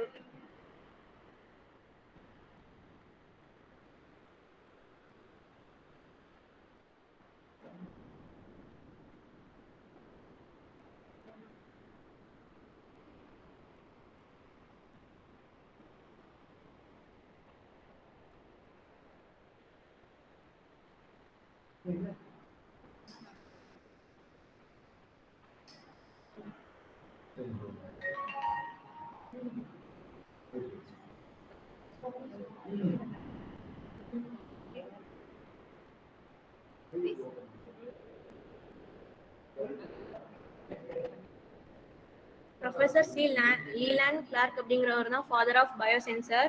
பயோசென்சர் வந்து ஒரு என்சைமோ இல்லை ஒரு டெஸ்ட் சொல்யூஷனோ அதில் இருக்கிற ஒரு கான்சன்ட்ரேஷனை நம்ம கண்டுபிடிக்கணும் அப்படின்னா அது எவ்வளோ லெவலில் இருக்குது அப்படிங்கிறத கண்டுபிடிச்சி நமக்கு எலக்ட்ரானிக் டிஜிட்டலில் நமக்கு இவ்வளோ மில்லிகிராம் இருக்குது அப்படிங்கிறத நமக்கு காமிச்சிடும். Basic characteristics of biosensor அப்படின்னா linearity, sensitivity, selectivity and response time. Linearity அப்படிங்கிறது ஒரு சப்ஸ்ட்ரேட் கான்சன்ட்ரேஷனோட எவ்வளோ டிடெக்ஷன் இருக்கு அப்படிங்கிறத லீனியரா காமிக்கும். சென்சிட்டிவிட்டிங்கிறது ஒரு சப்ஸ்ட்ரேட் கான்சன்ட்ரேஷன்ல எலக்ட்ராட்ஸ் எவ்வளோ வேல்யூ இருக்கு எலக்ட்ரோட்ஸோடது அப்படிங்கிறத காமிக்கும். செலக்டிவிட்டி அப்படிங்கிறது மஸ்ட் பி மினிமம். இப்போ நம்ம ஒரு ரிசல்ட் வேணும் அப்படிங்கிறதுக்காக கெமிக்கல்ஸ் ஆட் பண்றோம் அப்படின்னா அதோட அந்த கெமிக்கல்ஸோடைய இன்டர்ஃபரன்ஸ் வந்து ரொம்ப கம்மியா இருக்கும். அப்பதான் கரெக்டான ரிசல்ட் கிடைக்கும். ரெஸ்பான்ஸ் டைம் எப்படி 95% அதிகமாக தான் இருக்கும். Types of biosensors: calorimetric, potentiometric, optical biosensors, and electric biosensors. These are the 5 types of biosensors. Amperometric அப்படிங்கிறது கரண்ட்காக யூஸ் பண்றது. இப்போ ரெண்டு எலக்ட்ரோட்ஸ் இருக்கு அப்படின்னா ரெண்டு எலக்ட்ரான்ஸ்க்கு நடுவுல பொட்டன்ஷியல் நம்ம அப்ளை பண்ணும்போது அந்த எலக்ட்ரோட்ஸ்க்கு நடுவுல எலக்ட்ரான்ஸோட மூவ்மெண்ட்டை கண்டுபிடிக்கிறதுக்கு ஆம்பரோமெட்ரிக் பயோசென்சார்ஸ் யூஸ் ஆகும். பொட்டன்ஷியோமெட்ரிக் அப்படிங்கிறது வோல்டேஜை கால்குலேட் பண்றதுக்கு சச்சஸ் pH மீட்டர்ஸ் எல்லாம் பொட்டன்ஷியோமெட்ரிக் பயோசென்சார் அதுல யூஸ் ஆயிருக்கும். கண்டக்டோமெட்ரிக் இம்பெடன்ஸ்க்காக யூஸ் பண்ணுறது. ஆப்டிகல் பயோசென்சார்ஸ் இதுல வந்து கலரோமெட்ரிக் கலர் அதுல கேனரோமெட்ரிக் இது வந்து கலரிமெட்ரிக் கலருக்காக யூஸ் பண்றது கலரிமெட்ரிக். போட்டோமெட்ரிக் ஃபார் லைட் இன்டென்சிட்டி. ஒரு டெஸ்ட் சொல்யூஷன் கொடுக்குறோமோ அந்த டெஸ்ட் சொல்யூஷன் எவ்வளவு லைட் அப்சர்வ் பண்ணுதோ அதை நமக்கு செக் பண்ணி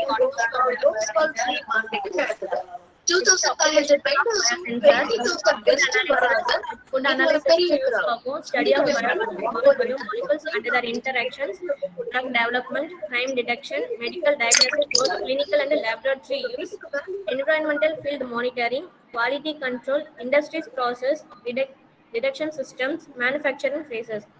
These are the applications of biosensors. One example of biosensor is pregnancy test kit. Pregnancy test kit la HCG protein detect பண்ணலாம்.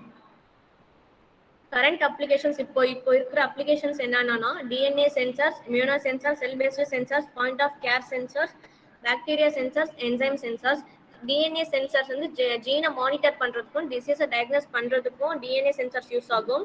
HIV, hepatitis, other viral diseases, drug testing, environmental monitoring இதுக்கெல்லாம் immuno sensors எவ்வளோ இருக்குங்கிறத பார்க்கறதுக்காக immuno sensors use ஆகும்.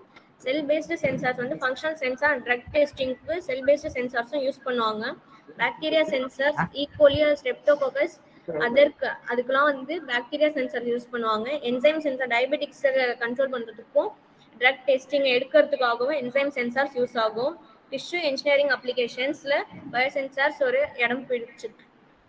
Disadvantages என்னென்னா health and safety இஷ்யூஸில் nanoparticles இருக்கிறதுனால பயோசென்சாரில் நானோ பார்ட்டிகல்ஸ் ப்ரெசென்ட் ஆயிருக்கிறதுனால ஹியூமன் பாடிக்கு டேமேஜ் கொடுக்கும்.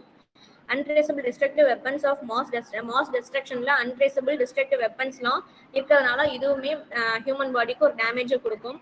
Social and political issues, advisability of increasing scope of the technology creates political dilemma. Loss of jobs, carbon nanotubes could cause infection of lungs. Loss of jobs ஏன் அப்படின்னா இப்போ நம்மளா ஒரு இதை எடுத்து ஒரு கெமிக்கல் எடுத்து டெஸ்ட் பண்ணி சொல்றதுக்கும் பயோசென்சார் யூஸ் பண்ணி சொல்றதுக்கும் நிறைய டிஃப்ரென்ஸ் இருக்கும். அதே மாதிரி நம்ம போய் செய்யறதுக்கு பதிலாக பயோசென்சார் யூஸ் பண்ணும்போது ஜாப் எல்லாருக்குமே குறையறதுக்கு சான்சஸ் அதிகமா இருக்கு. Carbon nanotubes could cause infection of லங்ஸ்ல கார்பன் நானோடியூப்ஸ் ப்ரெசென்ட் ஆயிருக்கிறதுனால லங்ஸுக்கு இன்ஃபெக்ஷன் ஏற்படும். Oil and diamonds could become worthless. இதுக்கப்புறம் இது பயோசென்சர்ஸ் வர ஆரம்பிச்சிடுச்சு அப்படின்னா ஆயில் டைமண்ட் எல்லாமே ஒர்த்லெஸ் ஆயிடும். Thank you so much for everyone. We really congratulate our junior scientist, budding scientist. Thank you for your patient hearing. Thank you for your support. Thank you for your cooperation. If you are have any problem, kindly contact us at any time. Thank you. We will meet one another with another conference shortly.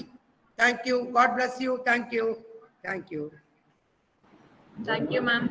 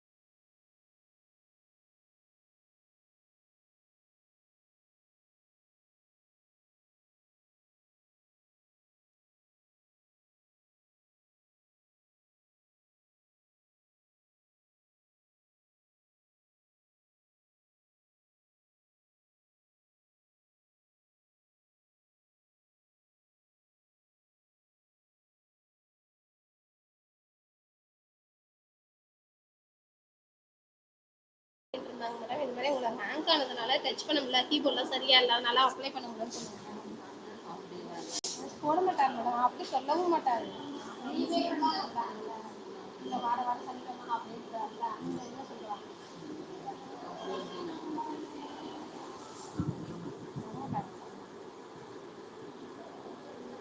லீவே இல்லை, போட மாட்டாங்க. அப்படியே இருப்பாங்க.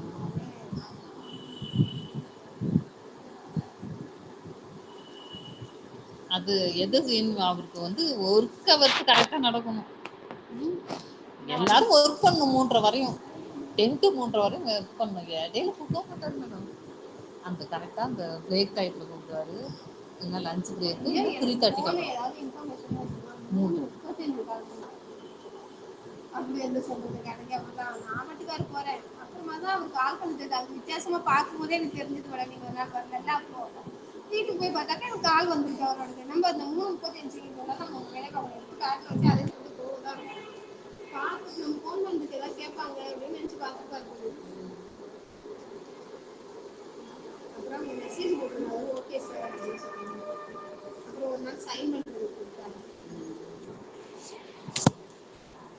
மனசு கஷ்டமா இருக்கு. ஐயோ, அதாம்மா ஃபோன் பண்ணி கேட்க மறந்துட்டேம்மா நான். அந்த பொண்ணு சண்டே ஃபோன் பண்ணிடுச்சு, ஏன்னா ஓகே சொல்லியாச்சு. அந்த பொண்ணு என்ன சொல்லுதுன்னா அவங்க வீட்டுக்கு தான் வர சொல்லுது, ஏன்னா அவங்க பொண்ணு அது ஒர்க்கிங்ல இருக்கும். வீட்லேயே தான் எல்லா சிச்சுவேஷன் வந்து எல்லாரும் என்னோடது எல்லாம் என் வீட்டில் தான் நான் வீட்லேயே தான் செய்கிறேன். அங்கே போனால் சார்கிட்ட வந்து வாங்குறேன், அங்கே சார்கிட்ட வாங்கினாக்கா நமக்கு ப்ரொசீஜர் வைஸா பிரின்சிபல் சார் அப்படின்னு ஊர் என்ன ஊரா? சூர்யா. சூர்யாவா? சூர்யா அக்கா அப்படின்னு சொல்லிடுச்சு. இப்ப நீங்க சுகிசிவம் போனீங்கன்னா அவங்க வருவானா? வேணா அந்த பொண்ணை என் வீட்டுக்கு வர சொல்லுவாங்க. யாரு?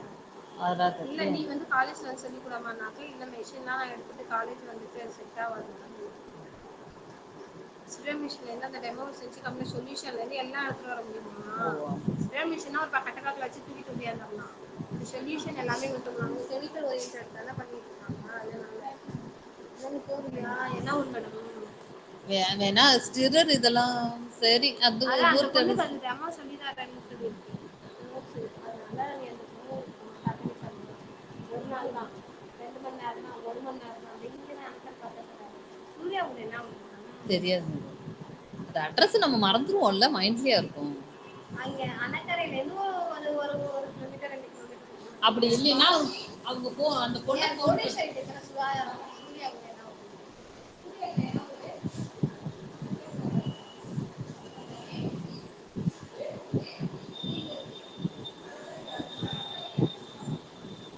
அணைக்கரைக்கு அந்தாண்ட ஸ்டாப்பா? பக்கம் தானே அது. நான் வண்டியில வேணா இந்த வருஷம் தான் வருஷம்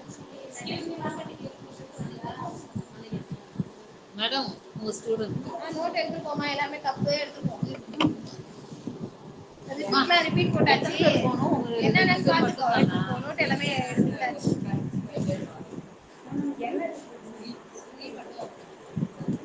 ஐயோ தெளிவா ஒரு கன்க்ளூஷன் வேணா என் வீட்டுக்கு வர சொல்லு. வீட்டு மொட்டை மாடிக்கு இல்லக்கா, காலேஜ் டைம் செஞ்சு போயிடலாம் மேடம், வர வச்சு காலேஜ் வர சொல்லுங்க. இது பாருங்க, சைன் பண்ணுங்க.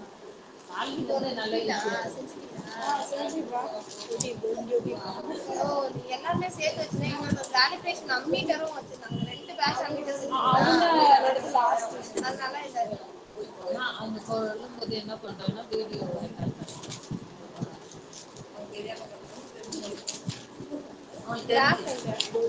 ஒரு பொண்ணு கிராஃபே போடாம வச்சிருந்தாலே, அப்படி யாரு? என்ன ஆம்பியர்? ஆம்பியரா? ஃபர்ஸ்ட் மில்லி எடுத்து அப்ப மைக்ரோ அந்த பிள்ளைங்க நினைச்சிட்டு எல்லாருமே ரிப்பீட் போட்டேன். எல்லாருமே ரிப்பீட் தான். ஆமா, நாங்களும் ஒரே கிளாஸ்.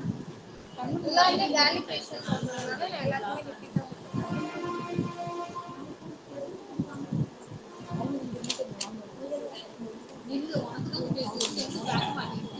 அது கரெக்டா நீங்களே பண்ணீங்க.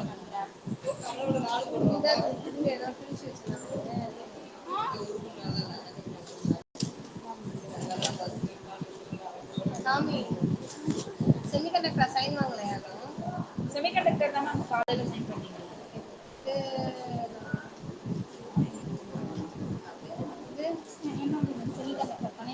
பண்ணிருக்கலாம் உள்ளார பாத்தியா?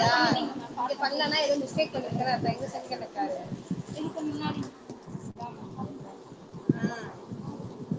தயவு நேம் எழுதல. அப்புறம் யாருக்கோ ஒருத்தவங்க தப்பு போட்டு செமிகண்டக்டரே பார்த்துக்கோ. கமலா டேபிளில் சாவியை பார்த்தாங்க.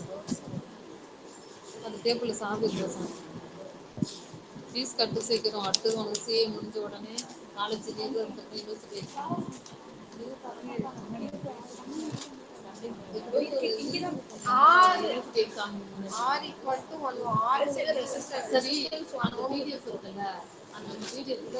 ரெண்டுமே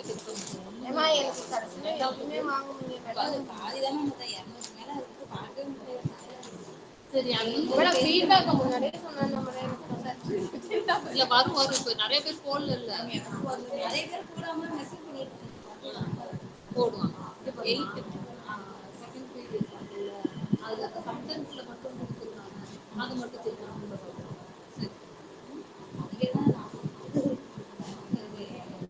அதுவே நிறைய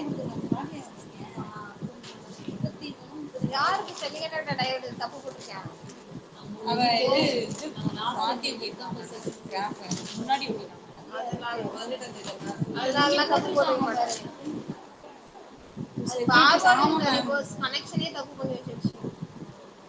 வேற எதுவும் இல்ல, அதே இதுதான் டயோட் இது ரிவர்ஸ் மேடம் அப்படி அந்த பொண்ணு கிட்ட ரூபம் மேடம் கூப்பிடுறாங்க. அவங்களுக்கும் கொஞ்சம் இது என்னது டவுட் இருக்கா. அதனால ரூபா மேடத்துக்கு வந்தீங்கன்னா கண்டிப்பா சொல்லி தருவேன் மேடம். அவங்க எடுத்து எதுவுமே கேட்க மாட்டாங்க மேடம். நான் எல்லாமே சொல்லி கொடுத்துருவேன் மேடம். அப்படின்னு எங்க வீட்டுக்கு வர சொல்லுங்க. அதெல்லாம் அப்பெல்லாம் எப்படி மேடம் வருவாங்க? ரிசர்ச் போட்டோம். நீங்க ஃபோன் பண்ணி எப்போ பேசிட்டே இருந்தோம்னாக்கா வாமா வந்துட்டு போமா அப்படின்னாக்கா வருவாங்க. இவ்வளவு பிஸியா இருக்குங்க. என்ன பண்ணுறது? சண்டேவும் எனக்கு ஃபங்க்ஷன் இருக்கு. நாளைக்கு காலேஜ் வேற நாளைக்கு 3 ஹவர் தவிர வேற எதுவும் தராது. சனிக்கிழமை நாளைக்கு உங்களுக்கு அவரே கம்மி தானே. 5 ஹவர் கொண்டு வச்சிருக்கீங்க. லாபம் வரு. ஹலோ நாளைக்கு அவர் இல்லை சூப்பர்ன்றாரு. இன்னைக்கு அவர் அதான் மாத்தணுமே. இப்ப அவர் நாளைக்கு 6th டே ஆர்டர்.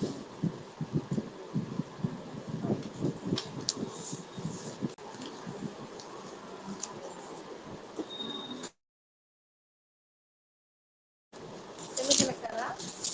இதுவா சைன் பண்ண பொட்டன்ஷியல் கண்டென்ட் எடுக்கணும். இப்பதானே கான்ஃபரன்ஸ் ஒரு வாரம் கான்ஃபரன்ஸ் இருந்தாலும் நாளைக்கு நான் ஃப்ரீயா இருக்கலாம் நினைச்சாலுமே ஆனா டவுட் இருக்கு. ஒரு சிந்தசிஸ் பண்றதுல அந்த சிந்தசிஸ் பண்றதுல இப்போ டவுட் இல்லை. கால்குலேஷன்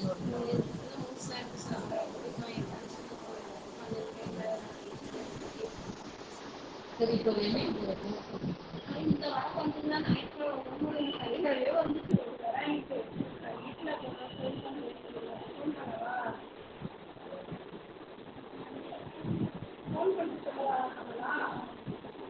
இந்த பொண்ணு குரூப்ல ஜாயின் பண்ணுறேன்.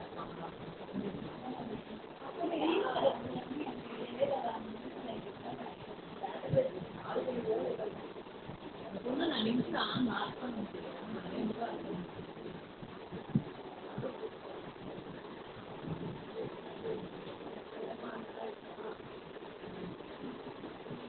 கால் பண்ணி தேர்ட் ஸ்டாண்டர்ட்னால பார்க்க முடியல. சரி இந்த வாரம் இந்த வீக் வர சொல்லியிருந்தாங்க. சரி வரலாமா?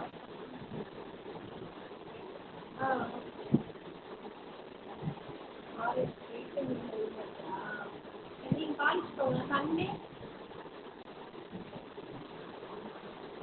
ஏன் நெக்ஸ்ட் வீக் வர சொல்லவா?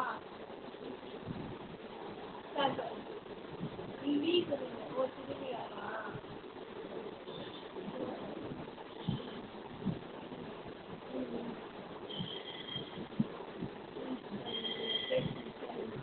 நாளைக்கு நீங்கள் இப்போ காலேஜ் வந்துட்டு காலேஜ் என்னென்னா மதர் கான்ஃபரன்ஸ்லாம் என்னென்ன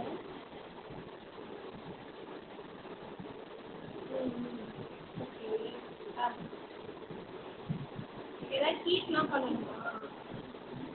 ஹீட்டிங் ப்ராப்ளம் இல்லை ஒன்றுமே இல்லையா?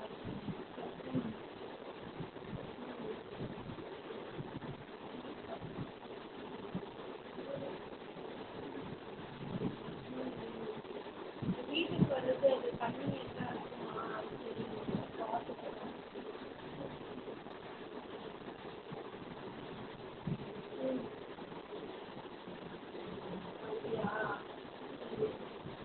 இந்த பஸ் தான் அவைலபிளாக இருக்குமா?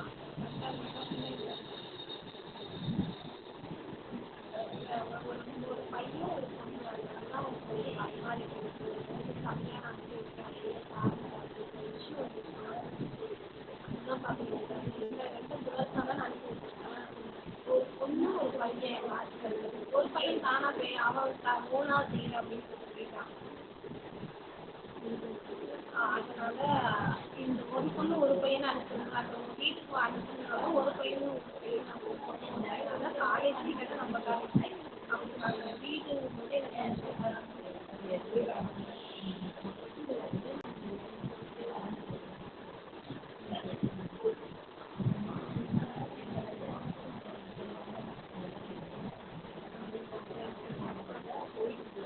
அப்பெல்லாம் பிரச்சனை இல்லை. வீட்டில் உங்க சரௌண்டிங் ஏதாவது ப்ராப்ளம் அப்படிலாம்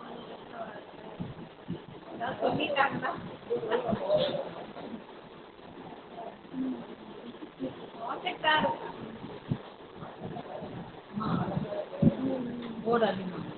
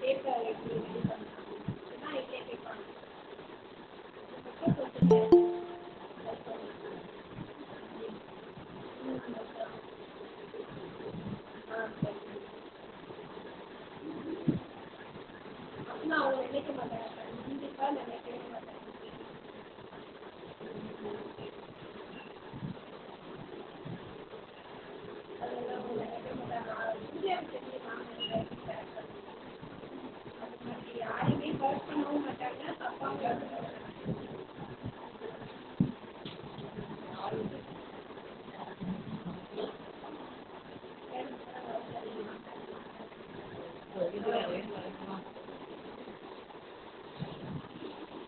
போடாது.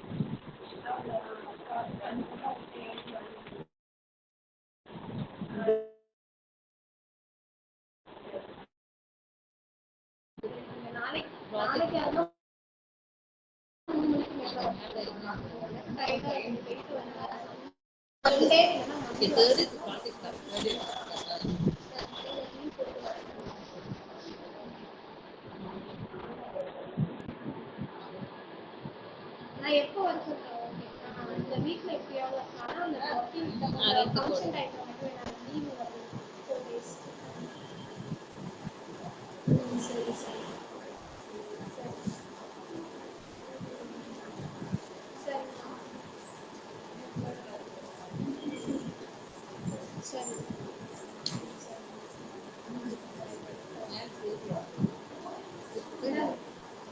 இந்த மாதிரி அந்த பொண்ணுக்கு வந்துட்டு வியாழன் வெள்ளி சனி ஞாயிறு அதனால அவங்களுக்கு சொல்ல வேண்டாம் இருக்காங்க. அதனால நாளைக்கு நாளைக்கு நான் போய் எல்லாம் நம்ம எப்படி சொல்லிட்டு இப்போ அந்த பொண்ணு வந்து டயர்ட் ஆகும் இல்லை இந்த பொண்ணு போகலாம் நீ காலேஜ் முடிச்சுட்டா போகலாம் போகலாம் இதை பத்தி எனக்கு பிரச்சனை இல்லை. அதுல மென்ஸ்ல இருந்து எப்படி முடியும்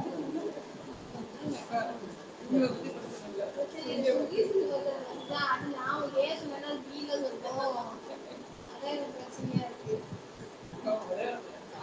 சரி வரேன் அதான் வந்துட்டு பஸ்லாம் அவைலபிளா கரெக்டா இருக்கும். அப்படியே இல்லைனாலும் 1 பர்சனா வந்து நான் என் தம்பியை விட்டு அழைச்சிக்கிறேன் அப்படின்னு சொல்லிட்டு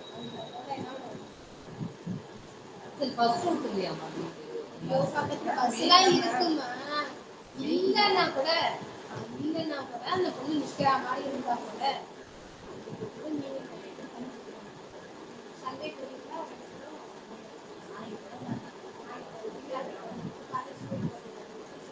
சண்டேனா ஓகேவா அந்த பொண்ணுக்கு? சண்டேனா மண்டேனா கூட நான் ஓகே மண்டே வந்து காலேஜ் நாளைக்கு ஓகே மண்டே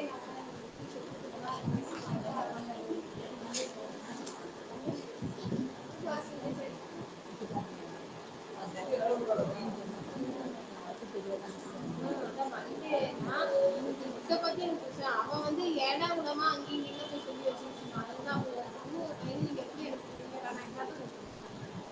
அதுதான் ரெண்டு பொண்ணா இருந்தா கூட நீ எங்க வேணாலும் போனான்னு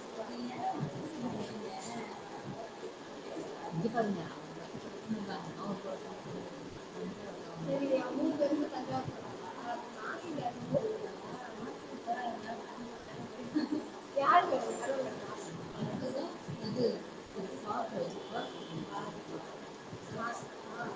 அப்ப நீங்க அவங்க ஸ்டூடெண்ட் ஃப்ரெண்ட்ஸுக்குள்ள போனாங்க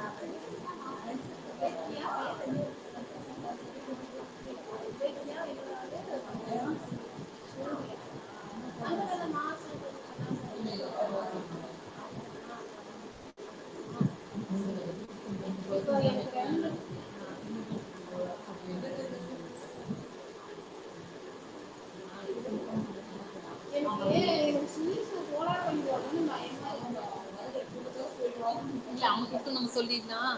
நாளைக்கு கன்ஃபார்ம் பண்ணுங்க. நாளைக்கு வரங்குறாங்க அவங்க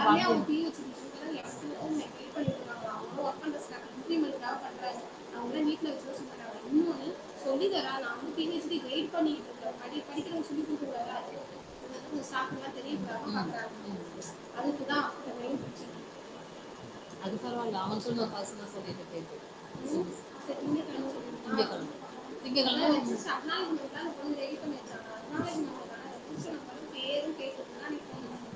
அதான் திங்கக்கிழமை அன்னைக்கு 4 மணிக்கெல்லாம் உங்கள் வீட்டில் இருப்பாங்கன்னு சொல்லி. அப்புறம் இங்கே போகிறதுக்கு 3 மணிக்கு பஸ் வருது.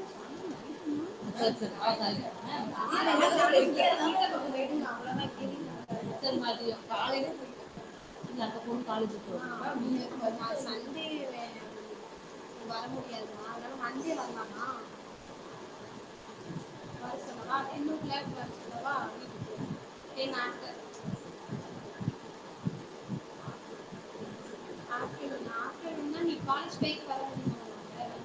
உனக்கு எத்தனை மணிக்கு வருவ? ரெண்டே காலுக்கு வருவீங்களா? இப்போ நாளைக்கு ரெண்டே காலுக்குலாம் வந்துருவியா? இல்லை, அதுக்கு ரொம்ப ஈவினிங் ரொம்ப டிலே ஆகிடுது. ஏன்னா இந்த பிள்ளைங்க டூருக்குலாம் போகுது, தூங்கலாம் அந்த மாதிரி இருக்காங்க. ஸோ பஸ்ஸுக்கு வேறு வந்து ரொம்ப லேட் ஆகிடுது. காலேஜ் டைம் போகிற மாதிரி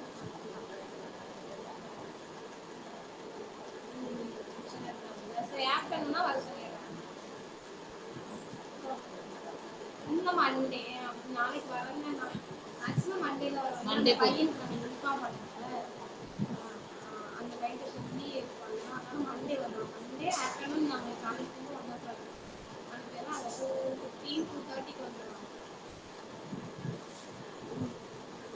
டிஆர் ஆமாம், டிஏ கிடையாது, டிஆர்.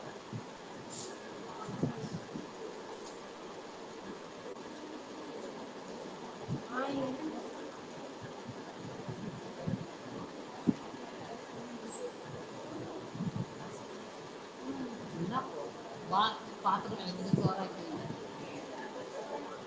உங்கள் வீட்டுக்காரன்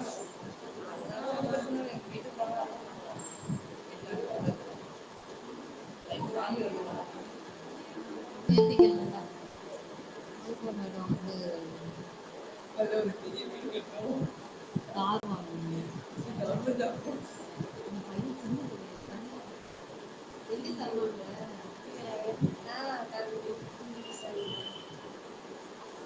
அவங்க ஃபோன் பண்ணி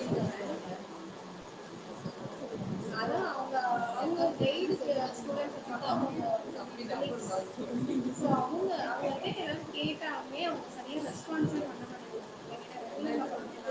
நிறைய தெரியும். ஸோ வேற யாருமே இந்த ஏஜ் குரூப்ல இல்லை. எல்லாத்தையும் கேட்கவும் இல்லை. கரண்ட் ஸ்டூடெண்ட் இவங்க தான் இன்னொரு இருக்காங்க. அதனால யாருக்கு என்ன டீட்டெயில் கேட்கணும்னு உங்கள்கிட்ட பார்த்து பண்ண சப்போர்ட் பண்ணணும்.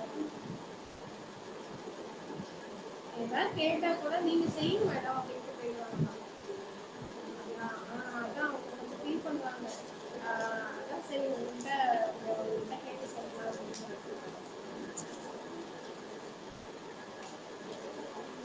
சொல்லி டைட்டிலையும் எல்லாமே நான் தருவேன். அவங்க பார்த்துப்பாங்க. அவங்களா அவங்களுக்கு சொல்லுவாங்க.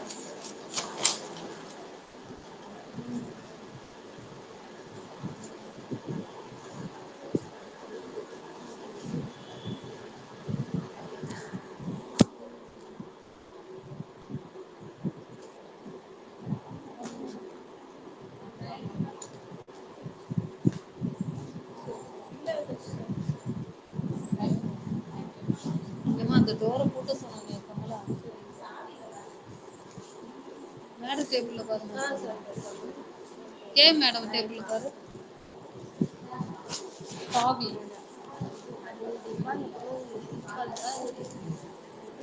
ஃபோன் மட்டும் பண்ண சொல்லுங்க மேடம். நான் இவங்க சூர்யா கூட சொன்னானா இந்த மேம்னு எனக்கு தெரியாது மேடம். அவங்க சாரும் ஹெல்ப் பண்ணுன்னு சொல்லிட்டு தான் போனாங்க. அதனால உங்களுக்கு கண்டிப்பா என்ன சொல்யூஷன் என்ன உங்க டைட்டில் என்ன தெரிஞ்சாக்க என்கிட்ட கொஞ்சம் சொல்யூஷன் எல்லாம் எல்லாம் தராங்க. கிளம்புறதா இது ப்ராஜெக்ட் தான் பேசிக்கணும் போன்ல எல்லாமே தராங்கிறாங்க. அவங்க தம்பி வந்து வெயில்ல வெயிட் பண்ணுவோம். சரி வாங்க தான் நான் எழுதியாச்சு. நாளைக்குள்ள ப்ராஜெக்ட் தான் 3 hour தான் பாருங்க. லேப் 2 hour மேடத்துக்கு 3 hour கிளாஸ். ப்ராஜெக்ட் வச்சு ஏதாவது ஓட்டுங்க. ப்ராஜெக்ட்டுக்கு ஏதாச்சும் சொல்லி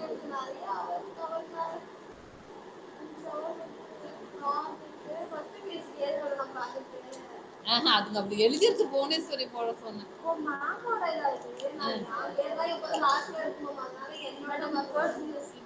இல்லையே மேடம். எங்க காமிய மண்டே சொல்லிட்டேன். அந்த பொண்ணு வந்துட்டு ஆஃப்டர்நூன் நீ 1:30க்கு இங்கேருந்து கிளம்பு, ஏன்னா 1 o'clock லஞ்ச் 3 hour முடிச்சுட்டு இங்கேருந்து போயிட்டு வீட்டுக்கு டேரக்டா போயிடும். ஓகேவா? மதியம் காலேஜ் வர மாதிரி வந்துருமா இங்க மண்டேக்கு வந்துட்டு ஒரு 3 hour வந்து இங்க அட்டன் பண்ணு, ஏதாவது ரெடி பண்ணுறதா பண்ணிட்டு ஒன்றும் இல்லை. பெல் அடிக்குது. அந்த பொண்ணு வந்து 2:15 தான் வீட்டுக்கு வந்துருமா காலேஜ் முடிச்சுட்டு. ஓகேவா? இதனா அவங்க படிக்க போறதுல அவங்க போய் சைன் பண்ணிட்டு தேவையானது ஏதாவது சார்கிட்ட இன்ஃபர்மேஷன் பார்த்துட்டு வரணும், அவ்வளவுதான். அதுதான் பண்ணுவாங்க. நான் எப்படியும் அப்படிதான் நான் பண்ணிட்டு இருந்தேன். அதனால நீ என்ன பண்ற, 2:15 வந்துருமா அந்த பொண்ணு. நீ இங்க வந்து 1 மணிக்கு பஸ் ஏறினாலுமே லஞ்ச் வரப்ப நீ 1 மணினா 2 மணிக்கு நீ எங்க போயிடுவ. நீ வீட்டுல போய் இருக்கலாம். சப்போஸ் உனக்கு பஸ் லேட் ஆச்சுன்னா கூட 2:30க்கு போகலாம். ஓகே, அந்த பொண்ணுகிட்ட அட்ரஸ் பஸ் எல்லாம் கேட்டுக்கோ. வண்டி வந்துடும். சரி, நான் ஃபோன் பண்ணி சுகியா சுகிட்டு கொஞ்சம் இன்ஃபார்ம் பண்ணி போட்டு வை. சுகிசி பேச ஆரம்பிச்சிரு. கோளாறு பண்ணிட்டு போகுது லாஸ்ட்.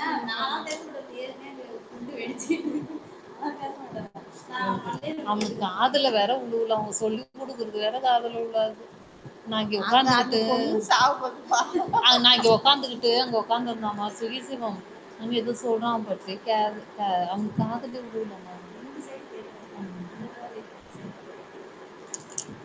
சரி வாங்க நம்மளும் போலாம். மணி ஆயிடுச்சு. லைட்டு ஃபேன் எல்லாம் எரியுது. வாங்க. சரி, நீங்க இருந்தாங்க அந்த பொண்ணோட ஃபோன் நம்பர் வாங்கிக்கிங்க. அந்த பொண்ணுகிட்ட இனிமே பூச்செல்லாம் படாதீங்க. அது வந்து மேடம் அவங்க எதுவுமே தப்பா நினைக்க மாட்டாங்களா மேடம் அப்படின்னு கேட்டுது. அப்புறமா திரும்பி இப்போ ஃபோன் பண்ணும்போது மேடம் சூர்யா சொன்னது அந்த மாமா மேடம் சொல்லியிருக்கு மேடம், எங்க மேடம் ரொம்ப நல்லவங்க அப்படின்னு. அந்த மாதிரி அவங்க எதுவுமே தப்பா நினைக்க மாட்டாங்க, அவங்க ஹெல்ப் மட்டும் பண்ணிவிடு அப்படின்னு சொல்லிட்டு மேடம். கண்டிப்பா அப்போ சொல்றேன். சூர்யா வந்து அவங்க வீட்டுல இல்லையா? நீங்க ஃபோன் பண்ணிட்டாங்க நம்பர் வாங்கிக்கிங்க. இன்னைக்கே ஃபோன் பண்ணிடுமா மேம் சொன்னாங்க. இந்த மாதிரி பிள்ளைங்கள்ட்ட கேட்டாலும் சரியா ரெஸ்பான்ஸ் பண்ண மாட்டேங்குது. இந்த ஏஜ்ல போய் நான் கேட்கறதுக்கு எனக்கு ஒரு மாதிரி கூச்சமா இருந்துச்சு. அப்பதான் நீ சொல்லணும் உங்களுக்கு என்ன மைண்ட்ல தோணுதா நீங்க அது மாதிரி கிட்ட போட்டுங்க. அவ்வளவுதான். 73 வாங்க. அவர் வேற என்ன சொல்ல போறாரு. 73 39 46 73 எங்க மேடம் 73 39 46 97 56 73 39 இருங்க 46 97 56. நியூ கான்டாக்ட் நேம் அந்த பொண்ணோட நேம். அந்த பொண்ணு பேர் வந்து சரண்யான்னு நினைக்கிறேன். சூர்யா சிஸ்டர் தான் நான் சேவ் பண்ணியிருக்கேன். அந்த பொண்ணு பேர் வந்து சரண்யா.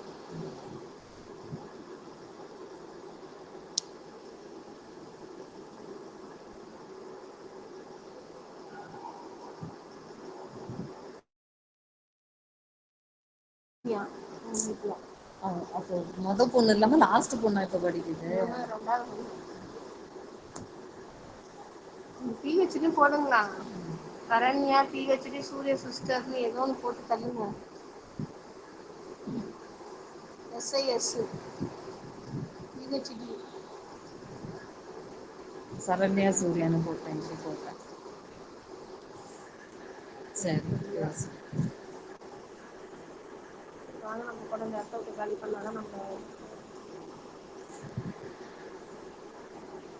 நோட்டு எழுதாம வர நீ போய் நோட்டு எழுதாம நைட்டு டைம் ஃபீட்பேக் லிங்க் வந்துருக்கு. வாங்க இதை பேசணும். எங்க வந்துருச்சா? எதுல இருக்கிறது? ஓ, ஒரு லிங்க கொடுத்துட்டாங்களா? அப்புறம் என்ன?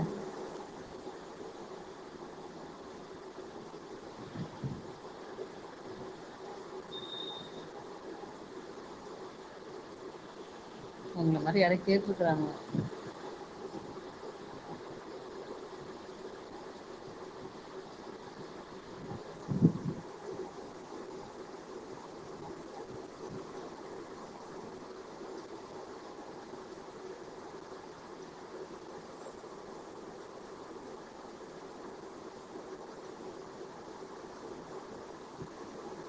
மேடம் எனக்கு இப்பயுமே நேம் வந்து ஆக மாட்டேங்குது மேடம். அதான் சொல்லியிருக்கிறாங்க எல்லாரும். என்ன சொல்றாங்க? ஃபீட்பேக்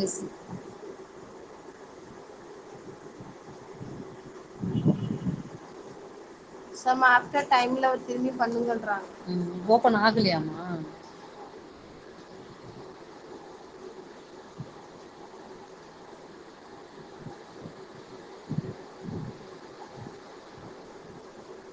இதேதான் எல்லாரும் சொல்லிருக்கு. Don't accept.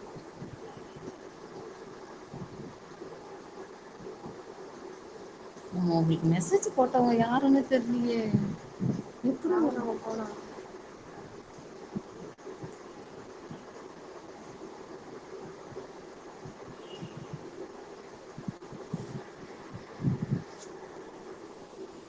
ஏமாட்ட எனக்கு சைனிங்ல கேக்குது.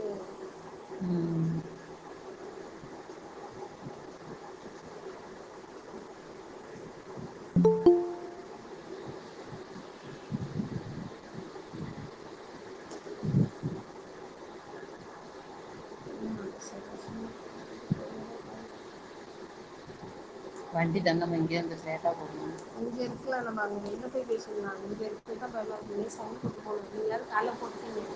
நான் காலைல போடல. நான் போகணும்ல. எந்த பேரும் பேச மகன் வீட்டு இருந்துச்சு. காலையில் நெல்கல்ஸ்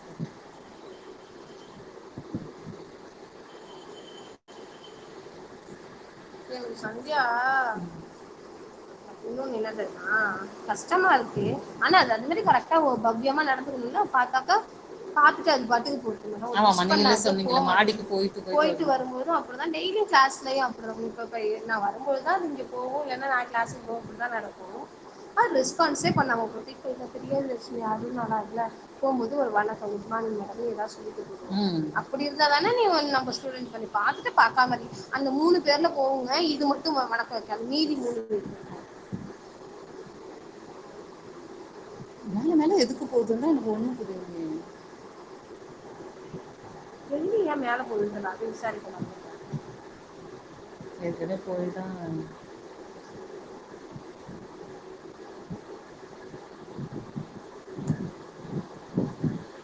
அதான் எனக்கு நேம் ஆக மாட்டேங்குது, டெஸ்டினேஷனும் ஆக மாட்டேங்குது.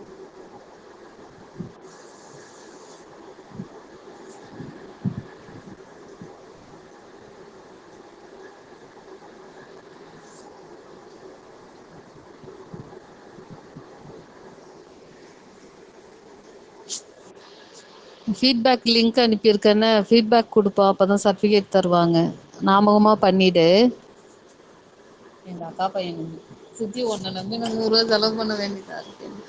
போடுறா எங்க ஏடு திட்டுறா.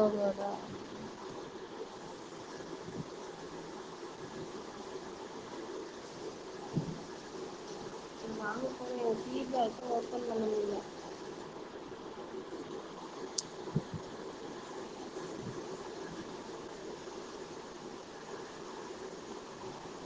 சமிஷன் இதெல்லாம் வந்திருக்கு, எனக்கு வரவே இல்லையே.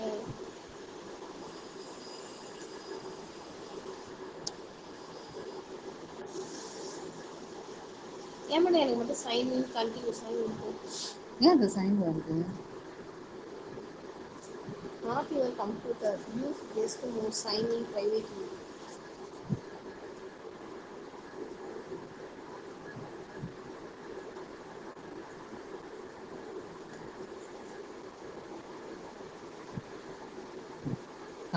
கான்ஃபரன்ஸ்னு ஒரு வாரமாக எங்கள் கைடு எங்களை பாடப்படுத்துங்க.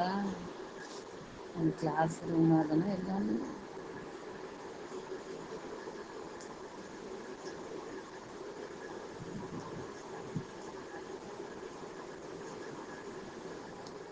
வேற ஃபோட்டோ மாற்றுங்க. இந்த ஃபோட்டோ அவ்வளோக்கு நல்லா நல்ல புடவை கட்டின சாரி போட்டு அப்படி ஒரு சிம்பிளாக இருக்குது. இது அவ்வளோக்கு ஒரு கிராண்டாக இருக்குது. எதுக்கு மேடம் இப்பெல்லாம் மேடம் உள்ள போகணும்? உங்கள் இதில் அப்படி இன்ஸ்ட்ரக்ஷன் போட்டு வச்சுருக்கீங்க. இதில் அவ்வளோக்கு மேக்கப் தெரியல. லிப்ஸு கொஞ்சம் ஸ்டைலாக சிரிச்சிருக்கலாம். ரொம்ப இழுத்து பிடிச்சி மூடிட்டீங்க. கீழே உதறே தெரியல. இப்படி டைட்டாக மூடுவோம்ல அப்படின்ட்டீங்க. அதனால அந்த ஷேப் தெரியும். பல்ல கடிச்சிட்டு தான் பார்ப்பேன். இது நல்லா இருக்கு. லிப்ஸ்டிக்ல நல்லா தெரியும். ஆனால் அப்போ வந்து சரி பல்ல கடிச்சிட்டு பல்ல கடிச்சிருப்பீங்களா? பல்லு தெரிஞ்சிருச்சுன்னா என்ன பண்ணுவீங்க? கண்ணு தெரியாதுதான் இருக்கு. பல்லுக்குள்ளே கடிச்சுக்கிறது, ஒத்தட்ட கடிக்காம.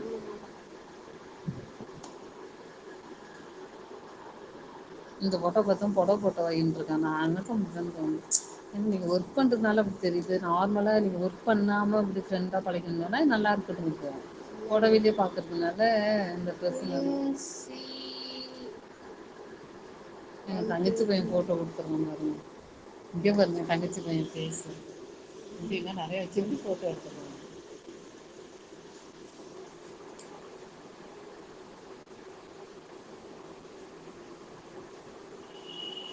ஐயோ இது என்னன்னோ கேக்குது.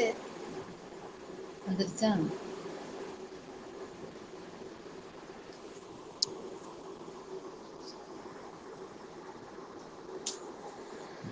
சிஏ டெஸ்ட் பிள்ளைங்களுக்கு போட்டிங்களா?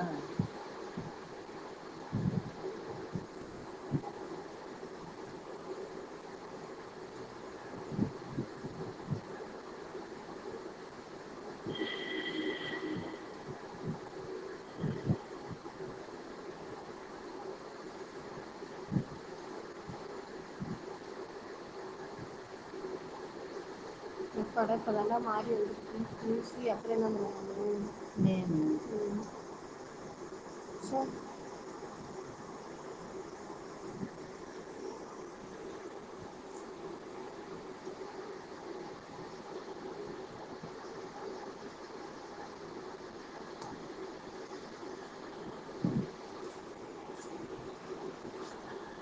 என்கிட்ட அப்பாரட்டஸ்லாம் ஒர்க்காக அதெல்லாம் எடுத்து வச்சிருக்காருன்னு சொல்லி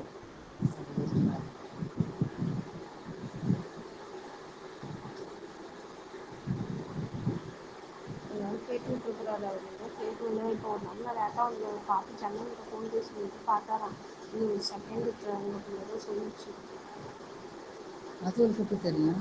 அது நாங்கள் சிஎஸ்சி பண்ணோம்னா அப்போ அதை விட்டுட்டே நாங்கள் சென்னைக்கு நின்று ஒரு பார்த்துட்டு நாங்கள் அப்போ நம்மளை பார்த்தா செகண்ட் இயர்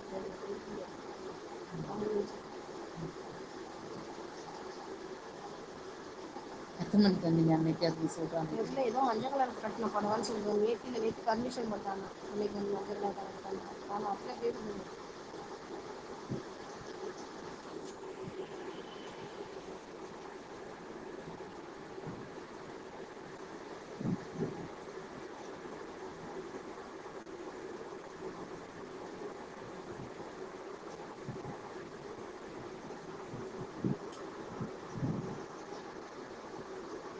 நாளைக்கு 2 hour 36 போட்டேன்னா கொஞ்சம் அடுத்த வந்தீங்க.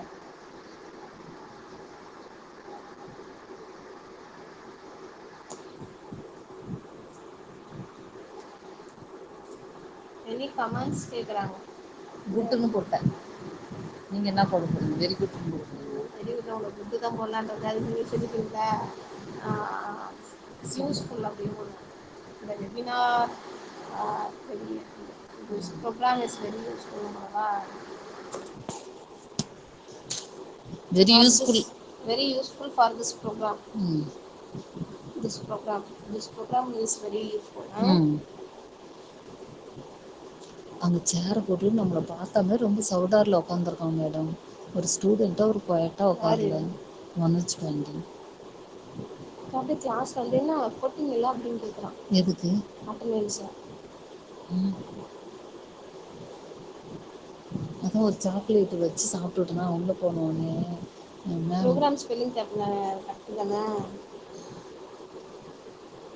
எங்கே அடிச்சிருங்கன்னு தெரியல. ப்ரோக்ராம் 2 M போட்டுருக்கு. ஒரு அம்மா தானே போட்டுருக்காங்க. கரெக்ட். இதுவா?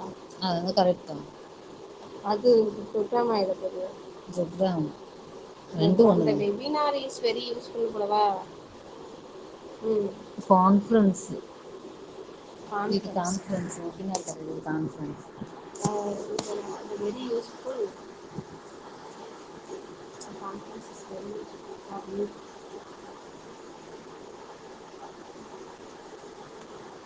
In the conference, this conference is very useful.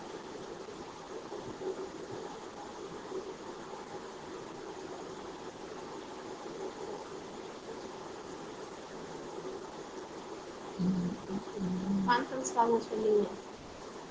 Conference. This conference very useful for me.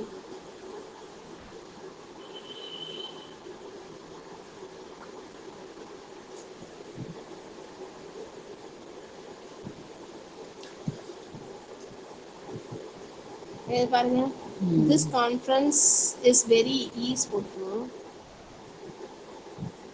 is very useful for me ஓகேவா கரெக்டா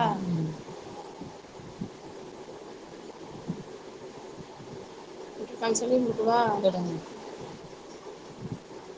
அந்த சமிஷன் அப்பாடா சந்தோஷம் எங்க அக்கா பையனுக்கு அனுப்பியிருக்கேன் சர்டிஃபிகேட் வரல